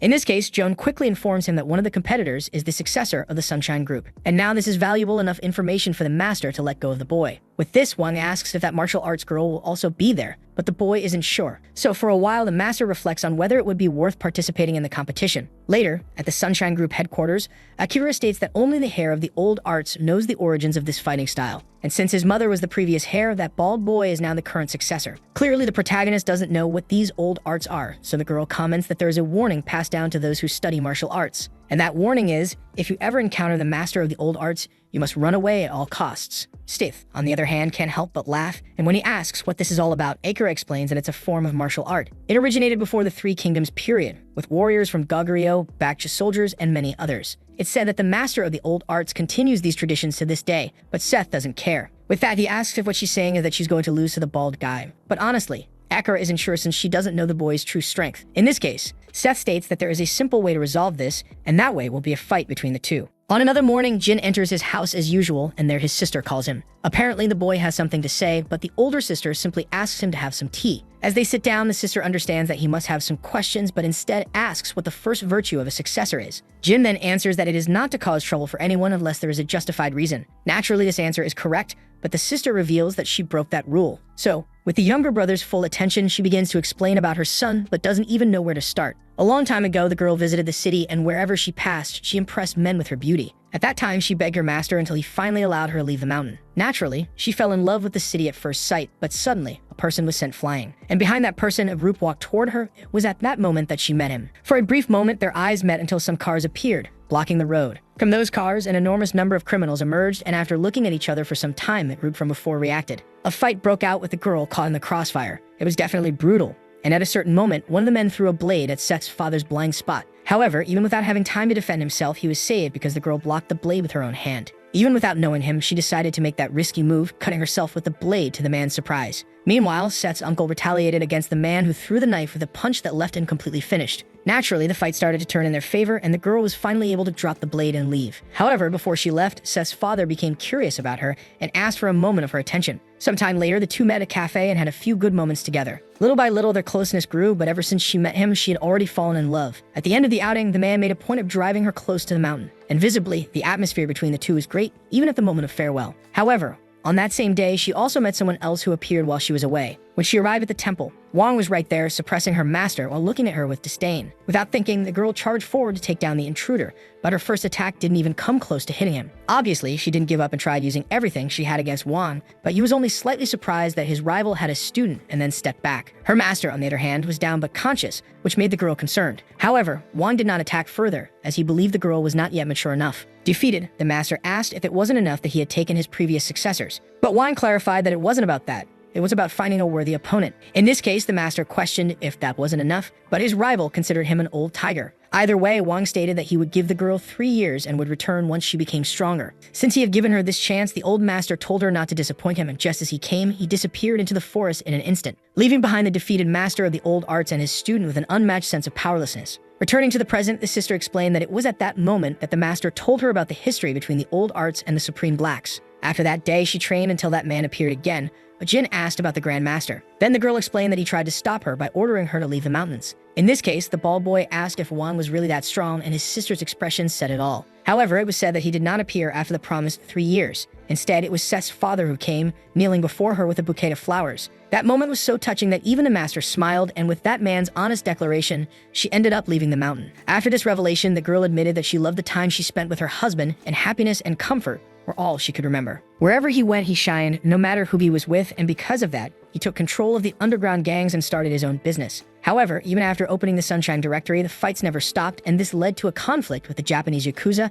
and the Chinese Triad. One day, they ended up meeting in the same place, with the protagonist's father seemingly cornered. But that day, right above him, standing on a container, the girl appeared, and naturally, she joined her love to help. That was when she discovered that the man had been looking for her again, and at that time, she was already pregnant with Seth. Because of that, all she could do was avoid him. She hid, but her husband cooled it. He couldn't abandon the Sunshine Group. His mother had always been worried after Seth was born, but his father was completely different. So one day, he took out his anger by slamming the table and yelling, demanding to know the name of that damn man, but the girl didn't want to involve him in this. Regardless, Simon Kang claimed he was strong enough to protect both her and Seth, but his wife insisted on keeping things a secret until their son was older. Simon was clearly furious at this Master Wang, so the girl asked him to promise not to go after him. However, even after repeating the request multiple times, her husband wasn't the type to avoid fights. Back in the present, somewhere in a distant desert, a vehicle approaches a tent, and a man named Hoguria steps out. The man enters and comments that it has been a long time since he last saw his acquaintance Captiva. And in any case, Hoguria announces that this time, he has brought some interesting news. Back at the Sunshine Group headquarters, the protagonist seems to be in a moment of reflection, but Akira appears, calling his attention. Without wasting time, she informs him that Joan from the Triad just called as Seth's surprise, and he confidently stated that he had probably found that man, as this is the closest match they have had so far. To explain, Akira says that the leader of the Supreme Black is possibly the only man the protagonist's mother would fear. However, Seth doesn't understand what the Supreme Black is and asks if it's similar to the Triad. The girl explains that the Triad has existed for less than 100 years, while the Supreme Black has no estimated founding date. However, the protagonist yells at her to get to the point, so Akira informs him that this organization helped conquer central China. In this case, Seth asks if his father was captured by them, and all the girl knows is that he died in China. Either way, the boy still doesn't know why Simon went there without telling anyone. But after thinking for a moment, he concludes that he will find out sooner or later. Changing the subject, the girl says there is one more thing to report, the list of confirmed participants. Among them is Pierre Stephan from France, known for being the best in fencing. There is also Hoguria from Brazil, famous for being the best when it comes to jiu-jitsu. From China, there are 3 competitors, including Joan Lee, and there are rumors that one of them came from the Supreme Black. In this case, Seth asks if that's all, but Akira also mentions the name of Sakurai Ogura, said to be the father of Japanese martial arts. In the past, Kayama was unable to defeat him 5 times in a row, which greatly excites the protagonist. Moreover, Akira informs him that several others are trying to get on the list. With great seriousness, Seth states that he needs all the strongest people available for the competition. Back in the desert tent, Hoguria manages to get Captiva to pay attention to the news. Then the Brazilian informs him that a tournament is being organized where each competitor will earn $100,000 per fight, and if they win all of them, they will receive a $2 million bonus. More importantly, the most crucial rule is that finishing off opponents by accident is allowed, even using weapons. Upon hearing this, Captiva stands up inside the tent, revealing his arsenal of bladed weapons strapped to his waist. And without hesitation, he leaves with his Brazilian friend, heading to this so-called competition together. Later, at the Sunshine Hospital, Victor is tending to his old friend, who is lying on a stretcher. Then, when Brock wakes up, the two stare at each other in silence for a while until the boy informs him that his organs and ribs are damaged. Even so, the fighter tries to get up, but Victor suggests that he stay still. Brock starts feeling agonizing pain as he tries to move, because after what happened, he will have to rest for at least 2 months. Even now, the memories of the fight with Jin return to his mind clearer than ever, and the fighter remembers every blow he took while failing to land a single hit. Both on his face and chest, the attacks were brutal until that last one hurt him in a way he had never imagined. Victor, in turn, asks if Brock knows who that guy is for his friend to have lost. But upon receiving no response, he comments that it's depressing, and that being the case, he announces that he will face the bald guy. However, he asks his colleague not to worry about his well-being because he will use boxing. Sometime after school, Henry watches over the entrance as a member of the student council, until suddenly Jin's footsteps make him break into a cold sweat until he finishes passing by his side. At that moment, however, a girl with a camera calls the student, making him question what she wants. Then she comments that she prefers a smile and introduces herself as Kathy Yoon, a reporter for Daily Sports. Wasting no time, she states that she heard about Jin's victory over Brock and therefore wanted an interview. However, Jin claims he has nothing to say. simply leaving the girl behind with a feeling of defeat until suddenly, Victor appears by her side and she shifts her focus to him. Yet again, the reporter is ignored by the boys, but upon looking more closely, she realizes that the two are talking. And naturally, knowing what's going on could lead to a better story. Back at the boxing club, punches upon punches are thrown at the punching bag alongside precise dodges, until James notices he is no longer alone and stops for a moment because Victor has just arrived. With a certain level of respect, he greets the club leader, but is startled to see that the boxer has brought a guest, none other than Jin. Within seconds, Victor locks the place and hands a pair of gloves to the bald guy. However, Jin asks what is going on because he was called to talk, but Victor claims that men talk with their fists. And although it irritates Jin, that was not the boxer's intention, so he stated that he just wanted to check the difference between them. Even so, Jin didn't understand why he should help, but Victor put his pride aside and asked politely. From a distance, through one of the gym windows, everything was being captured by the reporter's camera. Without wasting much time, each one moves to their side of the ring, and the club leader starts putting on his gloves while Jin holds his. Then Victor asks James to help the bald guy with the equipment, and although he doesn't want to, who asks the boy to raise his hands and then fits the gloves for him. Jin, for his part, still doesn't understand what's happening, but James says the bald guy should feel honored to fight against a boxing champion. Either way, Victor announces that he is ready and asks to get it over with before classes start. Before anything else, the boxer asks if this is the bald guy's first time in the sport and explains that there will be 3 rounds of 3 minutes. Also, James will manage everything as the referee, so Jin understands and calls the boy to get started right away. With that, Victor gets more excited than ever and orders the bell to be rung.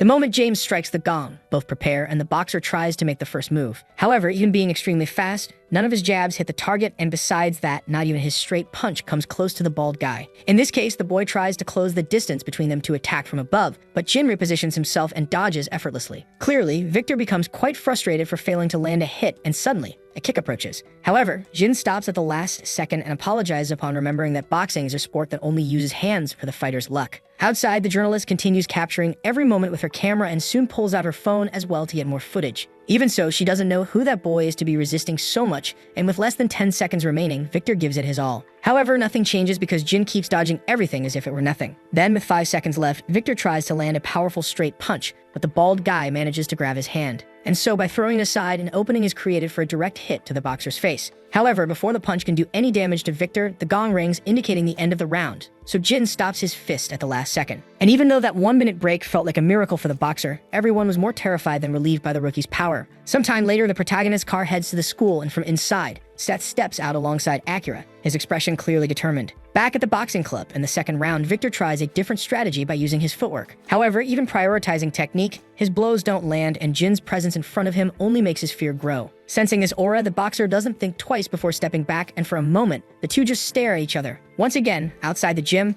Kathy is amazed by the footage she's capturing. But at that moment, the protagonist appears, asking what she's doing there, which obviously startles her at being caught. Kathy comments that they scared her, but she pays no mind to it, saying that she's a reporter working at the moment. Because of this, she even asks if the two could go somewhere else, but Akira instead asks for the reporter's camera. And after not getting an immediate response, she orders the girl to hand over the camera. Obviously, Kathy refuses and starts bragging, saying that she is the famous sports reporter, but at that very instant, Akira snatches the camcorder from her hand. The movement was so fast that the reporter barely saw when she lost the object, and meanwhile, Akira took the opportunity to remove the memory card. In response, Kathy yells, questioning if he knows who she is, but the two simply turn away and leave. Still, the girl insists that this is unforgivable and that she will tell the principal. Then Akira decides to respond to leave no doubts and clarifies that the man in front of her is the owner of the school. It took her a long time to reflect and understand the situation, but even in disbelief, she realized that the boy was Seth Kang from the Sunshine Group. Back in the ring, the bald guy starts landing his first counterattacks, though still without much effort. Even so, Victor has to give his all just to stay on his feet, and suddenly, a strike that seems more powerful than the others approaches.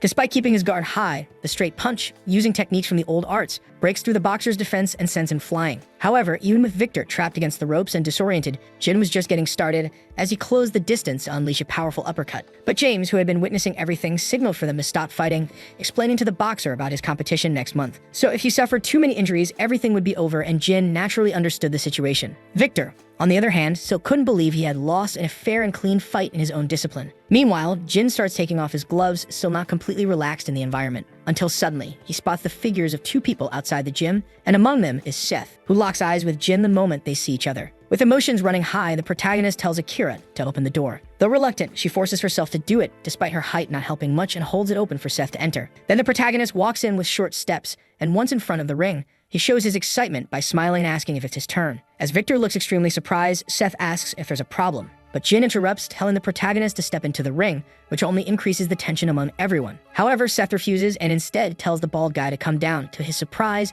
because the ring will be too small for both of them to fight. Moreover, the protagonist tells the rookie to take off those gloves, and after thinking about it for a moment, Jin does so. While Seth can barely contain his excitement, the gloves fall to the ground and the boy jumps out of the ring, standing face to face with the son of his master. And with a few more steps, the two stand mere centimeters apart, and then Jin asks what the rules will be. But true to the protagonist's personality, scoffs at the question and asks if they really need them, making the bald guy feel a bit pressured. So he simply suggests that they get started right away, and without any warning, a punch lands directly on the rookie's face, making him spin through the air while Seth revels in ecstasy. Jin quickly managed to get back on his feet, keeping his balance, but Seth's strength was greater than expected. Back to the reporter, at that moment, she walks around the school, complaining about the footage she lost to those two. However, in front of her, another fight begins to take place, this time between two students known for their strength. An unbelievable exchange of blows happens between the two, and Kathy watches everything, unable to believe her eyes. Until the principal himself appears, calling her attention, which makes her a bit nervous. Still, the principal doesn't say a word as he notices what's happening in front of him due to his nephew's fight with the freshman. The two display incredible speed and unmatched reaction time as they dodge precise blows. Realizing this as well, the principal comments that he will need the reporter to write an article. So he asks her to come to his office in a while, and without hesitation,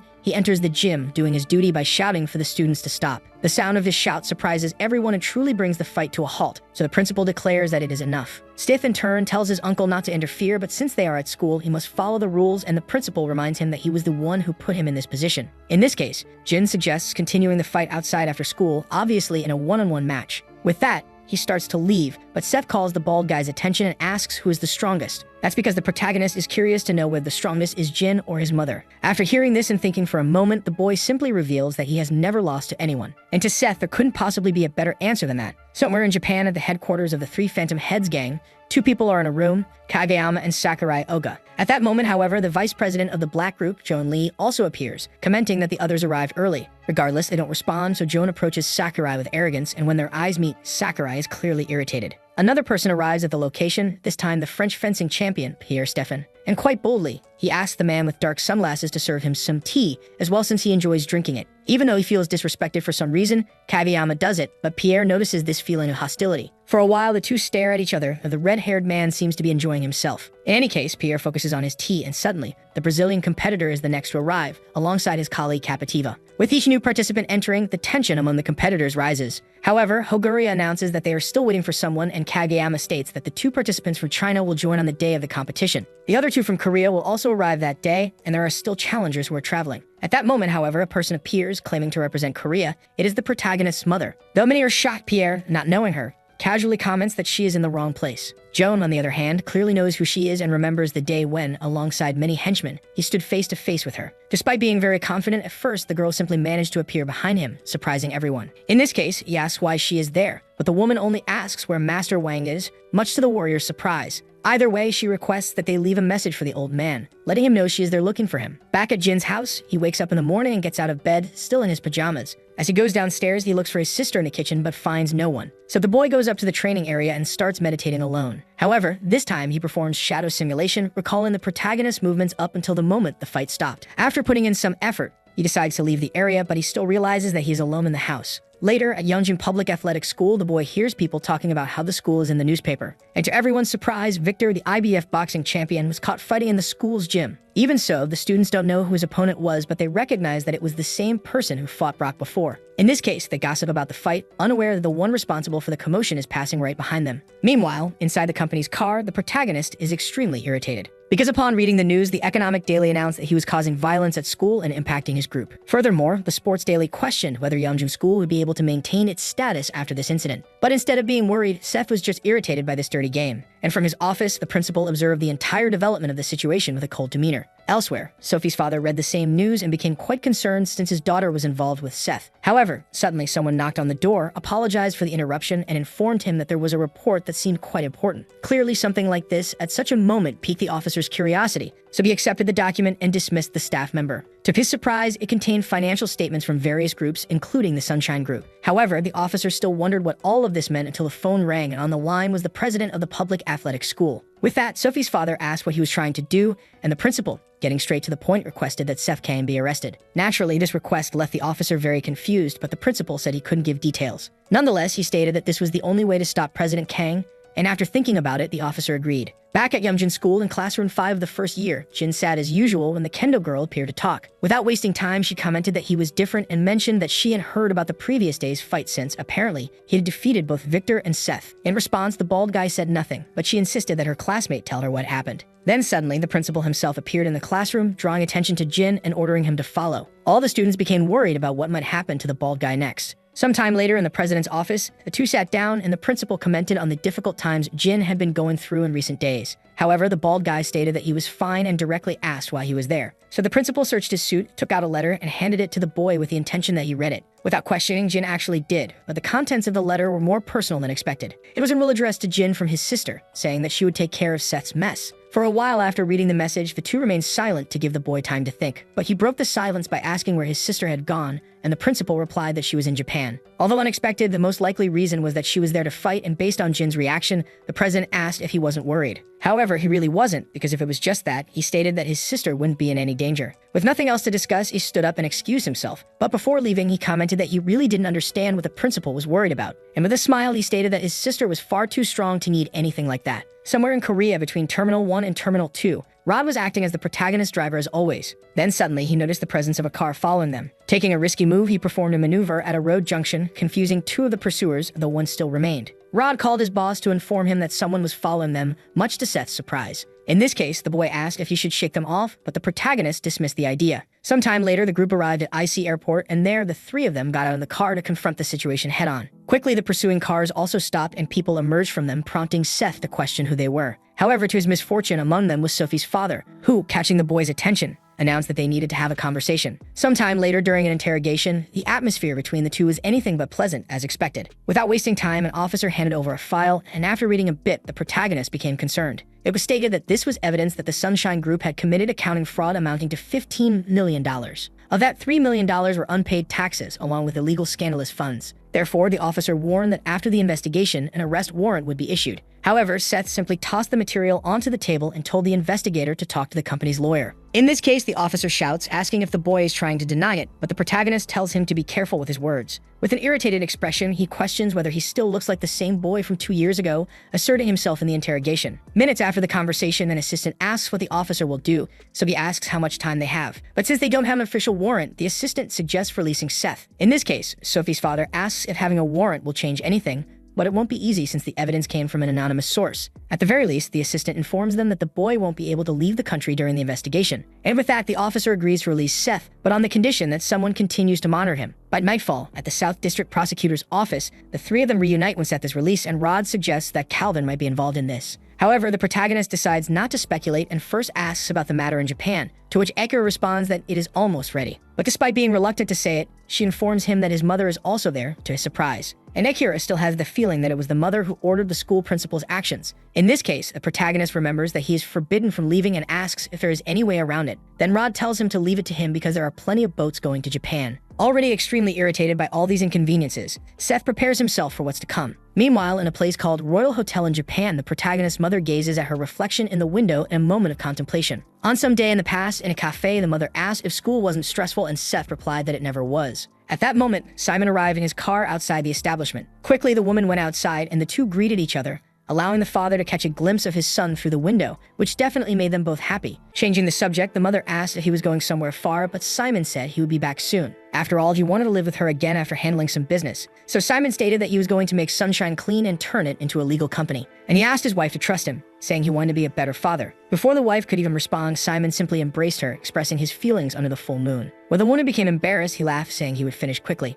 In the end, just as he had arrived, the protagonist's father left, but even today, his wife still blamed herself for not stopping him that day. Back to the present, suddenly some noises are heard at the door, so the woman quickly goes to check what it is. Kageyama, along with Sakurai, apologizes for disturbing her, which irritates her. However, Sakurai reveals an unusual request for the master of the ancient arts. He wants to be trained by her. And even though it was unexpected, the young man did not show any hesitation in his gaze. The woman, in turn, asks if Sakurai is the formal successor of Japanese martial arts, and he responds that he is. So she recalls that there are only 2 days left until the competition, but just like her, the young man is not interested in the competition. In this case, she asks Kageyama if there is a quiet place, and he reveals that fortunately there is. Sometime later, at a helipad on top of a building, the three meet, and facing Kageyama, the two stare at each other without saying a single word. Then Seth's mother asks if Sakurai is ready, to which he responds affirmatively from behind her. With that, he asks for them to start immediately, and without wasting time, he pulls out several shurikens from his clothes and throws them at the woman. However, despite them coming at high speed, the successor of the ancient arts effortlessly dodges them all. Next, kanes are thrown, but the woman spins in the air to dodge them, making them hit the wall instead. Once again, she repositions her balance, and this time Sakurai leaves no openings as he advances with a close-range weapon. However, before he can attack, the woman reacts by throwing back one of the shurikens, which grazes the young man's cheek. Then he realizes that she had caught it in the moment she defended herself, but before he can react, Seth's mother appears above him, preparing a kick. Barely, Sakurai manages to retreat and create some distance, but the woman warns that fighting barehanded is difficult, and she asks if she can also use one of those bladed weapons, leaving the young man worried. Without hesitation, she unbuttons her shirt, revealing her equipment belt, and from it, she pulls out a folding sword that, with a single motion, takes on a rigid form. That way, she asks what the boy is doing just standing there, and if he wants her to make the first move. Meanwhile, Jin continues his rigorous training in the basement of his house. After noticing his improvement, he decides to keep training until a noise at the door catches his attention. Naturally, the boy asks if Akira isn't coming in, making the girl very embarrassed at being caught. However, Jin still doesn't understand why, since they are friends. But noticing her strange behavior, he asks if she is there on Seth's orders, and inevitably, Akira admits it. In this case, Jin reassures her that everything is fine because he knows his friend has her reasons. So he asks where he has to go now to fight Seth, but Akira clarifies that this is not what it's about and hands him a letter. Though reluctant, the girl informs him that Seth is waiting for him in Japan, and since it's so unexpected, she says she will come up with an excuse. However, Jin simply asks if his sister will be there too, and when Akira answers yes, he decides that he will go. Even so, the boy sets a condition, greatly increasing the girl's concern. However, Jin's only condition was that they travel by plane, which Akira obviously accepted. In this case, she explains that it will take time to process the passport and promises to inform him when it's ready. Yet, although he seems excited, Jin's smile slowly fades and his true expression is revealed. Back to the protagonist's perspective, the boat plan is indeed working, thanks to Rod. However, the boy wasn't working alone as he signaled with a flashlight, to which Jab responded in the same way, and the two exchanged greetings. At that moment, Rod announced that they had arrived, but Seth did not say a single word in response. Meanwhile, at Japan's Central International Airport, Jin is amazed, as it is his first time on a plane. Because of this, Akira asks if he liked it, and the boy responds that he has always wanted to fly in something like that. Sometimes the girl thinks of her friend as a child, but she reflects on it and recalls events like the fight against Seth. That was definitely something that left a strong impression on Akira, as she watched until the very last moment, though she decided not to comment on it.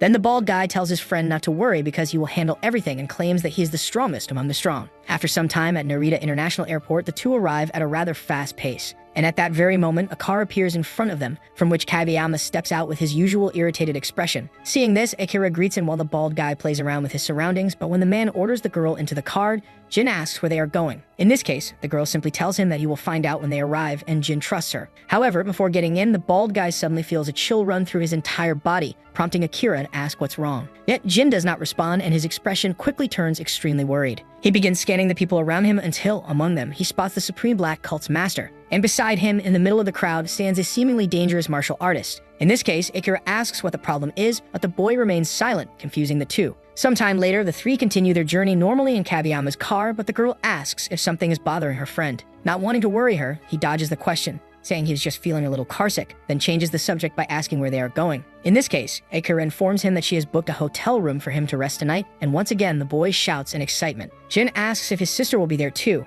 and she replies that she probably will, making the bald guy think more seriously about it. Meanwhile, the protagonist is greeted by Jab, who treats President Kang with the utmost respect. However, Rod questions what that piece of trash in the shape of a car is, to which the boy explains that it was all he could get. Regardless, they need to use it, and Rod is disappointed that he won't be able to drive since he lacks an international license. To his surprise, however, Jab comments that he has one, saying he is always prepared. In this case, Rod agrees to let him take charge for now, and after some more time on the road, the protagonist asks how much farther they have to go. But Jab informs him that it will be a long journey and advises the president to get some rest, which in the end he accepts. Sometime later, the arena finally comes into view and the car approaches a barrier. Quickly, some guards order the visitors to stop, but Jab identifies himself, and at that moment, the henchmen step aside to clear the way. This way, the protagonist finally steps out of the car, witnessing the full moon of Japan firsthand. At that moment, Joan appears, greeting Seth and commenting that everything better be ready, but the boy does not respond to his provocations. In any case, another car arrives at the arena, so Joan adds that at least they are almost ready. And from that car, no ordinary people step out, but rather Master Wong along with his representative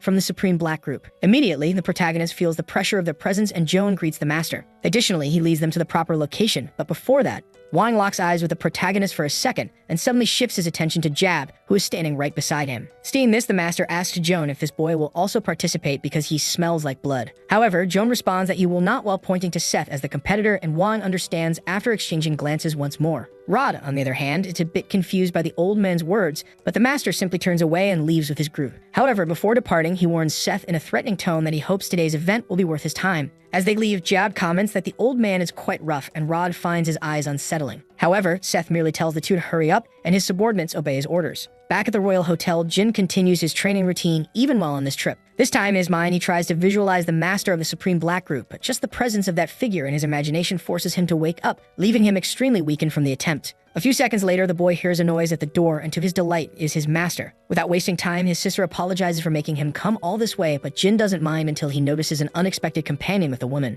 Noticing their gazes crossing, Sakurai says that it's a pleasure to meet the boy, which confuses him. Logically, after a few more seconds of staring at each other, his sister explains that she brought the young man because she thought he might be helpful. But this only confuses Jin more. She then clarifies that his practice and training are good but different from the real tournament. Because of this, the master looks at Sakurai for a moment, which makes him recall the fight they had before. At the moment the woman decided to go on the offensive, he became extremely concerned. Instinctively, he intercepted her advance, attacking first with his kunes. However, this time, the successor of the old arts was fully equipped and managed to defend herself without even meaning to dodge. Seeing this, Sakurai moved to mid-range and used his kusarigama to attack from a still advantageous position. But the moment the attack came from above, the master managed to dodge it, and with the blade stuck in the ground, she advanced. At this moment, it seemed that victory would be hers, but Sakurai managed to detach the kusarigama to pull off an attack from behind. However, the master not only predicted this, but also managed to grab the chain with her hands while simultaneously throwing her sword at the young man. With this precise move, he was completely pinned against the wall, unable to break free. Taking advantage of the situation, Seth's mother disappeared and reappeared behind him, using the flexibility of her sword against him. With no other choice, Sakurai admitted his defeat to the successor of the old arts. With everything explained, Jin understands that, apparently, Sakurai will be his training partner,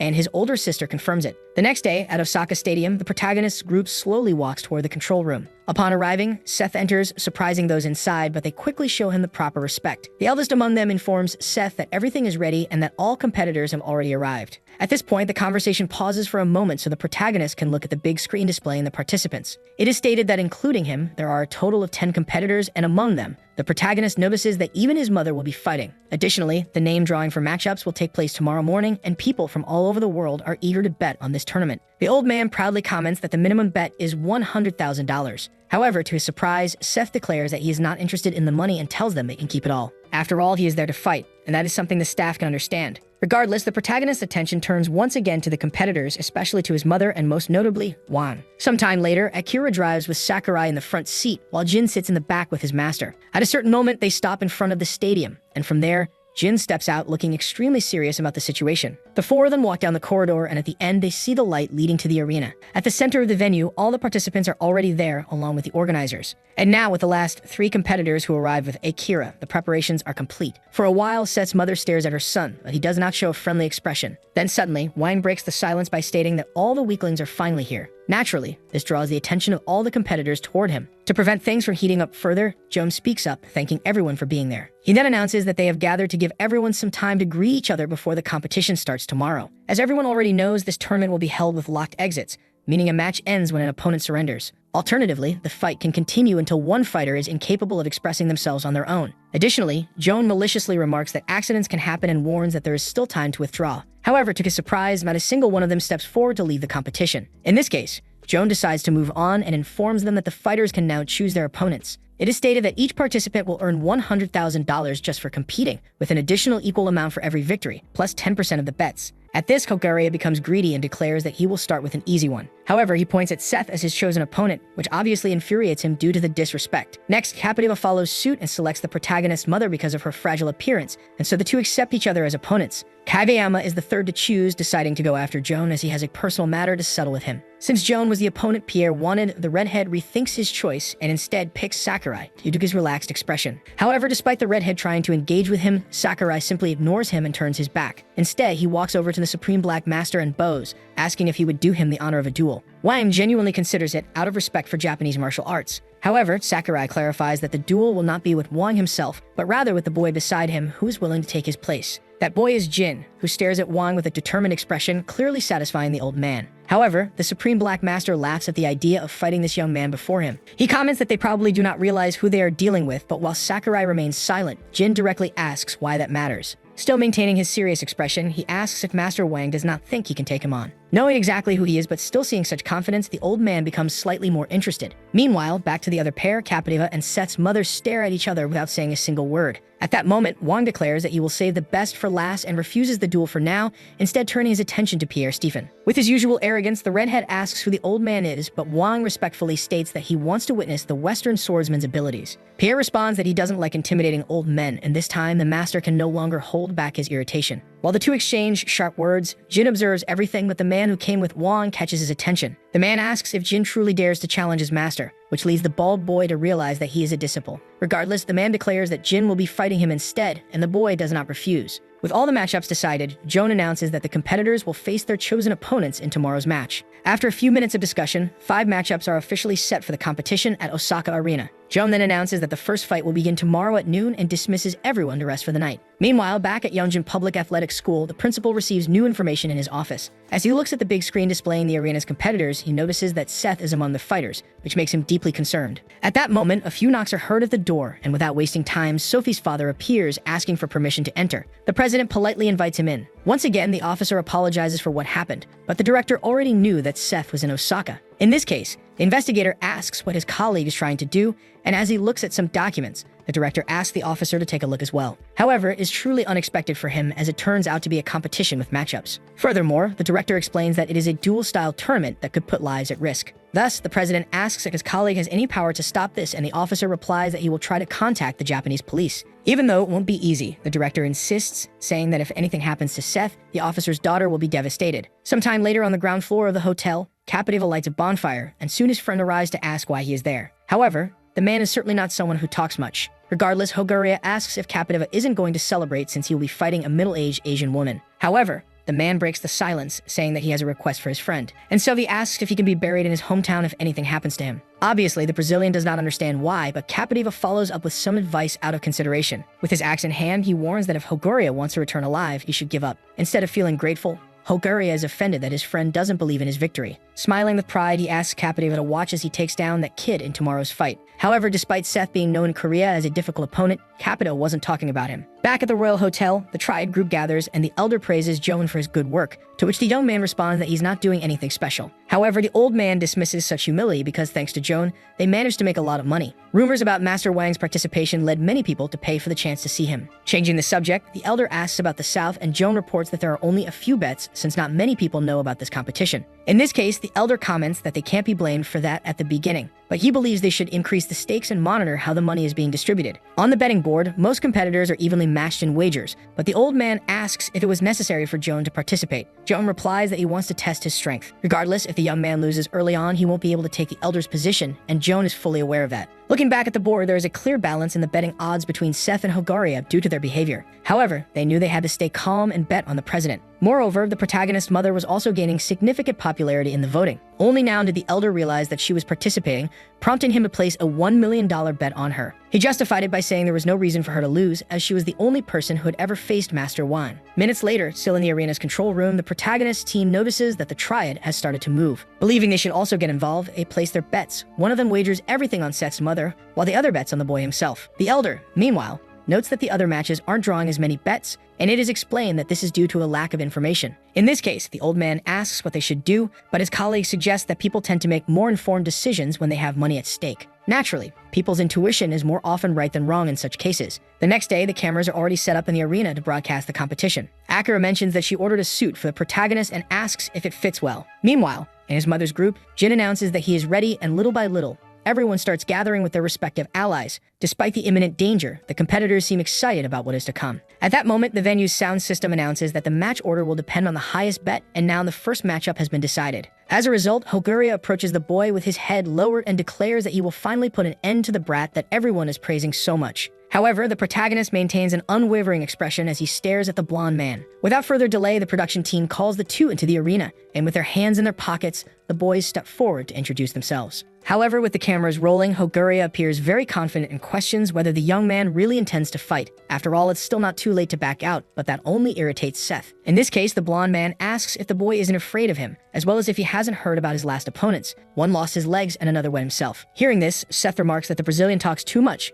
making Hoguriya even more aggressive. Finally, the last minute for betting ends with the total reaching $4.3 million, meaning the winner will take 10% of the pot. Additionally, as mentioned before, there are no rules, and with everything clarified, the fight begins. Without wasting time, Hoguriya charges in with confidence, but the protagonist intercepts his advance with a precise punch, putting him back in his place. Clearly, it was more of a warning than an attack meant to eliminate the opponent. As a result, Hoguriya becomes extremely irritated by the humiliation and switches to grappling. Using everything he knows, he works his footwork and shifts his body weight in his favor to execute a takedown. However, before he can succeed, a slap lands directly on his ear, disrupting the fluids in his auditory canal. The sensation of dizziness becomes constant, and within seconds, the Brazilian's ear collapses. With his inner ear thrown into disarray, his balance is severely affected along with his hearing. Even though he is still conscious and willing to fight, Hoguriya sees things moving erratically and can barely close his hand properly. He tries several times to regain his footing, but Seth turns his back on him, prompting him to shout for the boy to wait, insisting that it's not over yet. At this point, the protagonist looks directly at the cameras and asks if this really needs to continue.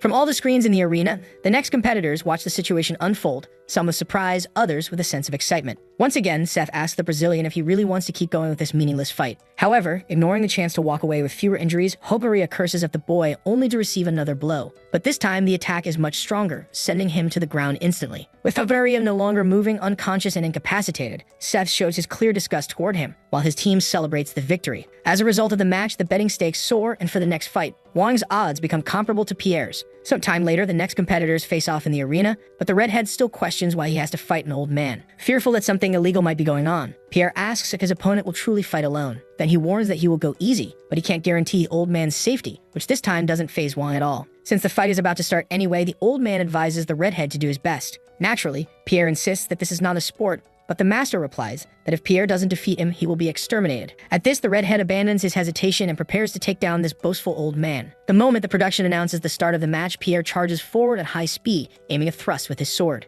However, Wang dodges, so Pierre tries his second strike, but the same thing happens. At this point, the young man abandons precision to focus on raw speed, but nothing changes and Pierre begins to grow frustrated. The protagonist group is impressed by the old man's skill, and Jab finds it bizarre that such speed is even possible. In the arena, Pierre is thinking the exact same thing, feeling incredibly frustrated at being unable to land a single hit. At one point, Wang mocks him, asking if this is really all he has. But instead of getting angry, the redhead becomes afraid and backs away, repositioning himself in the arena. Sweating nervously, he wonders if this old man is even human, until suddenly, Wang disappears and reappears behind him. As if caught in a psychological game, Pierre begins to lose his sanity and swings a lateral strike. However, Wang questions this move, pointing out that Western fencing is meant for thrusting attacks. Without waiting any longer, Wang delivers his first strike, hitting Pierre in the stomach and launching him at high speed into the wall, where he collapses to the ground, severely weakened. The master then steps in front of the fallen boy and orders him to get up so he can show his true strength. Pierre is no longer in any condition to fight, and upon witnessing the old man's unwavering confidence, he admits that Wang is indeed incredibly strong. Gathering all the strength he has, the boy stands up to surrender to Wang, and with all his breath, he begins to shout, admitting defeat. However, the instant he was about to do so, Wang advanced at high speed and slashed his vocal cords.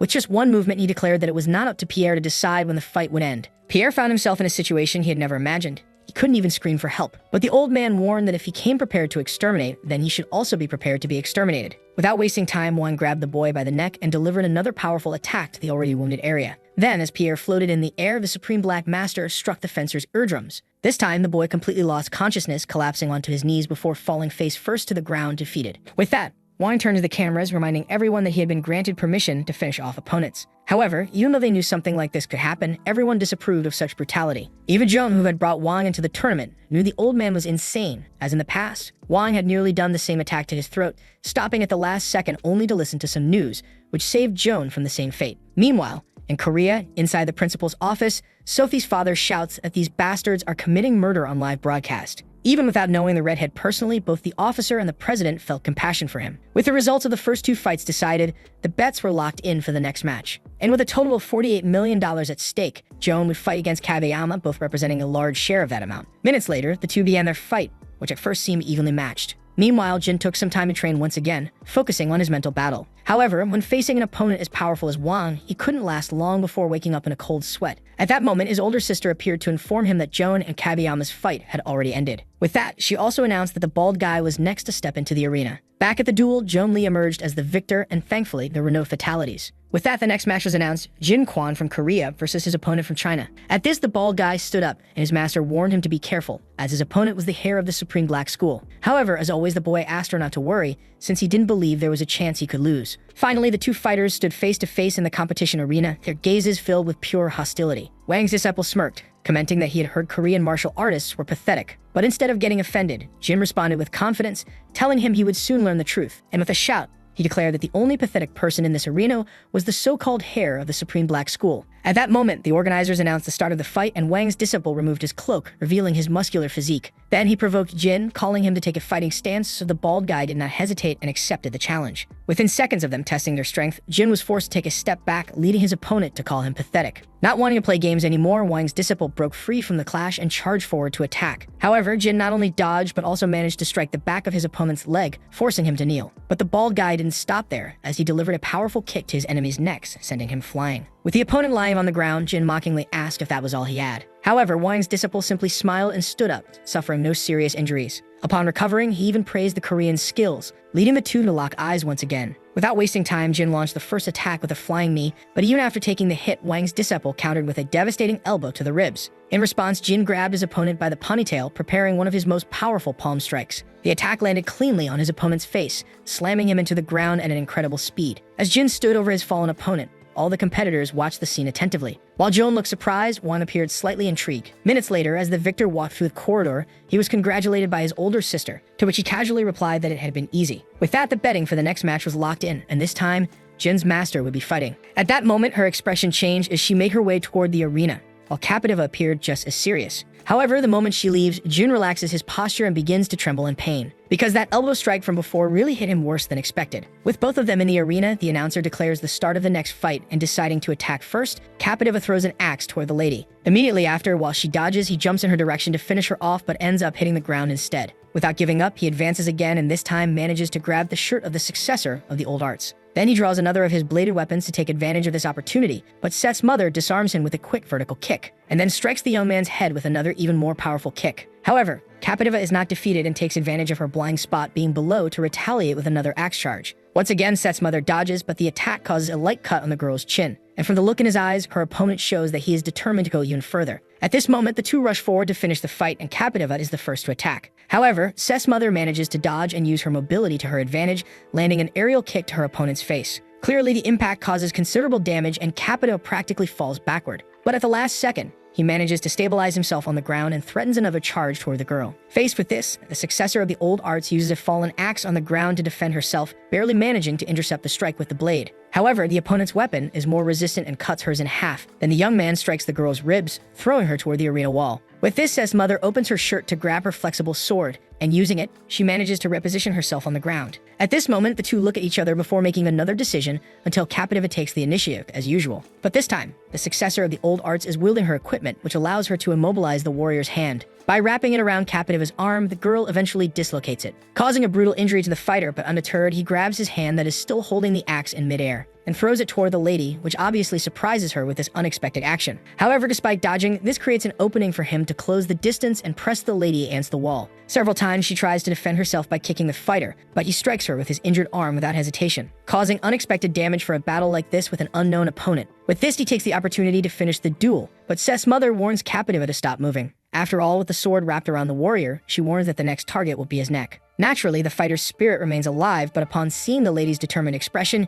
he accepts his fate, to the surprise of Seth and Jin. And somewhere more private, Wang states that things are getting interesting with his disciple destroyed beneath him. In the end, the victory goes to the competitor Anna Jin from Korea, and in the arena's control room, everyone remains attentive to the results. So far, bets are focused on the winners, and among them, Seth and Jin have the lowest wagers. Despite this, the stakes are rising because each match is more intense and money flows to the victors. Either way, the old man and the lady are truly strong in the eyes of the central elder, but his partner comments that as long as he keeps making money, it doesn't matter. As for the next match, it is said that they will start with the lowest betting amounts. Therefore, the first fight will be between the president and this child they don't know. Next, the lady and Joan Lee will probably be assigned to the last matches, and the old man will obviously be a final boss. From the perspective of the administrator's elder, Wang will fight Anna Jin in the last battle. However, his partner seems more interested in the current fight, and in the end, all that remains is to wait and see. At Megfall in the arena, the former competitors meet and Joan humbly thanks for the fight, to which Kageyama responds by saying he learned a lot. In this case, the triad young man says the same but asks if his colleague is really used to training the President Kang. Kageyama, in turn, understands that Joan wants to know how strong Seth is, so the boy begins to explain that at first, they were at the same level. And when he says the beginning, the young man is referring to just 2 years ago, but now he is no longer a match for him, which greatly surprises Joan. Kageyama, in turn, questions whether his colleague shouldn't be more concerned about Anna's strength. After all, he states that if it's her, not even 10 of him would be enough to win. Once again, these words affect Joan since the last fight was not easy at all. And while Kageyama says his goodbyes, the boy reflects on what he will do until he leaves his colleague alone. Still deep in thought, Kageyama sits beside the control center and relaxes for a second, but soon he turns toward the panels. And there he can see an image of Master Wang, but for some reason, he is getting closer and closer, which causes the young man to tremble. Within seconds, the Master of the Supreme Black opens the control room door to the boy's despair. However, laughing with pleasure at this situation, Wang tells the young man he doesn't need to be afraid, so Kageyama asks what brings the Master there. Very directly, the old man asks the young man to get rid of the trash in his room, giving the excuse that he doesn't want a loser as his disciple. Moreover, Wang becomes even more excited and asks where the other competitors are. Thus, Kageyama begins to tremble at the thought of what will happen and asks why he wants to know. Then Wang sighs in boredom while commenting that he doesn't need to give any reason beyond his own will. However, the young man informs him that he is not authorized to disclose this information, so the old man decides to obtain it by force. Obviously, Kageyama draws his Meg to try to fight, but his glasses are crushed in the old man's hand, and he is slammed against the wall. While keeping the young man suspended, Wang warns that he is thirsty for a fight, and since the next match is only in 2 days, the old man presses the boy's face even harder while once again asking where they are. Later, the losers of the last fights walk through the city, but none of them seem very happy about the situation. Because of this, Hogaria complains about getting involved in such a problem for just $1 million. However, Capitava asks his friend to be happy since at least they are still alive. In this case, the blonde accepts but keeps thinking that things would have been different if he hadn't let his guard down. Until suddenly, he realizes that his friend's attitude is different, which makes him ask what's wrong. But Capitava not only doesn't respond, but also draws his weapon, leaving his colleague even more confused. Because of this, the Brazilian asks what is wrong with him, and at that moment, he also realizes why. Right in front of them is Juan. Hogaria questions why the old man is there, so Capitava tells his friend to be careful, even though they are not in the stadium. Wang, in turn, merely comments that this should be fun. And upon noticing the way Capitava stares at him, he gets even more excited by the fact that this Western boy feels his threat. In this case, the old man throws away all good manners and decides to embrace savagery. Still, the blonde does not understand what Wang is doing, so Capitava tells his friend to stay back and warns that this old man finished Pierre. Naturally, Hogaria is shocked and his partner informs him that a lot has happened since he was knocked out. Either way, as the Master of the Supreme Black walks toward them, Capitava grips his axe and questions why the old man wants him as an opponent, given that he lost, to which Wang replies that it's simply because he is the closest. With that said, the two prepare for battle, and even with little chance, Capitava does not give up on defending himself. At the same time, in the hotel, Jin is now meditating with Anna, while outside the room, Sakurai stands guard. However, at that moment, he notices someone approaching, and despite averting his gaze, Seth stops in front of the warrior. Thus, the protagonist states that he is there to see his mother, but Sakurai comments that she was the one who asked him to stand guard. Because of this, the atmosphere between the two becomes tenser, but Anna's voice crosses the door, giving her permission. So without further delay, the boy enters the room and finds his mother alongside her disciple. Anna, in turn, simply asks her son to sit down, so Jin says he was going to wait outside. However, the master comments that it's fine if he wants to stay, which makes him accept. Once resolved, Anna asks why her son is there, as he acted as if he would never see her again. Then, after a few seconds of silence, Seth asks if it is that old man, to his mother's surprise. And then he follows up by questioning whether Wang was responsible for his father's death, which naturally became clear the moment his mother did not answer the question. In this case, even though Anna does not seem very pleased, Seth is satisfied and stands up as his suspicion has been confirmed. However, in a desperate act, his mother screams that her son will not be able to defeat him, repeating it a second time. Jin continues watching in silence, and Seth decides not to argue this time. At dawn, Rod has a conversation with Jab, and the two agree that everyone is on another level. Rod, in turn, highlights Anna for being truly strong, but Jab also praises the Indian fighter from before. In this case, the short one comments that he wants to fight him too, but his colleague states that he will be destroyed. Rod claims that he is powerful since he is called Rodney the Bloody, but Jab assures him that gangs are easier to face. Suddenly, both feel a striking presence, and in a second, Wang appears there with traces of his last game. Thus, the protagonist's allies gather their strength to remain calm. Clearly dirty from his last clash against the losers, Wang comments that it seems he is in the right place. Back in that alley, the traces of the fight were imprinted both on the ground and on the walls. And while Hogaria had marks on his body from finger-sized holes and completely shattered bones, Capita was beside him, finished by his own axe that he used to wield in battle. Back outside the arena, the young men ask if the old man needs anything. Then Wang states that he can smell blood on both of them. But while Jab analyzes everything seriously, Rod mocks the situation, saying that the old man is crazy, which makes him feel very disrespected. Regardless, Jab asks his partner to report this to the president, but Rod refuses, wanting to stay there as well. In this case, Wang suggests that they all have fun together and charges forward with unparalleled speed. Wasting no time, the two draw their weapons and disperse to opposite corners in an attempt to gain an advantage. Both boys try to attack the master of the Supreme Black, but he easily dodges by ducking and manages to counter with a strike on each. And despite being a simple move, the two are sent flying like ragdolls. With that, one charges once again, even more determined to satisfy his urge. And now the young men begin to realize the extent of the trouble they are in. Wang makes his first strike against Rod, and with a simple hand movement, his nails cut through the boy's torso. His partner screams desperately for his friend, but before he can react in any way, the old man's hands reach him as well, and along with his collie, the two are pinned to the ground. With the young men subdued, Wang gradually begins to increase the pressure on their necks. But fortunately, at the last second, a few blades approach the old man, forcing him to retreat to dodge. Within seconds, the old man fully stabilizes and then finds himself facing his new opponent, Akira. Seeing that she is a girl who knows martial arts, Wang gets even more excited to fight, saying that it has been a long time since he eliminated one. However, Akira is visibly terrified of this battle, so Jab shouts for her to run away. Fortunately, her martial arts skills gave her an advantage, allowing her to dodge the attacks. And before things could get worse, Seth appeared, interrupting the fight by flying in Wang's direction. Seconds after catching sight of the boy, he closes the distance with a kick. And since Wang dodged the first, a second strike follows, but once again, it is unsuccessful. All of the old man's arrogance only makes the boy angrier, so he declares that he will put an end to Wang, but the master merely enjoys how serious Seth is. Dodging yet another of the protagonist's eager attacks, the old man counterattacks for the first time, making Seth feel a strike to the stomach. Just Seth's expression of pain is enough to make Wang ecstatic. However, instead of collapsing to the ground like the others, a protagonist remains standing and merely spits a little onto the ground. Thus, Seth's fury increases exponentially, but Wang continues to enjoy how the fight unfolds. The protagonist rushes to finish off the old man and tries to land multiple blows, but none manage to hit him. With that, after dodging the last attack, Wang takes advantage of their proximity to grab the boy's arm and counter with a strike to his face. Thus, the old man waits to see if Seth is already defeated, but the hero proves to be very resilient by not showing any injuries and grabbing onto his opponent's clothing. Wang tries to understand what is happening, and the protagonist laughs uncontrollably. Naturally, the old man recalls Simon, who was an opponent with a very similar attitude to this young man. Without wasting time, Seth moves in and lands a headbutt on the master of the Supreme Black with all his strength. This makes Wang tremble a little, and despite also getting hurt, Seth feels proud. Extremely irritated, the old man shouts, questioning the boy's audacity, and to the protagonist's surprise, the sharp nails of the master of the Supreme Black touch his throat in an instant. However, before anything could happen, a Kusarigama appears from above, directly above both of them, and it quickly moves to attack the old man, who is forced to retreat to avoid being hit. With that, as he repositions himself on the battlefield, new participants appear, Seth's mother and his ally Sakurai. Clearly, the master of the Supreme Black was not expecting this, as he now has 4 opponents capable of fighting. Even with help present, the protagonist declares that he will be the only one to fight the old man. However, Anna reminds her son that he had to be saved just moments ago because he was nearly eliminated. With that said, with all 6 of them now on the ground floor of the hotel, Anna asks if they can just finish things already. However, despite laughing, the old man condemns the girl for interfering with his fun. In response, the successor of the old art states that she will only allow Seth to proceed at the right time. After a few more seconds of tense silence, Wang realizes that the boy is the son of that man and comments that they really do look alike, which obviously irritates the family.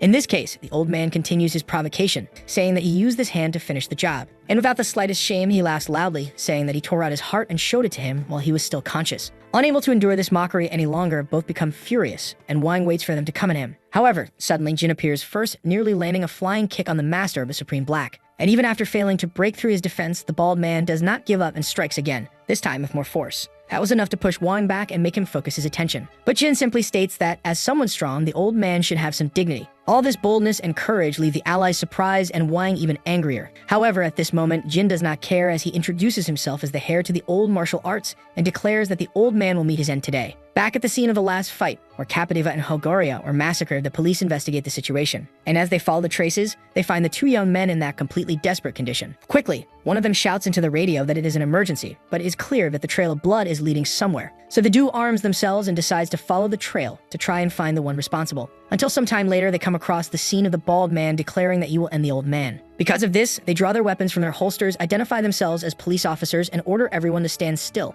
As Wang is caught red-handed with his clothes completely stained, Anna comments that that's enough for today. However, the old man states that she is not the one who decides and remarks that his blood is boiling for a fight. In this case, to continue his fun, the master of the Supreme Black first turns toward the officers, and quickly he picks up one of Akira's blades from the ground, so the moment the officers react, he intercepts the gunfire with the blade, striking one of them. And before the second officer can do anything, he is also finished off, with Juan telling him to shut up. Obviously, all this brutality makes Rod and the allies see Old Man as completely insane. But now that there is no one left to interfere, Juan only wishes to return to his previous matters. Naturally, Jin steps forward since he had volunteered to fight minutes ago. However, the protagonist walks past him, brushing against his shoulder to warn that he will be the one to fight. Wai, in turn, provokes them by saying he doesn't care even if they all come at him at once. However, the protagonist states that it won't be necessary, which makes the old man angry enough to take the initiative. Within seconds, some lights are seen along with another noise, and everyone's attention turns to it. Then realizing he can no longer continue, Wang asks them to wait for him because he will certainly return. However, before he can disappear into the forest, Seth charges forward,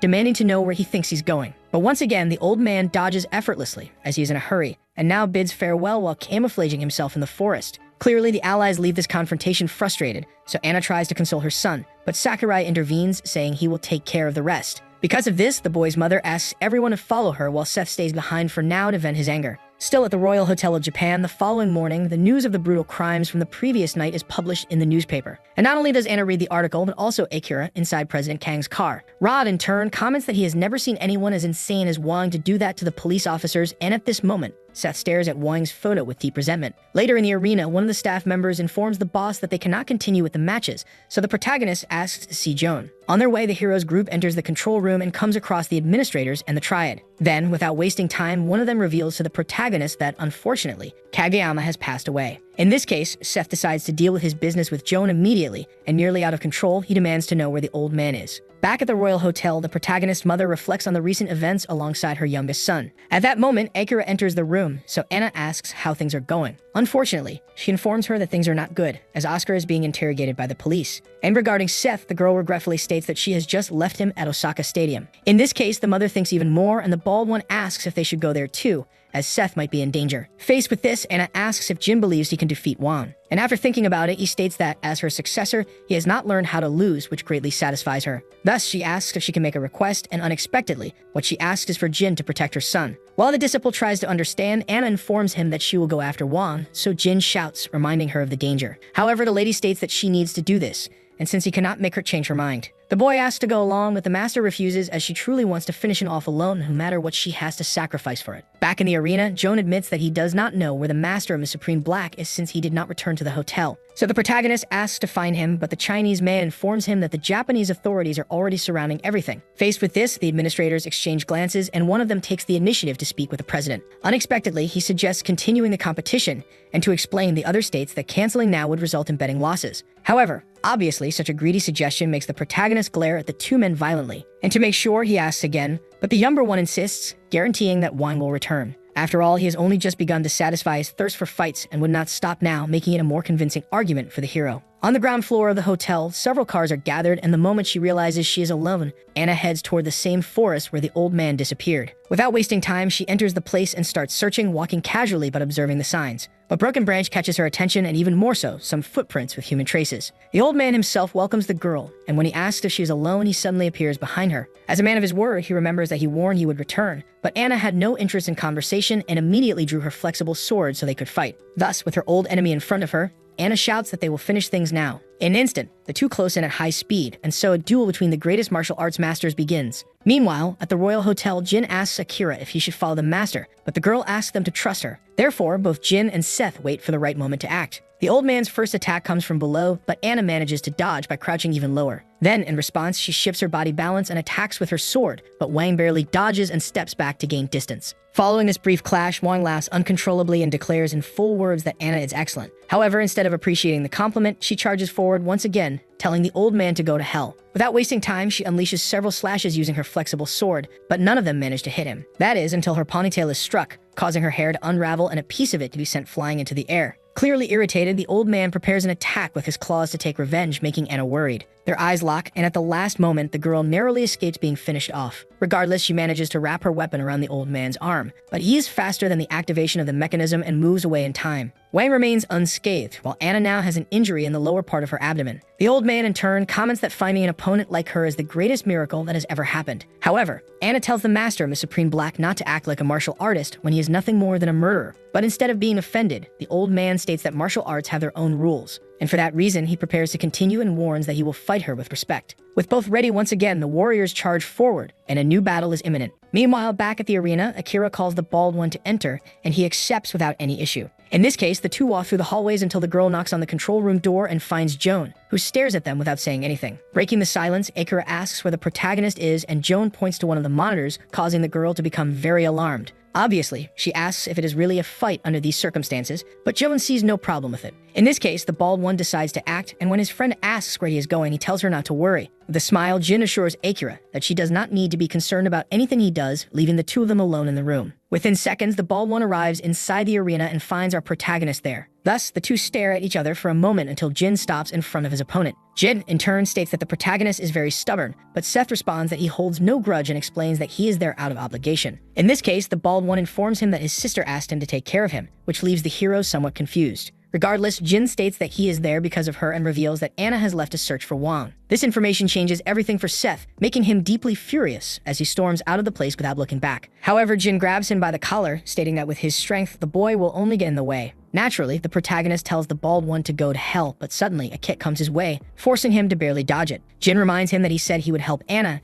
and that he would do so even if it meant taking Seth down in the process. Since the two now have opposing missions, Seth becomes enraged and challenges the bald one to try taking him down if he can. On an airplane, the pilot informs that they will soon arrive at Narita International Airport. Meanwhile, Sophie's father reads the news about the tragedy in the newspaper, responding with a very uncomfortable expression. Sometime later, the officer takes a car and arrives at a location to meet someone else. Introducing himself as Nakamura Junichi from the Japanese police department, the two men greet each other. On the way to another place, Sophie's father asks if Nakamura knows where Seth Kang is. However, the Japanese department officer asks his colleague to look at the tablet first. The moment he lays eyes on it, he cannot believe what he is seeing, as it is a live broadcast of the underground competition. In this case, the officer asks why the authorities are not stopping them, and Nakamura informs him that the killer has disappeared and the stadium has been surrounded. Thus, Sophie's father demands to be informed in advance and declares that both Seth and the others will be detained by him. Back to the fight on the tablet, the protagonist is unable to land a hit on the bald one, and in contrast, Jin does not find the fight easy either. At one point, both retreat in the arena to gain more distance. With their feet sliding across the ground, they finally manage to regain their balance. Seth, in turn, is extremely irritated with Jin, and as he rips off his tie, he declares that he will end him if his mother gets hurt. However, the bald one assures him that such a thing will not happen because he trusts his master. Naturally, the protagonist's fury reaches a desperate point, so he charges forward and Jin sprints as well without cowardice. Suddenly, Seth's fist appears near the bald one's face,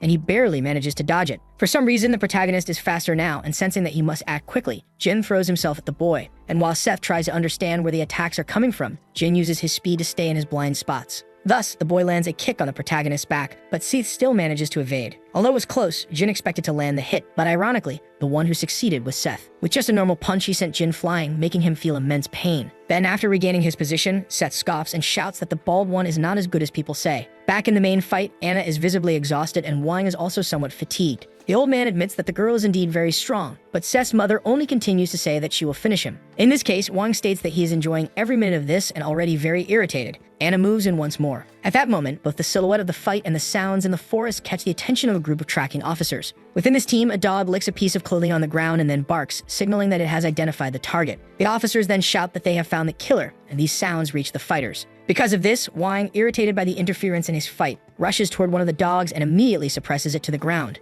As Anna watches, he remarks that the animal is weak, instilling fear in the minds of the officers. Without further delay, Wang questions the audacity of the officers for showing up and trying to interrupt him. Because of this, the old man warns that he hopes they are all prepared, further increasing their fear. With a clear threat declared, the commander authorizes the use of firearms, and at his command, everyone fires at the aggressive suspect. However, Wang uses the dog's body as a shield to defend against the attacks and quickly hurls it at one of the officers. Taking advantage of this chance, Wang closes the distance in a second and finishes the first officer with his sharp claws. The brutality is evident to all the officers, and before they can even defend themselves, most of them are eliminated. That is until Anna appears from above with her sword, ordering the old man to stop immediately. Even with this opportunity created by the officers, the successor of the old arts only drives her sword into the ground. However, since she failed to land a hit, she does not give up. With a low kick to her weapon, she causes a whiplash effect that nearly eliminates Wang. Clearly, the old man is impressed, but the girl wastes no time and, retrieving her sword, prepares another slash. Among the officers, the lone survivor watches everything in complete despair. and in an attempt to avenge his fallen colleagues, he grabs his weapon and fires at the person who is actually trying to protect him. Not expecting something like this, Anna is struck in the stomach by the bullet, leaving her severely debilitated. In response, instead of taking advantage of the situation, Wang turns to the officer, extremely irritated that he tried to ruin his fun. He then rushes toward him and inevitably sends the officer to the same fate as his comrades. Sometime later, the state of the old man's hands reveals the brutality of that battle. Amidst all the destruction, the master of the Supreme Black simply walks away. However, before leaving, he looks at the successor of the old arts and laments that had ended so quickly. Anna, in turn, accepts her defeat and asks to be finished off. But the old man disagrees with the result due to the interference and tells her to return when she feels better. Moreover, he warns that he will make sure she reappears because he now knows that those brats are her relatives. And because of that, Wang declares that he will eliminate both of them, leaving Anna with no choice but to come and find him. Sometime later, a car approaches Osaka Arena, and from inside, the Korean officer steps out with a determined expression. Quickly, he asks if Seth is there, and Nakamura, holding a tablet, responds that it seems so. In this case, the Korean officer asks if there is a possibility that the killer will return there. And in response, the Japanese officer confirms, explaining that they receive a tip from a person who is a chief in the department he works for. Understanding this, Sophie's father looks around and notices that the police are everywhere. Because despite having military personnel dressed as security, even civilians are in disguise. However, in a moment of calm, one of the undercover officers is struck with a powerful blow in the darkness of the alley. And with the obstacle eliminated, Wang makes his return to continue the competition. Back inside the arena, the boys are still fighting and Seth is determined to win, attacking repeatedly. Even so, Jin manages to dodge everything, but since the punches keep coming, he retreats to reposition himself. Already extremely irritated, Seth yells at the brat to stop dodging and curses at him, sweating from exhaustion. Naturally, the two prepare to fight once again, but suddenly, the lights go out. And before the protagonist can even complain to those responsible, he witnesses Wang falling from above and landing right in the middle of the boys. The old man's entrance raises dust and causes surprise, but instead of being afraid, Seth becomes furious. Then Wang calmly asks if the protagonist has been looking for him. However, Jin panics upon seeing the old man there because it means his sister has been defeated. Regardless, the emotions of both boys turn into the deepest rage. And when the protagonist yells, demanding to know what the old man did to his sister, Wang simply responds by asking what the boy thinks. This only further fuels that rage, making Seth charge forward savagely. Noticing the openings, Jin shouts for the hero to be careful, but Wang, now very close, declares that the boy is still inexperienced and directs his claws towards Seth's neck. Unexpectedly, despite landing the hit, the cut is not very deep, and instead of retreating, the protagonist keeps advancing. Using this opportunity, he nearly manages to land a powerful punch, but even after evading it, Jin appears from behind and attacks Wang as well. Thus, even without coordinating, the two begin to work together, forcing the old man to retreat to regain an advantage. Now standing side by side, both focus all their attention on Wang, declaring that they will finish him off. However, all this determination only serves to make the old man even more excited about the fight. Back in front of Osaka Arena, Officer Nakamura was unable to operate the tablet and quickly reported that it had stopped working. However, Sophie's father clearly does not interpret this as something normal. Without wasting time, Nakamura makes a call to understand what is happening, but hears something terrifying. Not wanting to keep the Korean officer in the dark, he explains that the team that went into the forest to investigate was attacked. Apparently, they captured a woman who had been shot, so the Japanese officer states that he will have to go there. Sophie's father then asks if there is a possibility that the killer has entered the arena. After all, if he managed to escape, there is a high chance he would return here, and Nakamura agrees, and he informs on the phone that they will be entering the stadium. However, the Japanese officer asks Mr. Kim to wait, as this case belongs to the Japanese police. Over the radio, Nakamura calls everyone's attention to initiate Plan B, warning that the bastard may have entered the stadium and instructing his colleagues to stay on guard. Back inside the arena, Wang states that he is getting more and more excited, and this comment enrages Seth. However, Jin is the first to act, dashing forward at high speed and jumping to land a kick. Naturally, the boy fails to hit, but he remains determined to land at least one blow. Until suddenly, Wang is surprised because Seth approaches from behind at high speed and lands a strike on his own ally's face, sending him flying. With that, Seth yells at the bald one to stay back, shouting that he is next after the old man. Then Wang appears in front of the protagonist, mocking his excessive confidence, and strikes him with a vertical slash from his sharp claws. However, to his surprise, the attack, which was intended to break the boy's shoulder blades, did nothing. Seeing this, Wang acknowledges Seth's talent and tells him not to disappoint him. Then the two close in once again, until something approaches, stealing their attention and striking both the old man and Seth. It was a kick from Jin, strong enough to separate them, so he can position himself in the middle. Upon seeing this, Seth becomes furious, but the bald one declares that he will do as his mother asked. And with his battle stance firmly set, the boy is certain that he will destroy Wang. In this case, Wang accepts this feeling and grants Jin a chance to attack. However, the protagonist only becomes more enraged at this exchange and declares that he will take down anyone who stands in his way. Then the three fighters, separated across the arena, charge at each other with speed, initiating a legendary battle. Taking the lead, Jin leaps into the air with a powerful kick, forcing Wang to defend.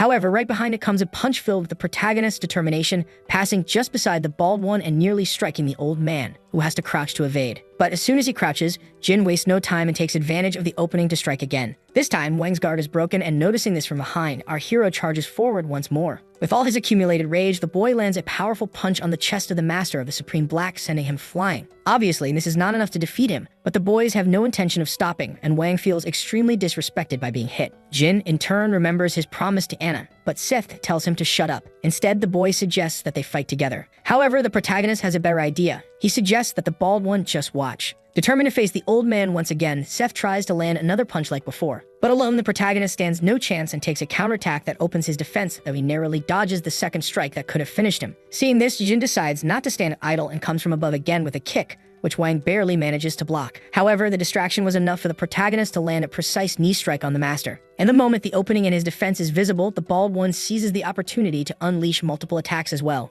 Inevitably, within seconds, Wang collapses to the ground, exhausted, but to the boy's surprise, the old man begins to rise. Saying he's having fun, he asks if he will ever get to play like this again in the future. Once again in danger, Jin warns Seth, who tells him to shut up, not wanting to act cautiously. Regardless, Wang does not wait for their conversation to end before rejoining the battle. At that moment, the police arrive inside the arena and carefully make their way to the control room, where Nakamura kicks the door open. What they did not expect, however, was to find a scene just as gruesome as the one in the forest. Nakamura immediately shouts, demanding to know where the killer is, until he notices a large screen behind him showing two boys fighting him. With Seth momentarily behind, the old man charges at Jin and lands a strike to his stomach, causing severe injuries. However, Jin refuses to surrender and does everything possible to remain standing, holding Wang against his body. This allows Seth to close in, preparing his most powerful punch, which gradually nears the master's face until it lands perfectly. Even then, the old man still opens his mouth to praise the boy's talent, provoking him by saying he is better than both his mother and father. Seth becomes enraged like never before, and at that moment, Wang's hand releases Jin, leaving him in extreme pain. Quickly, the old man retreats to the back of the arena, stopping in front of both boys. Wang inevitably feels the injuries he has sustained from the fighters, but Jin collapses to his knees as his condition is even worse. Seth in turn scolds the bald one, reminding him that he told him to stay back and does not even let him explain. Because now the protagonist has decided that he no longer needs his colleague's interference. Facing Wang once again, Seth demands to ask one last time what happened to his mother. However, the old man does not give him a straight answer, instead stating that if the boy is curious, he should finish him off and search for her himself. Furious at what he heard, Seth charges forward with all the rage in the world to put an end to Wang. Back in the forest, Anna is still slumped against a wall, but Sakurai appears among the officers, asking for permission to take care of her, which is granted. Without wasting time, the young man apologizes for being so late, and Seth's mother thanks him. Seeing Anna's condition, the officer suggests taking her to a hospital, but the woman insists that she must go there, and Sakurai accepts without arguing. Returning to the battle between the protagonist and the old man, Seth is unable to land a single hit while repeatedly being struck by the master of the Supreme Black. However, at one moment, a punch from the hero breaks through Wang's defenses, and just as he tries to recover, another even stronger strike follows, but this time the old man manages to dodge and escape. Nevertheless, the protagonist chases after him and lands a solid blow straight to his stomach, sending Wang flying. Once again, the two reposition themselves in the arena, but Seth takes the initiative, charging from above. Both fighters scream, demonstrating the intensity of the battle until the old man feels something. He realizes that despite his injuries, Jin is grabbing onto his feet. However, before he could finish the boy off, Seth sees the opportunity to appear from behind and deliver the most powerful punch of his life, unleashing all of his fury. As Wang tried to recover, he was slammed forcefully against the ground. Now completely subdued, he was forced to endure a relentless series of consecutive attacks that did not stop. Even so, the protagonist could not let go of his rage, forcing Jin to stand up and stop him. Because, whether he realized it or not, Master Wang was already completely defeated. However, instead of feeling satisfied, Seth only grew angrier at how quickly his revenge had ended. A bit further back, the police officers rush, reporting over the radio that there were more victims. The response was to leave the rest to the SWAT team while the front line maintained their position. Little by little, the officers approached the center of the arena, and from the command room,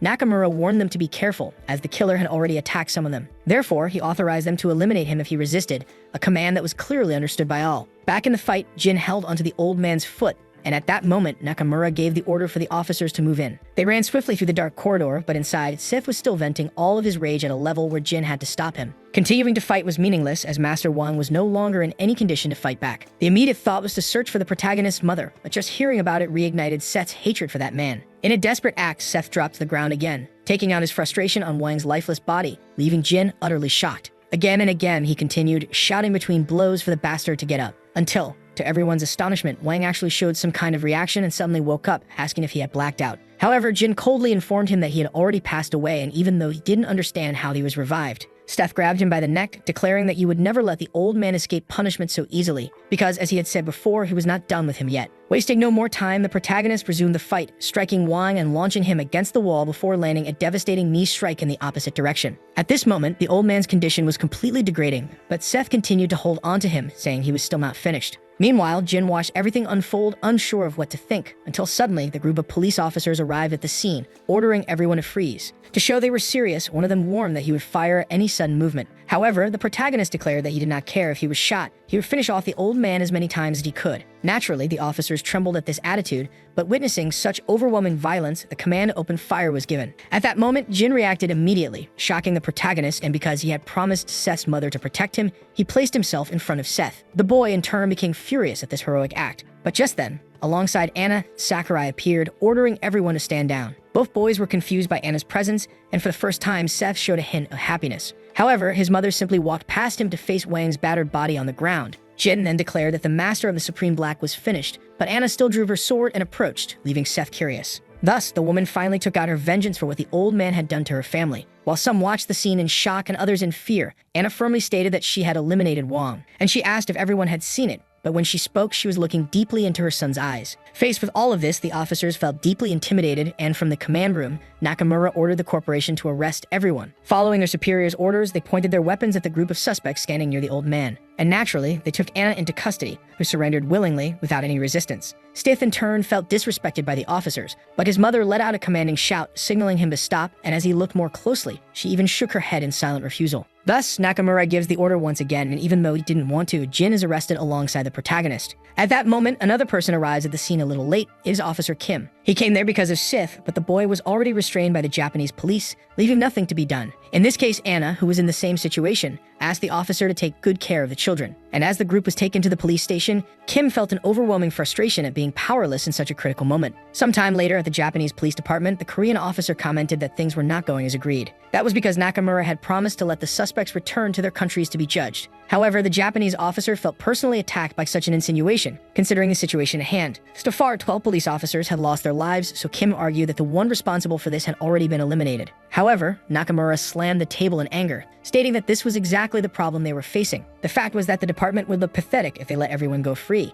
which meant they couldn't simply release them. In this case, Kim suggested that Nakamura speak with the International Alliance, given that Wang was Chinese, but the officer refused. After all, having another country take over the case would also be a humiliating outcome. As a last resort, Kim asked that his colleague could at least allow Seth and Jin to return to Korea. Then Nakamura admitted that he might be able to arrange it for Jin, but it would be difficult for Seth. After all, not only had he entered the country illegally, but he was also responsible for organizing the underground competition, which meant that there was no way they could let him go, and with his veins bulging from anger, the officer declared that the boy would be punished for his crimes in Japan. At Narita International Airport, the director of the athletic school stepped out of a taxi. Later, at Japan's General Hospital, Rod celebrated the fact that they were alive, while Jab asked about Akira. It was then revealed that she had been placed in a private ward, but had yet to regain consciousness. At that moment, the school president suddenly appeared in the hospital room, and the boys were obviously very surprised to see Jake there. Both tried to stand up to show respect, but the director told them it wasn't necessary. Still, the two knew what they had done, so they apologized, though it didn't make Jake any less irritated. Suddenly, the director's phone rang, and on the other end, Congressman Genzo contacted the Sunshine Group. After some conversation, Jake commented that now was the perfect time for him to show his appreciation for the corporation. And so the school president bid farewell, saying he would see Genzo at the designated location. As for the two hospital patients, the director informed them that they would be finished once they returned to Korea, and both accepted their punishment. Sometime later at Japan's City Hall, Jin approached, now out of jail, alongside the director.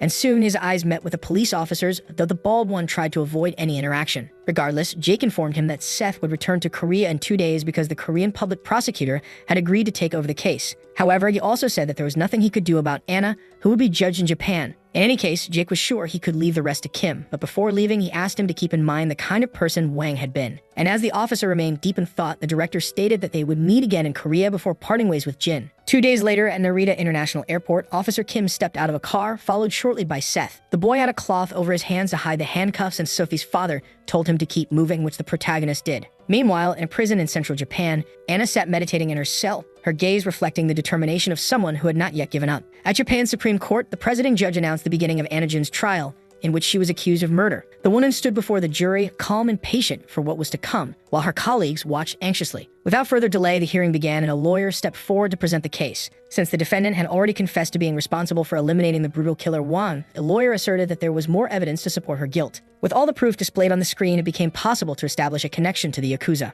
And it was a fact that she participated in an illegal fighting tournament, obtaining enormous financial profit in the process. Naturally, the prosecutor acknowledged that Wang deserved his fate, but Anna had interfered for personal reasons. As the case's prosecutor, the man requested that the court sentence the woman to capital punishment. With these words, indignation filled the courtroom. Both Rod and Jab were furious, in contrast to the accused herself, who remained expressionless. However, the case did not end there, as the defense attorney objected and the judge granted him permission to speak. As was already clear, the bald one reminded everyone that Wang was responsible for the deaths of many Japanese police officers, and despite reinforced search efforts, law enforcement had been unable to capture him. However, he was finally defeated thanks to Anna, who, had she not acted, would have left a madman loose on the streets. And most importantly, according to the defense, was the fact that Master Wang had publicly threatened the life of the defendant's son. Therefore, he concluded his argument by asking if it was wrong to protect one's own child and stated that he had nothing more to say. The prosecutor, in turn, asked everyone to pay attention to the video he was about to present, as it contained footage of the crime. He explained that the defendant's son was known as the strongest gangster in Korea, that being Seth Kang, the president of the Sunshine Group. But as shown in the video, the boy himself had already subdued Master Wang before the murder. Thus, the argument that she committed the crime for the sake of her son was proven to be a lie,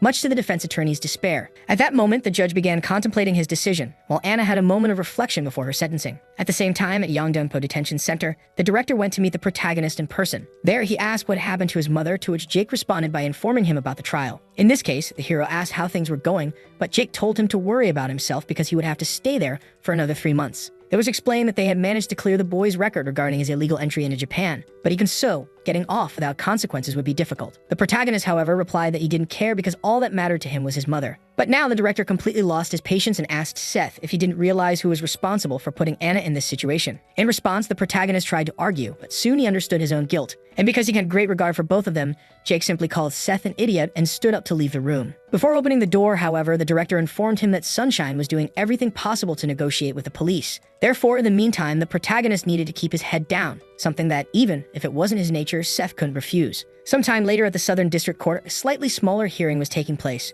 Both the defense and the prosecution were preparing to present the case of Seth Kang, who waited as the accused. At the bench, besides the director and Jin, even Sophie was present to witness the outcome, and soon the judge reviewed the documents. From what he read, the judge understood that the boy had not only entered the country illegally, but had also organized an illegal fighting tournament. And despite being the president of the Sunshine Group, he was just a 19-year-old boy. However, since this was his first offense and due to Sunshine's influence in the country, the judge announced a fine of $100,000 along with 120 hours of community service until Seth suddenly interrupted the sentencing by shouting that he had something to say. Logically, this unexpected action caused tension in the courtroom to rise dramatically, and without any fear, the protagonist confessed that he was the one who killed the master. At that moment, all of his allies could not understand his reasoning, but Seth reaffirmed his guilt before the judge, declaring with absolute conviction that he was the one responsible for ending Wang in Japan. And as the trial unfolded, Anna remained in prison, unsure of what to think about her fate. Still in jail, time passed in the blink of an eye, with the seasons changing until winter arrived. Then, on an ordinary day, a police officer ordered Anna to come out, and when she ignored him, he repeated the command,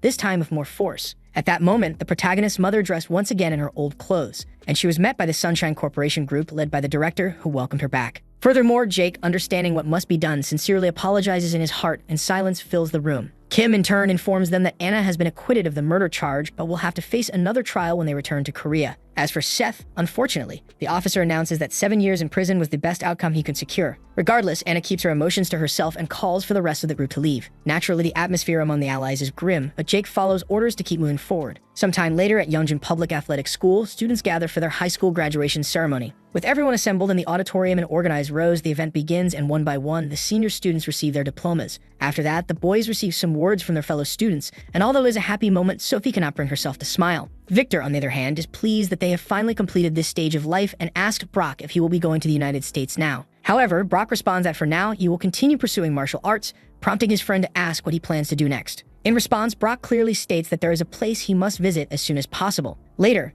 at the Sunshine Group headquarters, all the executives are gathered, and naturally, the mood is just as tense as it was at the graduation. Jake explains that they are being blamed for the triad member Joan Lee, and on top of that, Bakgu reports that many Chinese people have been entering Incheon. Stag Madam, in turn, reminds them that the Yakuza are also making moves, and in response, the director suggests they should strike first. However, Anna, who is now the new person in charge of the presidential seat, believes it is better to keep an eye on them for now. She asserts that she herself will take control if things spiral out of hand, whether in China or Japan, and all the executives understand without questioning the president. Sometime later on the same day, but in a mountainous area surrounded by winter snow, Jin continues his training with even greater intensity than before. Amid his strikes, Akira appears, commenting that she knew she would find him there and complimenting his dedication. Obviously, the bald one is very happy to see his friend, but he is startled when he notices Brock standing right behind her. Because of this, he questions why the two are together and whether there is something going on between them. However, Brock, looking bored, simply asks if this place will make him stronger. Understanding the question, Jin smiles before confidently affirming that it will, which is exactly what the big guy wanted to hear. Meanwhile, at a Korean prison, a bus arrives carrying inmates who are instructed by the officers to familiarize themselves with their new home.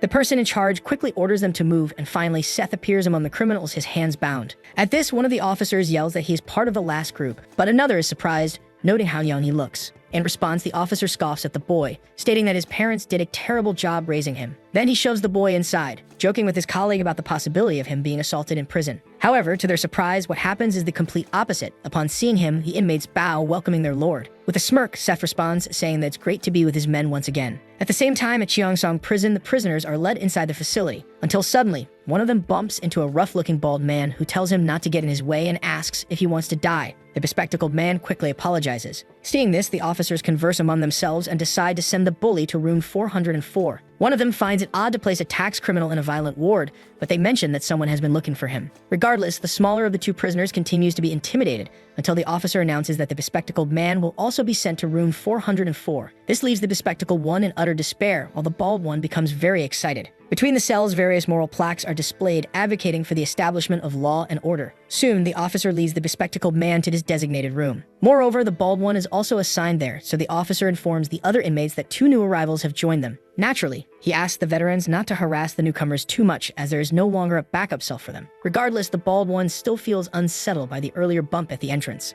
Therefore, he approaches the one with glasses and kicks a table, trying to assert his dominance. The same man shouts, asking who his boss is, but one of the prisoners just laughs at the entire display. Obviously, the bald man becomes furious and asks what the hell the man is laughing at. Then the former president of the Sunshine Group and current number 2 in command, Jisengmin, stated that a cute guy had entered. Since he was also a criminal, the bald man gradually recognized this person and asked if he was the leader. However, the young man just nodded to the side with his head because despite who he was, the leader was someone else. And to satisfy the bald man's curiosity, Seth Kang appeared with his hands in his pockets and his usual proud smile. Despite this, the bald man couldn't understand, and being much bigger, he asked if this child was the leader. So instead of speaking, the protagonist decided to demonstrate, and with just a touch on the young man's bicep, he sent him flying. Even though it wasn't meant to hurt, it was enough to command respect. Without further delay, Seth approached the second newcomer because he had heard that he was a professor at Seoul University, to which the man fearfully confirmed. At that moment, silence took over, increasing the tension, but unexpectedly, the hero asked to be taught, surprising the professor. Because, as strange as it seemed, the truth was that once he got out of there,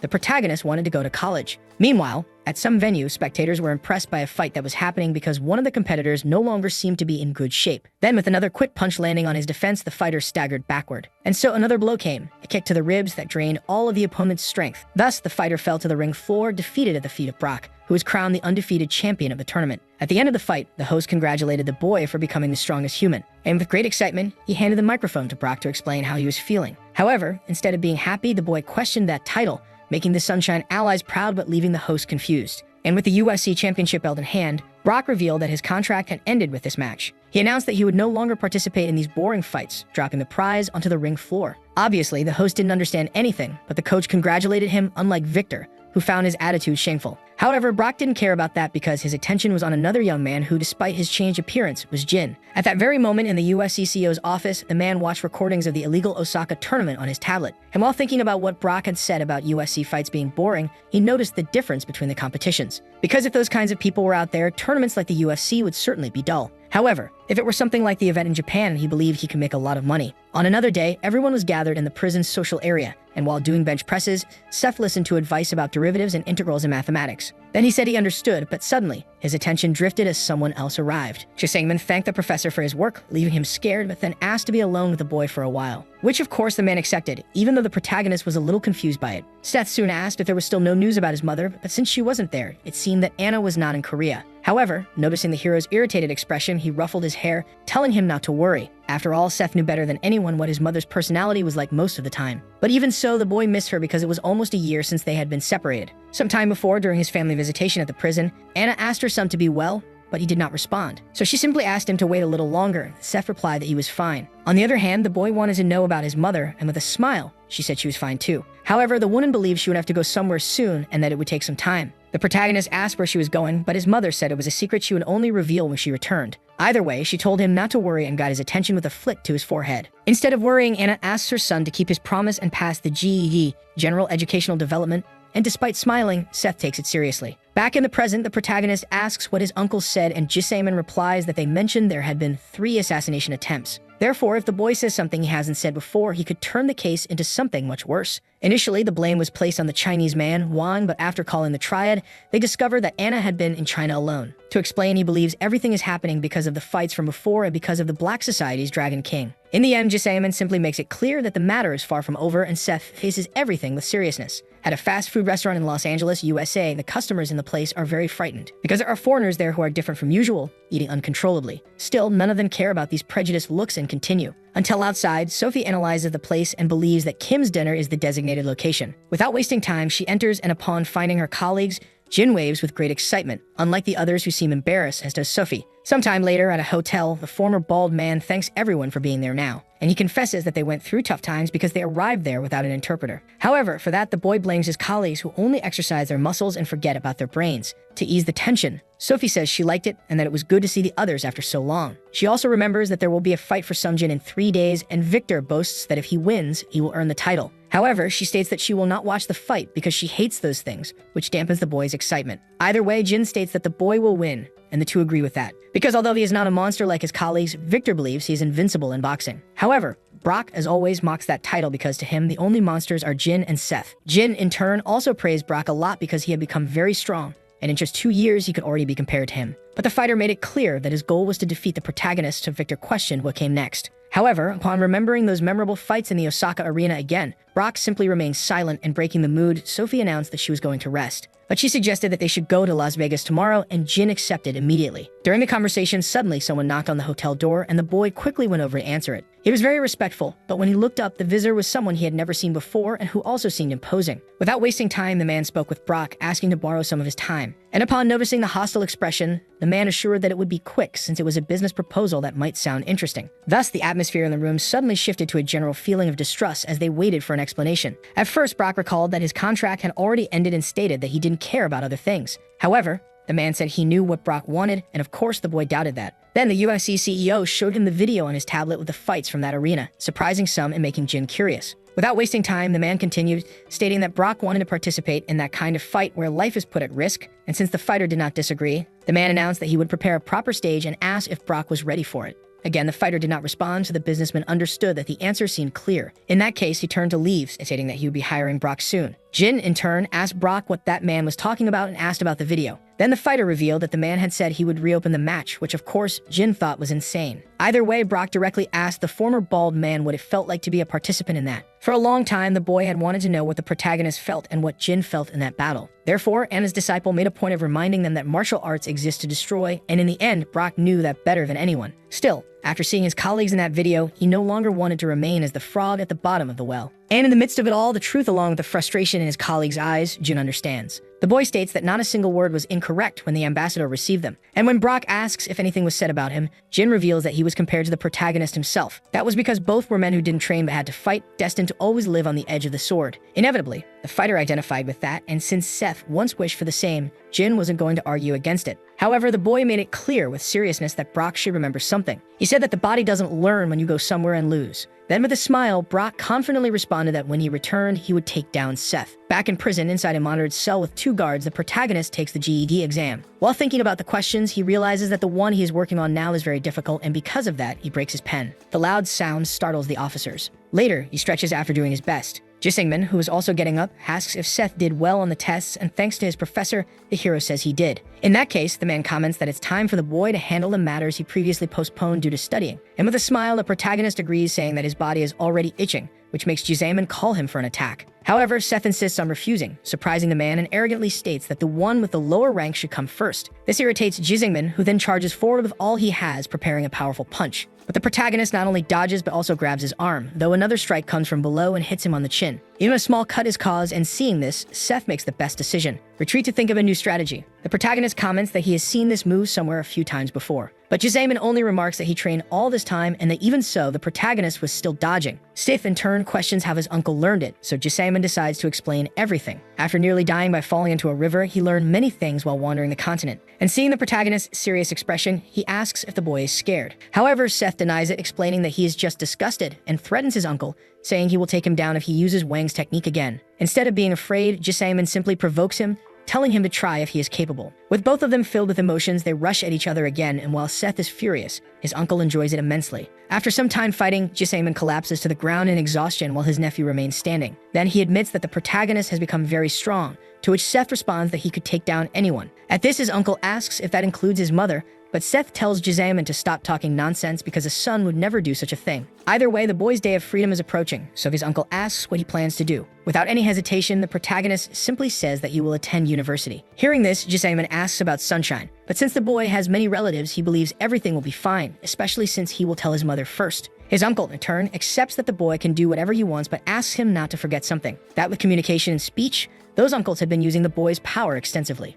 And the protagonist knows this better than anyone, but he just smiles, unconcerned. Sometime after being released from prison, those being freed keep to themselves in embarrassment. However, the protagonist walks out with his head held high because right ahead, the director himself has come to receive him, along with the entire force. Despite this, Seth criticizes the gesture, saying it's the reason people call the company useless. But Jake simply praises his good work, and soon his old comrades rush in to reconnect. Among them, Rod was the one who missed the boy the most, though even from afar, the others were also very happy. Until, after taking a few playful punches due to his enthusiasm, Rod pulled out a type of food from his pocket, and he handed it over as a gift, saying it was part of a tradition, which, although confusing Seth, also made him very happy. So without hesitation, he simply took a piece and ate it in front of everyone. And so with the first in command back, the Sunshine Group reestablished its hierarchy. Sometime later, while returning to the city, the protagonist asks for news about his mother. Jake informs him that she is in China, but Seth cannot understand why she would go without even notifying him. The director, on the other hand, believes that she is at war with the Triad. To explain, he asks the boy to remember Joan, the Triad's successor, who participated in the competition in Osaka. Hearing this, the protagonist finds it strange since Joan had been defeated by Juan, which the director confirms. In this case, Seth questions what that has to do with his mother, and Jake explains that since their target died, they still want revenge. And because they lost the chance to avenge their successor, they simply turned their focus back to Sunshine, despite the injustice of it. Indignant, Seth shouts that they should simply come after him, since he was the one who defeated Wang first. However, Jake reveals that they were indeed targeting him, even if the boy was unaware, and that was precisely why Anna intervened personally. Understanding that there is nothing he can do about it, the hero becomes even more furious. Then the director pulls a letter from his suit, stating that it is a photo they received last week. To the hero's surprise, the Hangzhou Triad branch caused an uproar because it had turned into a wasteland just a week ago. Regardless, Jake states that the boy needs to worry about this, but Seth seriously examines the photo. So when the director informs him that they will first go to the company, the hero refuses. That is because he decides to turn down any business-related matters, surprising his uncle, and states that he now wants to live a normal life and study a bit more. Obviously, Jake is outraged by this, as Anna had been taking care of everything up to now to maintain something that was Seth's responsibility, which the boy understands. However, given the situation, the protagonist declares that his uncle can take over the position, because his decision now is to live a normal life, at least for the time being. Later, the protagonist arrives at his house and cannot help but feel nostalgic after being away for some time. However, he becomes a bit irritated by the fact that Rod followed him despite being told not to. The boy in turn reveals that he had orders to escort Seth, but the protagonist wishes to be alone. Thus, Rod states that he will keep guard in a way that doesn't interfere with him. However, Seth simply asks if the boy is stronger than him, to which Rod shamefully responds no. Still, Rod requests to remain the hero's driver in case he needs to go somewhere, but Seth simply heads toward the house, and before entering, he calls his colleague's attention, because despite not wanting a guard, he would want a friend to help him clean things up. Overjoyed by the invitation, Rod happily accepts and finally enters the house with him. Sometime later, in a distant temple, a woman sits respectfully in front of a symbol. Soon, a young boy appears, bowing to his master and announcing the arrival of a new letter. Since it is black with a red seal, the woman immediately asks to see it. Then the disciple asks what it is, and the master explains that strange men have been sending strange letters. That is because there wasn't a single word written in the letter, so the woman simply tossed it into the air and cut it into pieces with her sword. However, Sasaki Shinto had sensed a message about life and death within it. Meanwhile, in France, at a fencing school, a young man receives the same letter regarding a fight to the death. Excited by this, Jen Sackman crumples the paper, calling it something truly crazy. Traveling to Iraq at a military base, a blonde man slices a piece of wood with his mashie while smoking a cigar. At one point, he notices the presence of a letter in his room, which immediately captures his attention. Meanwhile, in China, at some random fishing spot, a man fishes peacefully until a delivery boy informs Chen that he has a letter for him. Clearly, the old man is thrilled to have a reward sent to someone like him. Nonetheless, the delivery boy simply drops it on the ground before leaving, and without even turning around, Chen easily picks it up with his fishing rod. Little by little, the old man examines the parcel with slight curiosity, but soon becomes serious as he realizes what it is about. Then, with a simple motion, he wraps the fishing line around the letter and tears it apart completely, letting the pieces fall into the calm river. Back at the protagonist's house, he is preparing lunch while Rod patiently waits at the dining table. Naturally, the sight of his boss makes him feel down, so he shouts that he will cook, but Seth says it's almost ready. Still, the boy tries to insist, but the hero says again that he is no longer a representative of sunshine, to his colleagues' despair. Moreover, the protagonist states that Rod no longer needs to use the company's nicknames, but this only makes him feel worse instead of happy. That's because he wanted to continue being the #1 subordinate of his boss.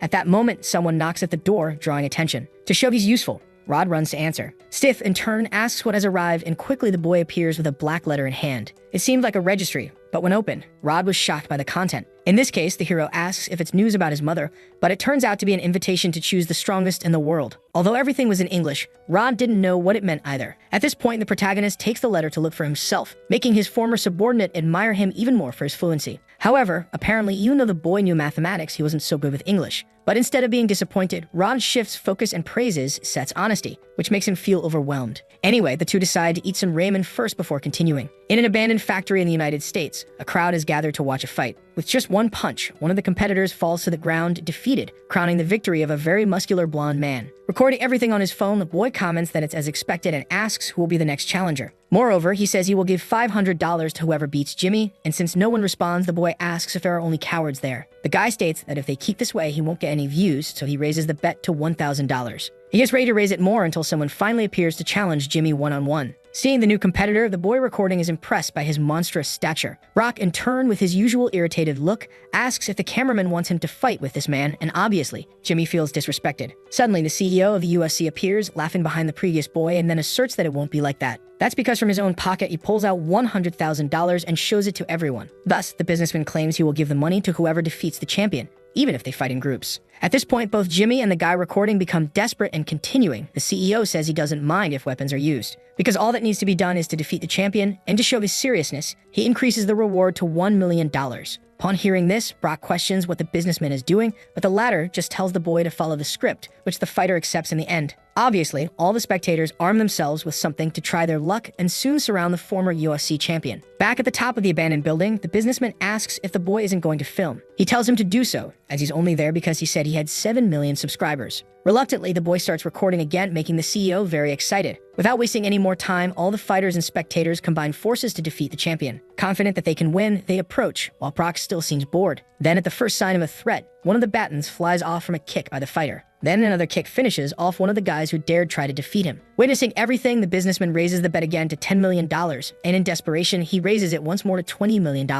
In the end, he declares that if anyone needs something beyond the money, he will try to give them everything. Because as long as the businessman hasn't found the strongest man on Earth, this fight will continue, which already leaves Brock a bit stressed. Back at the protagonist's house, E and Rod are watching Victor's fight on TV, where he was challenged for a title match. All of the boys' moves were great, and he was landing sharp attacks. This, of course, made both of them very happy to be close friends with Victor. However, while the announcer spoke, the protagonist noticed 2 people in the background in the audience. Among them was Sophie, but beside her, Jin was cheering for Victor instead of for himself. Because of that, Seth couldn't help but feel a little bad, but noticing his master's expression, Rod called out to him. He explained that Seth's old friends had contacted him and asked if he should reach out to them. But despite seeming like something he wanted, Seth refused because he first needed to be accepted into college. Understanding his boss's new phase, Rod shouted that he would search for universities worthy of him. And in the same instant, he grabbed his phone, which made Seth laugh a lot. Then back on the TV, the new world lightweight champion was announced, Victor Chu. Sometime later, several students gather around a commercial building as it is a good place to prepare for the GED exam. And officially, for the first time, the protagonist truly dedicates himself to studying. Sometime later, both the hero and his subordinate leave the building and head to a public table. But even there,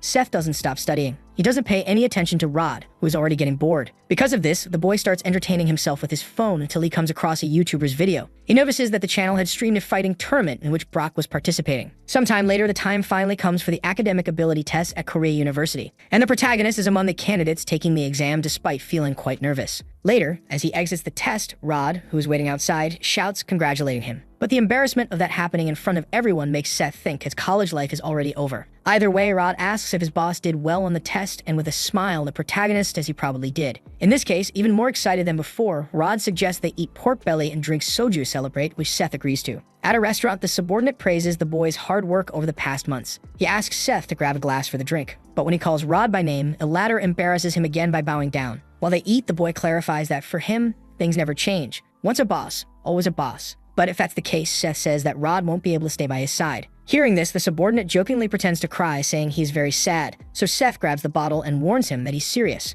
Inevitably, spending all that time in prison made the protagonist think about many things. And now he realizes that for a long time, he was truly a foolish and bad person. Naturally, Rod shouts that his boss isn't like that at all. He's charismatic and stronger than everyone. But the hero responds that that's exactly the problem. To argue, the subordinate reminds him that he has the best fists in Korea and is the heir to sunshine. However, the real issue was that he loved fighting but hated losing, which he admitted as he took another shot. A little irritated, Seth stated that if he stayed in sunshine, he would continue fighting stronger and stronger people. Naturally, he would grow to love that feeling more and more until perhaps he could no longer be stopped. Even now, Seth comments that his blood is yearning for a fight, bringing back memories of past battles and how he felt in those moments. However, he will no longer let things remain as they are, as he has matured during his time in and out of prison. More than anything, Seth knows he is responsible for what happened to Anna, because he sought revenge for a father he never even knew, without caring that he was putting his mother in danger. Rod, in turn, tells his boss not to worry because Madame is strong and sometimes calls to say she's fine. But despite knowing that the hero understands how he would feel if something were to happen to her, because he knows he wouldn't be able to hold himself back and would use it as an excuse to return to fighting, which terrifies him, the possibility that he might never be able to stop. Hearing this, Rod simply places his hands on his boss's shoulders and comments that this is who he is.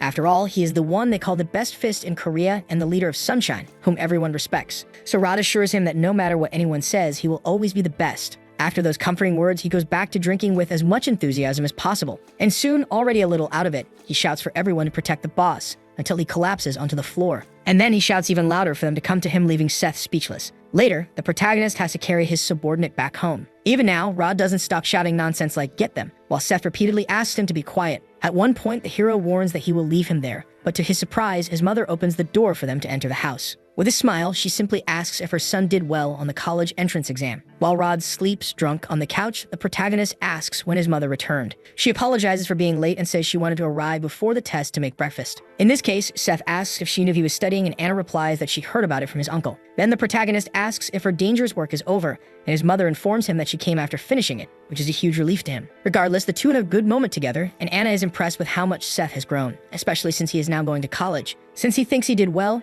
his mother praises his hard work. However, the hero trembles, saying that she is the one who did a good job. So, Anna calms his hands, telling him not to worry about anything and to do whatever he wants. After all, she states that both she and Simon surely feel a lot because, due to them, the boy spent so much time in turmoil. Then Anna reminds him that none of this is his fault, so he can go back to doing whatever he wants. And so the hero's indignant expression gradually transforms into an honest smile. Sometime later at the Sunshine group, the director congratulates Anna, as it is said that the triad will no longer trouble them. Still, Jake mentions that there is one more thing to discuss. Then from his suit, he pulls out a black letter with a red symbol. After investigating, he discovered that the person behind it is someone influential. However, upon reading its contents, Anna asks if it has no relation to them and if they can simply ignore it. The director confirms that they can, but even so, Jake hands her his tablet, which leaves her very surprised. Currently, Brock is at the center of a competition where fights without rules are taking place, drawing a massive audience, just like what happened with the tournament Seth opened in Japan. Anna then asks if Jun won't stop this, but Jake informs her that he's in college, fully dedicated to his studies. Understanding this, the woman simply lets the director go about his work. However, before he leaves, she calls his attention again and, without even looking, asks if Jake is going to hold a full board meeting. After all, Seth wants to live a normal life now, and she admits that she also wants to be a normal mother with him. Obviously, all this information comes as a big surprise to the director, but Anna explains that there is no reason to sit in that position. Her son will not return. Because of this, she believes that the best person to be ahead of Sunshine is Jake. And although he is a little frustrated at first, the director eventually accepts his new position. Meanwhile, at Korea University on a soccer field, a boy throws the ball into the air until it eventually reaches another player. As the language and literature teams compete for victory, Sophie watches everything with excitement. After all, among the players is Jin, who is about to take a ball straight to the face. However, as a renowned martial artist, he simply faces the threat with a devastating headbutt. This redirects the ball straight to the ground and then high into the air again. Then he jumps toward it, and with his back to the ball, he executes a bicycle kick more beautifully than many professionals. Naturally, this sends the ball straight into the goal, scoring an incredible point for his team. The players go wild, and the audience even more, except for Suffy. And outside that same university, Seth Kang stands there for the first time. Still facing the college, the hero feels happy but decides to leave. So while Sophie and Jin shared good times together, Seth continues studying. Naturally, the seasons pass from autumn to winter until finally, spring arrived at Yenhi University. And because of the season, several orientation signs for freshmen were put up. Later in the gymnasium, one of the professors congratulates the new freshmen and leaves the rest of the work to the seniors. Then everyone applauds, and at the same moment, the older undergraduate students appear, expressing their gratitude. Seth, now with a new look, watches as Lee Gang-wook introduces himself as the president of the Gymnasium Student Council. It is said that Yenhi Corporation takes pride in its 100 years of tradition, so the freshmen must remember this. To clarify, Lee asks everyone to shout together that the seniors are like the sky. Not hearing it loud enough, he shouts for them to say the phrase with more enthusiasm to initiate themselves, and so everyone repeats it, though he still wants it louder. So even the protagonist joins in willingly, unlike the others who already seem exhausted. Regardless, Lee continues his speech by stating that the athletic department requires discipline. He mentions that one student has repeated a year 4 times, which happens to be Seth's case. However, he uses this as an example to say that in the department, what matters isn't age but loyalty, and everyone understands. At this point, the welcoming ceremony officially begins, allowing the students to finally relax a little. Sometime later, everyone raises their glasses to toast together at a kind of picnic. Lee then asks everyone to take a shot together, but one of the students hesitates because he has never drunk alcohol before. Because of this, one of the seniors immediately steps in to mock him. After all, for a student who isn't an athlete, drinking a shot shouldn't be a problem if he wants to have a social life. Noticing this intimidation, Seth quickly pushes the senior's arm away from the freshman. He then takes the boy's shot and drinks it in his place, which irritates the older student, but the hero reminds him that the boy said he couldn't drink. Obviously, the senior questions if he is being mocked, but Seth simply starts singing the initiation chant. At that moment, the senior doesn't completely lose his temper only because Lee calms him down given that Seth is a repeating student. However, even though they entered late, the hero declares that he will work hard and humbly expresses his eagerness to work with them. A little further away, a large student from an old school is drawn by the commotion. He soon realizes that the person being confronted is actually Seth, and naturally, he trembles in fear just remembering their school days. Back at the center of the conflict, one of the seniors gives the protagonist a moral lesson, but the senior remains irritated because Seth keeps smiling, which only makes the big guy even more anxious. After some time, Lee notices the strange way his clubmate is acting. Later, as Seth leaves the gathering, he remains happy despite everything and suddenly sees the big student in front of him saying, "Hi." Without wasting time, the guy explains that he's a former student of Youngjin High, which makes the hero understand that they must know each other. Agreeing, the guy comments that he was in Jin's class when they met. However, the protagonist asks him to keep everything a secret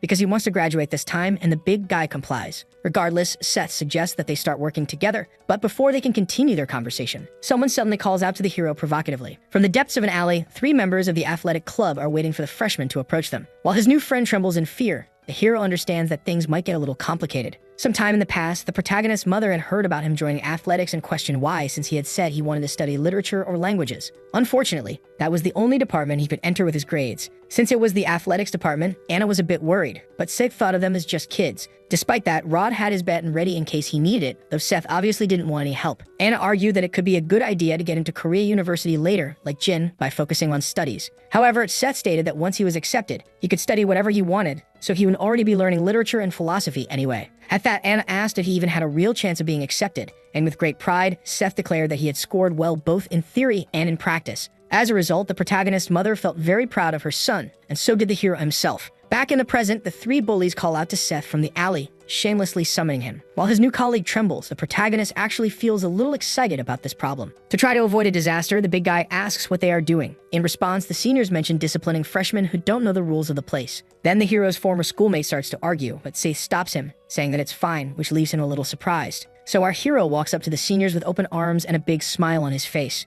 However, the big guy wasn't worried about the hero. He was more concerned about what would happen to those guys. Sometime later in the auditorium, Lee asks for everyone's attention, saying that they are about to be completely impressed. That's because the senior he brought to speak was someone very difficult to get in touch with, then announcing him as the pride of the university, as well as the athletics department in Korea. Victor is called onto the stage, feeling a little embarrassed by the exaggeration. The moment he steps up, the students cheer as if they are seeing a celebrity, so Chu waves to everyone. Consequently, the women become completely enamored with him, while the men feel inspired. Without further delay, Victor comments that he is there because of Lee's insistence and asks the freshman not to cause trouble. Changing the subject, the boxer asks if there are any students from Youngjin High School's athletics program there. Unexpectedly, many raise their hands, so as freshmen from 2 institutions, Victor announces that he will pay for lunch for each of them. Regardless, the boxer drops the microphone and announces that he's leaving. Lee, on the other hand, is confused, so Victor explains that he is in the middle of his training session. So the student council president wishes him well, and they bid farewell. Sometime later, Chu begins stretching to return to his training routine. However, he notices his former schoolmate trying to slip past in the background without greeting him, so he calls out to him and asks what he's doing. Trembling in fear, the big guy can't utter a single word, and from a distance, Victor notices that a student is being forced to do push-ups. Because of this, Shu believes he understands the situation and starts approaching to put an end to this bullying. Just the presence of the boxer makes the seniors tremble, and because he is highly respected there, they all bow without even thinking. One of the bullies becomes very irritated with the protagonist for not standing up to show respect. Then Victor questions what's going on, and it is explained that this is a lesson for a disrespectful freshman. Regardless, the senior asks if a newcomer will continue without greeting Chu. However, upon hearing this name, the protagonist grows curious because he remembers it, making the big guy think that everything is over. At the moment when the bullies start insulting the hero for remaining silent, Victor finally realizes who this freshman is. And then Seth simply says that it's been a long time, which makes Shu's blood boil with excitement. Without thinking twice, he charges forward at high speed with his most powerful punch. However, it doesn't even come close to landing, but despite the easy dodge, Victor doesn't give up and shifts his center of mass to throw another strike. This time, however, Seth catches the punch effortlessly with one hand. Now more excited than ever, Victor asks when Seth arrived there, and of course, the bullies from before are left in total disbelief. Blocking the punch of a world boxing champion with just one hand is not something you see every day. To explain, the big guy comments that they should only know that Seth is a legend at Yongjin High, because if they found out more than that, they definitely wouldn't be able to live their academic lives normally anymore. Later, at the same restaurant as before, Rod smokes outside while the two converse. Victor asks when the protagonist got out, and he responds that it was last year. In that case, the boxer questions why he never got his contact information and asks if the others know. But Seth responds that there was no reason to tell him since it was all in the past. Despite that, Victor calls the protagonist a bum, saying they should have stayed friends. Seth, in turn, prepares a shot for his old colleague, but Victor refuses since he has a title defense match next week. So the hero asks how he was supposed to look for them, believing it's better to live without reconnecting. Hearing this, Victor simply ignores those words and instead asks if Seth knows what Brock is doing now. And since he apparently doesn't, the boxer places his phone on the table to show him. Without wasting time, the videos from that violent underground USC competition are shown. With 7 million views, a blonde man tried to attack the fighter with a knife, but Brock simply dodged all of his strikes. Demonstrating incredible agility despite his size, he was soon backed against a wall. Then the blonde man charged forward, thinking he would take home the $1,000, but the moment he attacked, Brock decided to end the game and finished him with just one punch, hitting like a freight train. With the blonde man collapsed and defeated on the ground once again, the fighter was crowned champion with only minor injuries. And that guy from the media team helped make Brock even more invisible to the authorities. After showing all this to the protagonist, Victor informs him that this is the video that was uploaded this week. In this case, the hero questions what that fool thinks he's doing, and Chu explains that recently, things have been getting more chaotic. At first, they tried to block the YouTube video, but it gained so much fame that they couldn't contain it anymore. And now, they have even removed the censorship and are showing everything in full. Because of this, Victor asks if the hero can handle this situation. He feels that if Brock continues like this, he will die, and until then, Shu will surely go crazy with worry, so Seth spends some time analyzing the videos. Later, the protagonist goes out with Rod as his driver, just like in the old days. Since Seth isn't saying a word, his subordinate asks if there's something he needs to know. But at that moment, the hero is lost in thoughts about his past, making him hide his intentions. Regardless, Rod notices that this is not the expression of someone who is okay, but he doesn't press the matter, and soon they arrive home. Back at home, Rod acts more like a son than the protagonist, so Anna gives him some attention. Changing the subject, his mother comments that Seth is a bit late, but what matters is that he enjoyed his day of studying. Back to the underground tournament recordings, the mastermind behind it watches everything and concludes that Brock is his true gold mine. So he gets up from his chair and facing the window smokes a cigar to clear his mind. With a highly excited expression, he believes that the time is finally approaching to properly open the ring. It seems the businessman has received confirmation from the competitors he sent letters to. And in addition to that, he counts on the presence of people like Jin, Anna, and even Seth. The next day at the protagonist's house, he tells his mother that he is heading out, and she asks him not to cause any trouble. With a gentle smile, the hero assures her that he is no longer a child and leaves together with Rod. Little by little, Anna's expression turns more serious because the director is also there for a conversation. In this case, Anna asks what it's about, stating that if it concerns Sunshine, she will no longer interfere. However, Jake informs his sister-in-law that it's not about that, but is still related to her and her son. Recently, there was a strange contact from the United States, and the director thought Anna should analyze it for herself. In a video, the USC businessman states that if the strongest don't come, it won't be fun. Vandy insists that she should not refuse his invitation, which irritates her. To make things clear, the businessman admits that he is obsessed with her, and that if the strongest person does not appear, his plan will not work. Still, he knows that if she insists on not coming, there's nothing he can do. Surprisingly, the businessman insists that Anna at least invite her 2 friends. because based on the skills he saw in the underground tournament videos, they could bring a lot of entertainment. But instead of feeling satisfied, this proposal had the opposite effect. It made her completely curious. Continuing, the UFC CEO finds it hilarious that these friends are living as normal people and can't help but laugh out loud. Then, in a moment of frustration, Anna throws the tablet far away, shattering it on the road. At this, Jake informs her that Brock is following this man, but now Anna no longer needed convincing. With fury written all over her face, she ordered them to gather as much information as possible, though it wasn't necessary, as Jake already had everything with him. Back at Korea University, all the students are entering to study, until at the entrance, Jin catches Sophie's attention, who is waiting outside. Thus, the two greet each other and begin chatting amicably as they walk, until suddenly, another person appears. It's Victor, leading to another conversation. Since the boy remains silent, Jin asks if Chu shouldn't be training for his fight next week. However, Victor simply responds that he has something to say, and after another moment of silence, the boxer reveals that that guy is back. Naturally, at first, neither of them understands what he is talking about, so Chu clarifies that he means Seth Kang. Due to her past experiences, Sophie becomes slightly melancholic, while Jin grows apprehensive. Regardless, Victor pauses to say one more thing and decides to reveal that Seth is attending this university as a freshman. At that moment, the atmosphere turns more tense, and the boxer bids farewell to leave. Noticing the heavy silence, Jin asks if his friend is okay. And as she replies that she is, the boy suggests that they could go together since he also wants to see Seth. However, Sophie unexpectedly refuses the proposal and with a forced smile states that the past is in the past. She then asks him to keep walking, leaving Jin a little confused. But the truth was that, as she walked, the girl couldn't stop thinking about the time she had spent with Seth. That's because some time ago she had gone to visit him in prison, anxious to see him and expressed her concern for him. However, the protagonist shouted that those annoying visits from the outside only made things harder, and then he simply stood up and asked her never to come back again, leaving Sophie completely devastated. So the video ends here. If you don't want to miss the next part, activate the notification bell, and see you next time on Tob's channel.